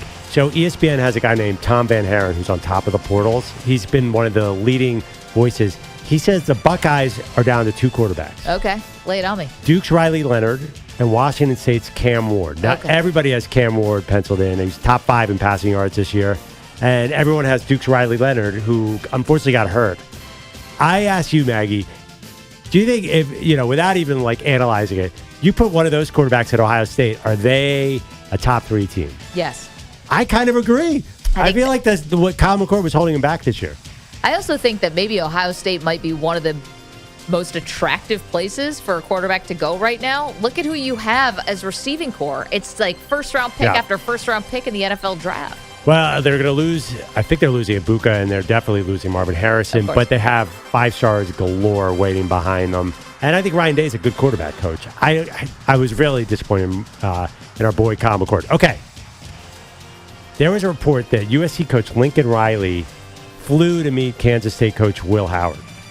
Kansas quarterback Will Howard. But there was another somewhat surprising transfer yesterday. Do you remember the name Brock Vandagriff? Of course. The great quarterback 5-star behind Carson Beck in Georgia. Yeah. So now Lincoln Riley, I guess, was a huge recruiter of Brock in high school and is supposedly still fascinated with him. So everyone's wondering who's getting the Caleb Williams job. Now, Brock Vandegrift has emerged, and I got to be honest, I love it. Brock Vandegrift at USC, it just sort of works for me. Definitely. And it also sounds like the villain in a daytime soap opera. Yes. Okay, couple more. Everyone's surprised Dylan Gabriel left Oklahoma. So Dylan Gabriel came to Oklahoma with Jeff Lebby, the offensive coordinator, now who's leaving to take over a head coaching job. Dylan Gabriel, to me, he said, I'm either going to go pro or be in college. It is too much college football, Maggie. Cam Rising and Dylan Gabriel cannot still be playing. How old is this dude? I feel like I watched him when I was in college. He can't be any older than JT Daniels or any of these other guys that stick around for JT forever. Daniels Bo Nix. actually retired from football this year. Is that right? He just retired. He said, I'm done playing. He Good has for head him. injuries. Yeah, so it is insane. Bo Nix, Dylan Gabriel cannot do to another school, but I guess he's in transfer portal. I feel like you're nobody unless you've played at 3 different FBS schools. I guess so. Okay, and you had an interesting note on Dante Moore. What are we hearing about the former 5-star who signed at UCLA, originally committed to Oregon, then committed to UCLA, and now he's getting linked to, we were talking about yesterday? Dante Moore is getting linked to Michigan because he's from Michigan. Yes. Apparently went to Martin Luther King High School, and he was a big deal in Michigan as a high school quarterback, so now perhaps he's a Wolverine. So that's surprising to me. When we were talking about this last night on the production call, why was he choosing between Oregon and UCLA if he's a Michigan guy? How did he get so far out of state in the first place? I don't know. Someone was too busy with J.J. McCarthy, or I don't know. Someone was asleep at the wheel. So And Michigan State, I mean. Michigan State. A little tough. That he's also linked to Michigan State. Who also has another guy who is also a Pac-12 quarterback, Aiden Childs. Aiden Childs from Oregon State, who is the backup to DJU. Yeah, so it's really interesting to me. I had no idea that Dante Moore was from Michigan until yesterday. Yeah, Martin Luther King High School in Detroit. Will you admit that recruiting an 18-year-old is not as important anymore? That's just an unavoidable fact. You can What still say it's position? important. Quarterback, wide receiver, running back. Maybe Quarterback and safety too, by the way. Maybe I'll give you the three, like, if you will, kind of glamour positions on offense. Sure, I'll give you that. But if you want depth, you've got to draft well, which means recruit well out of high school. Yeah. I still believe that. I just want to be clear. Everybody at every position is transferring. It's No, not no, just them. I They're get that. They're all in the portal. I get and it. a lot of really good players. But you can't just like masking tape with 1 or 2 guys from the portal when you're talking about a secondary, defensive line, offensive line. We know that. I saw there was a stat. There were 5 schools, I don't have the list in front of me, who lost double-digit players in the first day. 5 like legitimate big-time schools. So if you can't use masking tape and put a team together immediately, then you're in trouble. Because I think that's what you're going to have to do. I think it's a trend, Maggie. I don't think the 18-year-olds. It's our guy Bruce Pearl at Auburn told us, I don't want the 18-year-olds anymore. Give me the guy with hair on their butt or whatever he said. Yeah, he did say that, but I think football is going that way. I know, but it's like in basketball, of course, you only have 5 guys on the court at one time and you got 15 guys on the roster. We're talking about 85 scholarships for college football. It's a lot different. Well, if you lose 15 guys in the first day, that's a big chunk. That's almost a quarter of your team. I think this is the thing now. And I think it's going to keep us busy all offseason. It's good for college football. It's a way because, once this we have a month and a half until the actual Final Four is played? It's actually 6 months. They don't play this until next summer. Peter Schwartz is here with headlines. And good morning. Let's start with the Monday Night Football thriller in Jacksonville. Good snap, ball put down. The right-footed kick is right down the middle, and Cincinnati has won it in overtime. A flag was thrown. Unsportsmanlike conduct on the defense, leaping. Penalties declined. It'll Field goal is count. good. Cincinnati has won it 34-31. Kevin Harlan on Westwood won. It was a 48-yard game-winning field goal in overtime for Evan McPherson. And Bengals backup quarterback Jake Browning was 34 of 37 for 354 yards, a touchdown pass, and a touchdown run. Felt like we were in rhythm. I think the stats kind of show that. And just overall, top to bottom, good offensive performance. Very Joe Cool-like answer from him there. Bengals win their Another first game. Yep. That's another game in front of a national TV audience, and the Bengals win their first Monday Night Football road game since 1990. Now, for the Jaguars, they may have lost more than just a game. Oh, my goodness. This is what I'm afraid of. He's grabbing his Achilles. It was a non-contact. He tries to step up in the pocket. Oh, he gets stepped on. He got stepped on by his own player, I think. Yeah, Walker Little in his pass set steps on Trevor's ankle. That's why the ball fell out. That's why he fell to the ground. That was Frank Frangie, Tony Baselli, and Jeff Lageman on Jaguars radio. Jaguars quarterback Trevor Lawrence suffering a right ankle injury in the fourth quarter. Head coach Doug Peterson did not have much of an update after the game. I don't have any information yet on Trevor. We're still evaluating him, so he'll have more,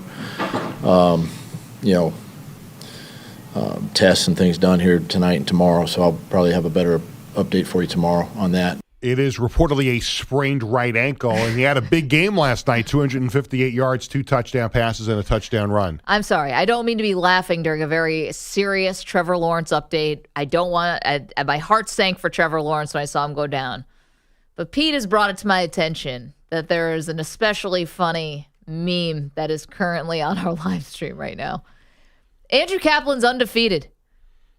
It's a meme. Does everyone remember the poster or the cover of the movie Planes, Trains, and Automobiles, starring the immortal John Candy, may he rest in peace, and also Steve Martin?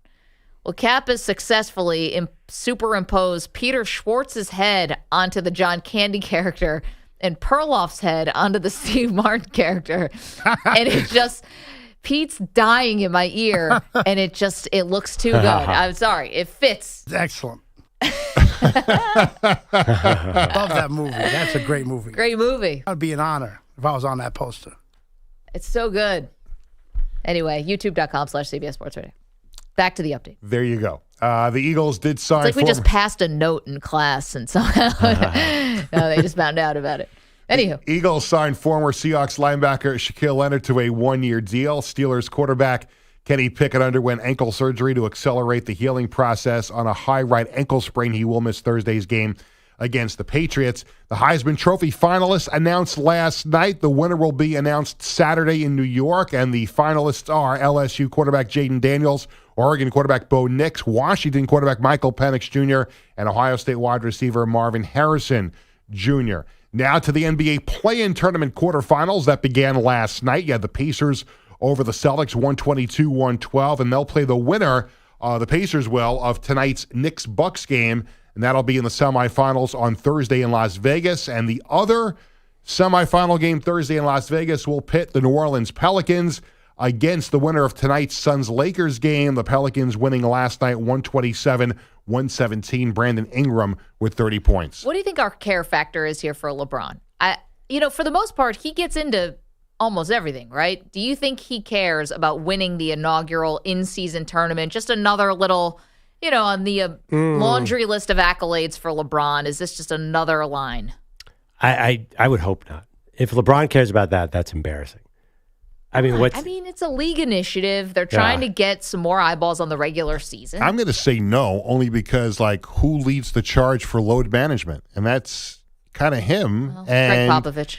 Well, and then but as far as a play, he's always taking games off, and this was done in big reason to try and avoid the load management. So I would think he couldn't care less about it.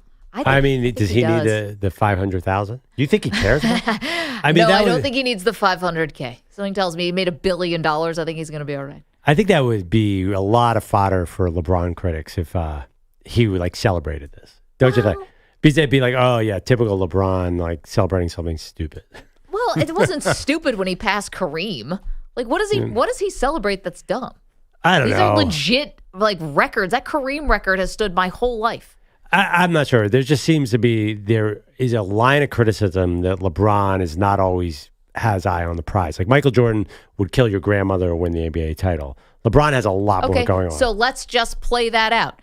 You don't think that Michael Jordan, the most competitive person we have in sports, the archetype for the assassin athlete, you don't think he would care about the in-season tournament? He'd probably care more than anybody. He might, but he's so focused. If he won the in-season tournament then didn't win the finals, he would call it the worst year of his life. Well, where you don't get that sense. That's after the fact. But you don't get the sense of LeBron. He'd probably call the commissioner, whoever the commissioner would be, and say, what are we doing here? what is this? This is not. What are we doing? He was I think the distinction between Michael Jordan and LeBron in a lot of people's mind is that Michael Jordan was solely focused on titles, where LeBron has a lot more going on. Well, but there's also some more circumstances there. You can't tell me that when he was going to finals and losing to the Golden State Warriors, that he didn't want to win those titles just as badly as Michael Jordan did. He just ran up against a much better, deeper team. I think the perception, though, is to your point, Andrew, is that LeBron is himself is bigger than basketball. He's well-rounded. He's into movies and your show business. Jordan was too, but Jordan was in Space Jam. He left to play baseball. Yeah, I understand that, but just his number 1A focus was basketball and winning. He went to go play baseball when he was pseudo suspended. Well, I think LeBron is focused on basketball, but I do think there was a sort of a slightly more maniac quality to Jordan than LeBron. Okay, but there's also part of that I think that is real, but there's part of it that's been mythologized as well, just like Kobe's.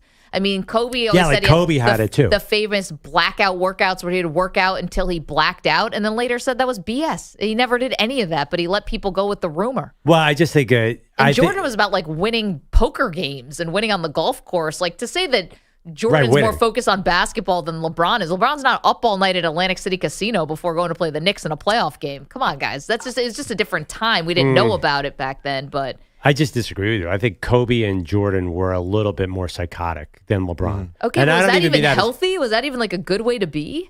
You punch your teammate in the face? And then everyone calls you a hero for it? What are we doing? It's definitely not healthy, but I don't think Jordan would. He might try to win this in-season tournament. You're probably right about that. But if he won this tournament and then lost in the finals, he would be severely depressed. Okay, where I think LeBron is a little more well-rounded. Okay, but it's LeBron, listen to what you just said. LeBron, it would be lame, you said, if he cared about the in-season tournament. But if Jordan cares about it, then it's cool. But you guys move the goalposts on this argument all the time. No, but he wouldn't care. He wouldn't care about it at all in comparison to the NBA title. The NBA title LeBron might not either. He might, though. You don't know LeBron, LeBron might celebrate this a little more than other guys. Why is LeBron still playing if it's not for titles? I know to play with Bronny, whatever, but of course he still wants to win. He wouldn't have to keep playing if he didn't want to win. You're 21. Mm-hmm. Sounds like you're trying to convince yourself here a little bit. No, I'm just pointing out your hypocrisy on this and all the Jordan sycophants' hypocrisy on that he's more, that LeBron would be lame if he wants to win this tournament, but Jordan would be a psycho killer, awesome if he wanted to win. I don't think Jordan would be into this at all. He was all about just championships. I think he would, if David Stern came up with this idea, Michael Jordan would call him up and say, "What are we doing here? This is stupid."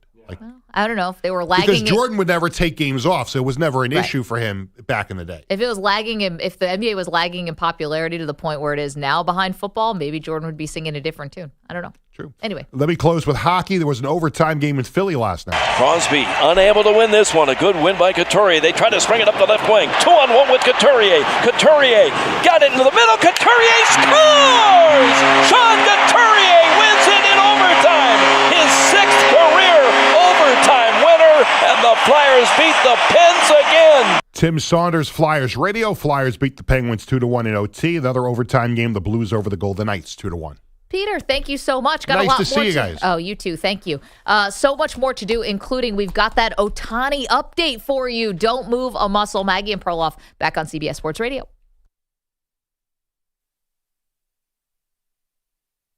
You're in a 5-minute break.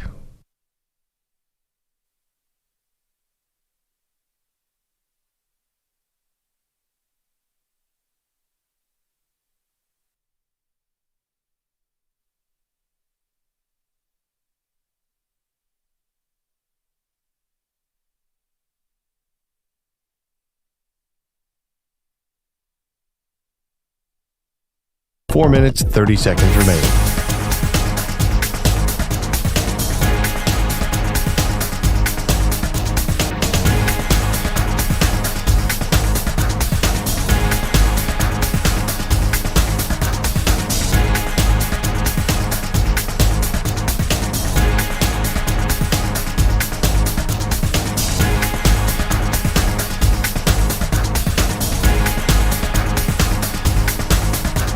Four minutes remaining.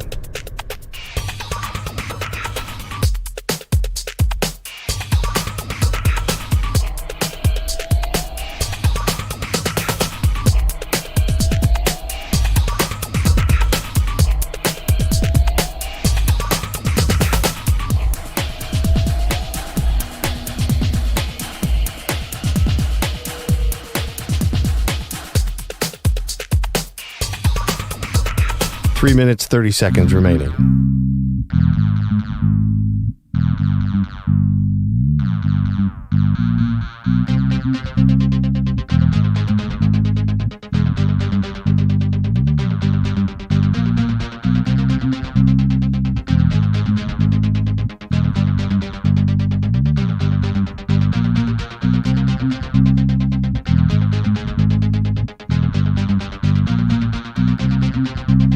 Three minutes remaining.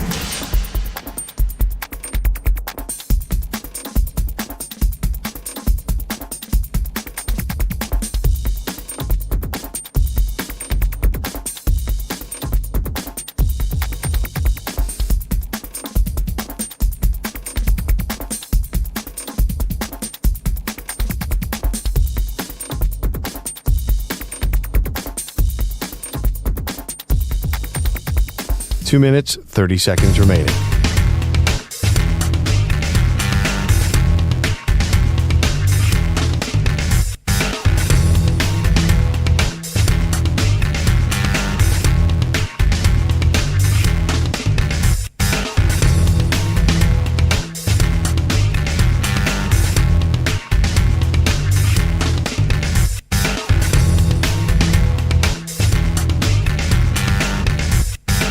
Two minutes remaining.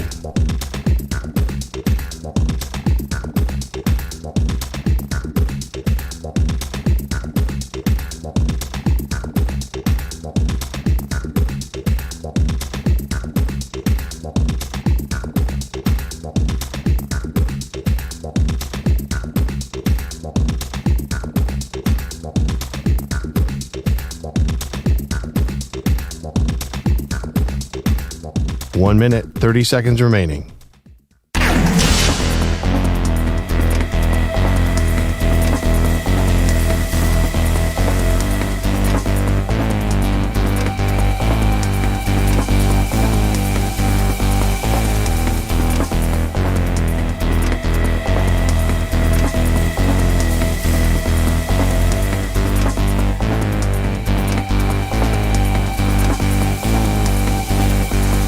One minute remaining.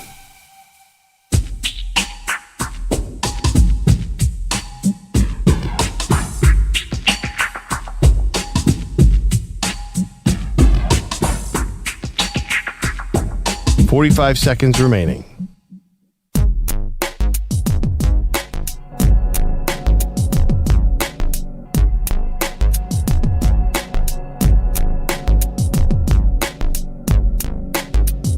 $30 seconds remaining.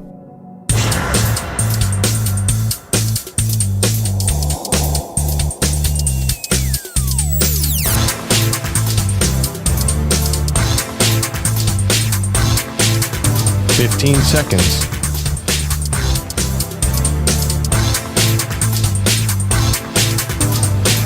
Break ends in 5 seconds.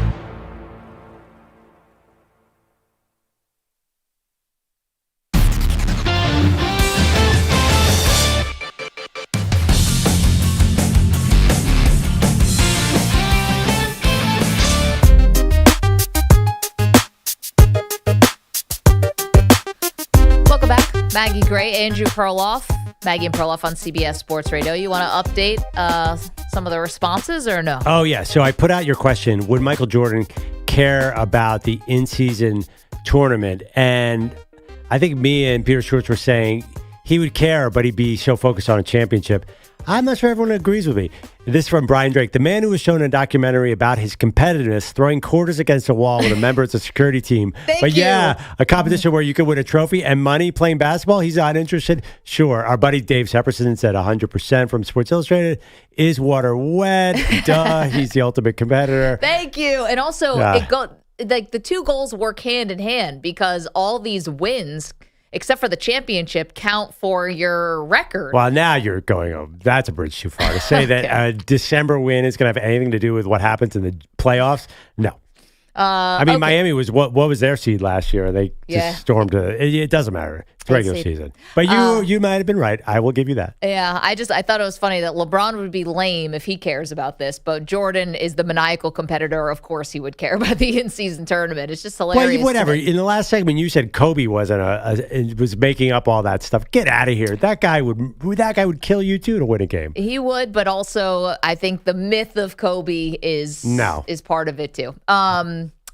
The myth of Jordan is part of it too. Let's get to Shohei Ohtani. This is a CBS News special report. Wow. If people are just tuning in, they're really going to think we have something here. It's like Gerald Ford dead today. A little scary, by the way. We have no actual news here. Just to preface that, we have no idea what's happening in any part of the world except for Shohei Ohtani's free agency. We've got plenty of rumors.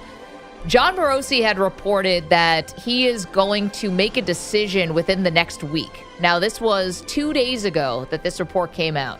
Now, Perloff, you and I know how free agency in baseball works. Usually this gets dragged out until like a week before spring training, not before Christmas. It's very rare to get these guys signing these massive deals this early in the offseason. So what, but inform me on this because I haven't followed it closely over the last few years.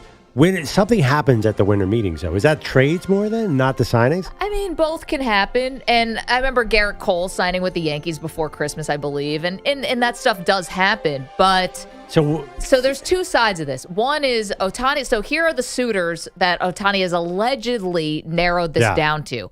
The Chicago Cubs, the Los Angeles Dodgers, the Toronto Blue Jays, the San Francisco Giants, and possibly the Angels. His old team, current team, still could be in the mix here. So that's the latest we have. Now, also keep in mind, Shohei Ohtani and his agent reportedly have placed like a gag order on all of these teams where they said if you leak any information about Ohtani's visit or any of our talks about free agency, it will immediately take you out of the running. Like, this guy's not messing around. Also, I mean, that's terrible for baseball. Give us a couple rumors. Yeah, I did see a rumor that he met with the Blue Jays in Florida yesterday. If anyone leaked that from the Blue Jays, you're out. Can I just ask a quick question about this Shohei to the Blue Jays? Sure. What is the deal with Shohei to the Blue Jays? What the Blue Jays? Where are the Yankees and Dodgers and Cubs? What are we talking about here? Well, Dodgers and Cubs are in there. I'm just saying it's such Yankees. I don't think is his preference to come to New York. I said this yesterday. This is a huge surprise to me that Toronto is in the mix because you never hear them at the top echelon of free agency. Well, I mean, who'd they sign? George Springer? I mean, it's not like nobody. They've been getting some big free agent pitchers. Well, it's been lately. It's been the Padres and the Dodgers and the Rangers, and it is a strange thing to me. And Shohei, I thought, wanted to be on the West Coast. This is not the West Coast. No, definitely not. But so there we are with the Shohei Ohtani sweepstakes. Okay, so there's another more generous read on this, which is Ohtani. So John Heyman reported that the negotiations have already blown past the $500 million mark. Okay. And this is more likely to be in the $600 million mark, which is wild for a guy who's not even going to pitch next year because he's recovering from the second Tommy John surgery. So just craziness all around. Well, he is a two-time reigning MVP. Has that ever had a free agent in that situation? He's also the best hitter in baseball. Let's not. To me, we argue about this all the time. I think the dual aspect of him is maybe slightly overblown because the dude runs like a gazelle on the bases, and he's the best power hitter. Yeah, but you're not getting the $600 million mark without the dual threat. I don't know. Has there ever been a two-time reigning MVP on the free agent market? Hey, by the way, you're paying $420 for Trout, and Ohtani's a better hitter than Trout. Did not do the press conference after he won MVP. You had Acuna out there doing it for the National League, but you had no Shohei Ohtani. Apparently, they canceled right before he was about to go on the air. Which everything about this has been very shrouded in secrecy. So there's a generous read here that he should be the first domino in free agency to fall so that everyone else can kind of come in line. Wasn't there a report there's another Japanese pitcher that he wants to go before? Yeah. Yamamoto. So because he doesn't want Yamamoto to set a market that's below what he wants. So he wants to set the market originally. This is silly money, Maggie. What are we talking? $600 million? Let's get to our shot of the day. He shoots! And the shot of the day is brought to you by Casamigos Tequila. Casamigos is brought to you by those who drink it. Today's shot of the day, well, we got a new show bet, and whoever loses is going to be wearing a wrestling singlet. So we bet Perloff about Michigan's first round game. EJ and I think they're going to lose. Perloff thinks they're going to win. Whoever loses the bet has to wear a wrestling singlet on the show. I'm assuming this is an internet purchase. Can you get a used singlet? Ugh. Why would you want that? Just go to like a random wrestling high school's locker room. Ugh. In the 80s. Ryan, well, first of all, we don't have a time machine. Secondly, we'd probably get arrested if we were in some kind of locker room. We're way too old. Well, first of all, Maggie, you got it easy because I think the challenge of a singlet is not the embarrassing lack of upper body strength. It's the bottom part of a singlet where nothing is left to imagination. So I think there's going to be tape involved. Like this is going to get really ugly. I mean, it's good true. luck with all of that. True. I am never going to root harder for a team. I like Alabama too. I love Jalen Milroe, but I want Michigan to win this game. I do not want to have to wear this singlet. Well, I don't want to either. And I'm sure if EJ was here, he would say he doesn't either. But do we get to wear that funny helmet the wrestlers wear, the ear pads? I think you got to go full out. Yeah. Well, honestly, the helmet's not as important. I think the embarrassing singlet is enough. Or it could be, how about one of those pro wrestling singlets where it's like pants? You know, you wear pants. Oh, with the boots? Like yes, when like there's a superstar wrestler, then it's like Mike Smith comes out, and Mike Smith from Pensacola, Florida, and he's wearing a full body singlet. Wait, what about just like the spandex pants with the no shirt?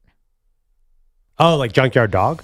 Yeah, or like the guy who RKO's everybody. Well, I went with my era of wrestling. Thank you. That's not a good look either. I'd rather go Tom Cruise jeans, no shirt. There you go. All right. Thank you to Ryan Botcher. You did a great job today pinch hitting. Pete Bellotti, it's always a pleasure. To Andrew Kaplan, to Peter Schwartz, to the Weedos and the coffee drinkers. We'll see you tomorrow.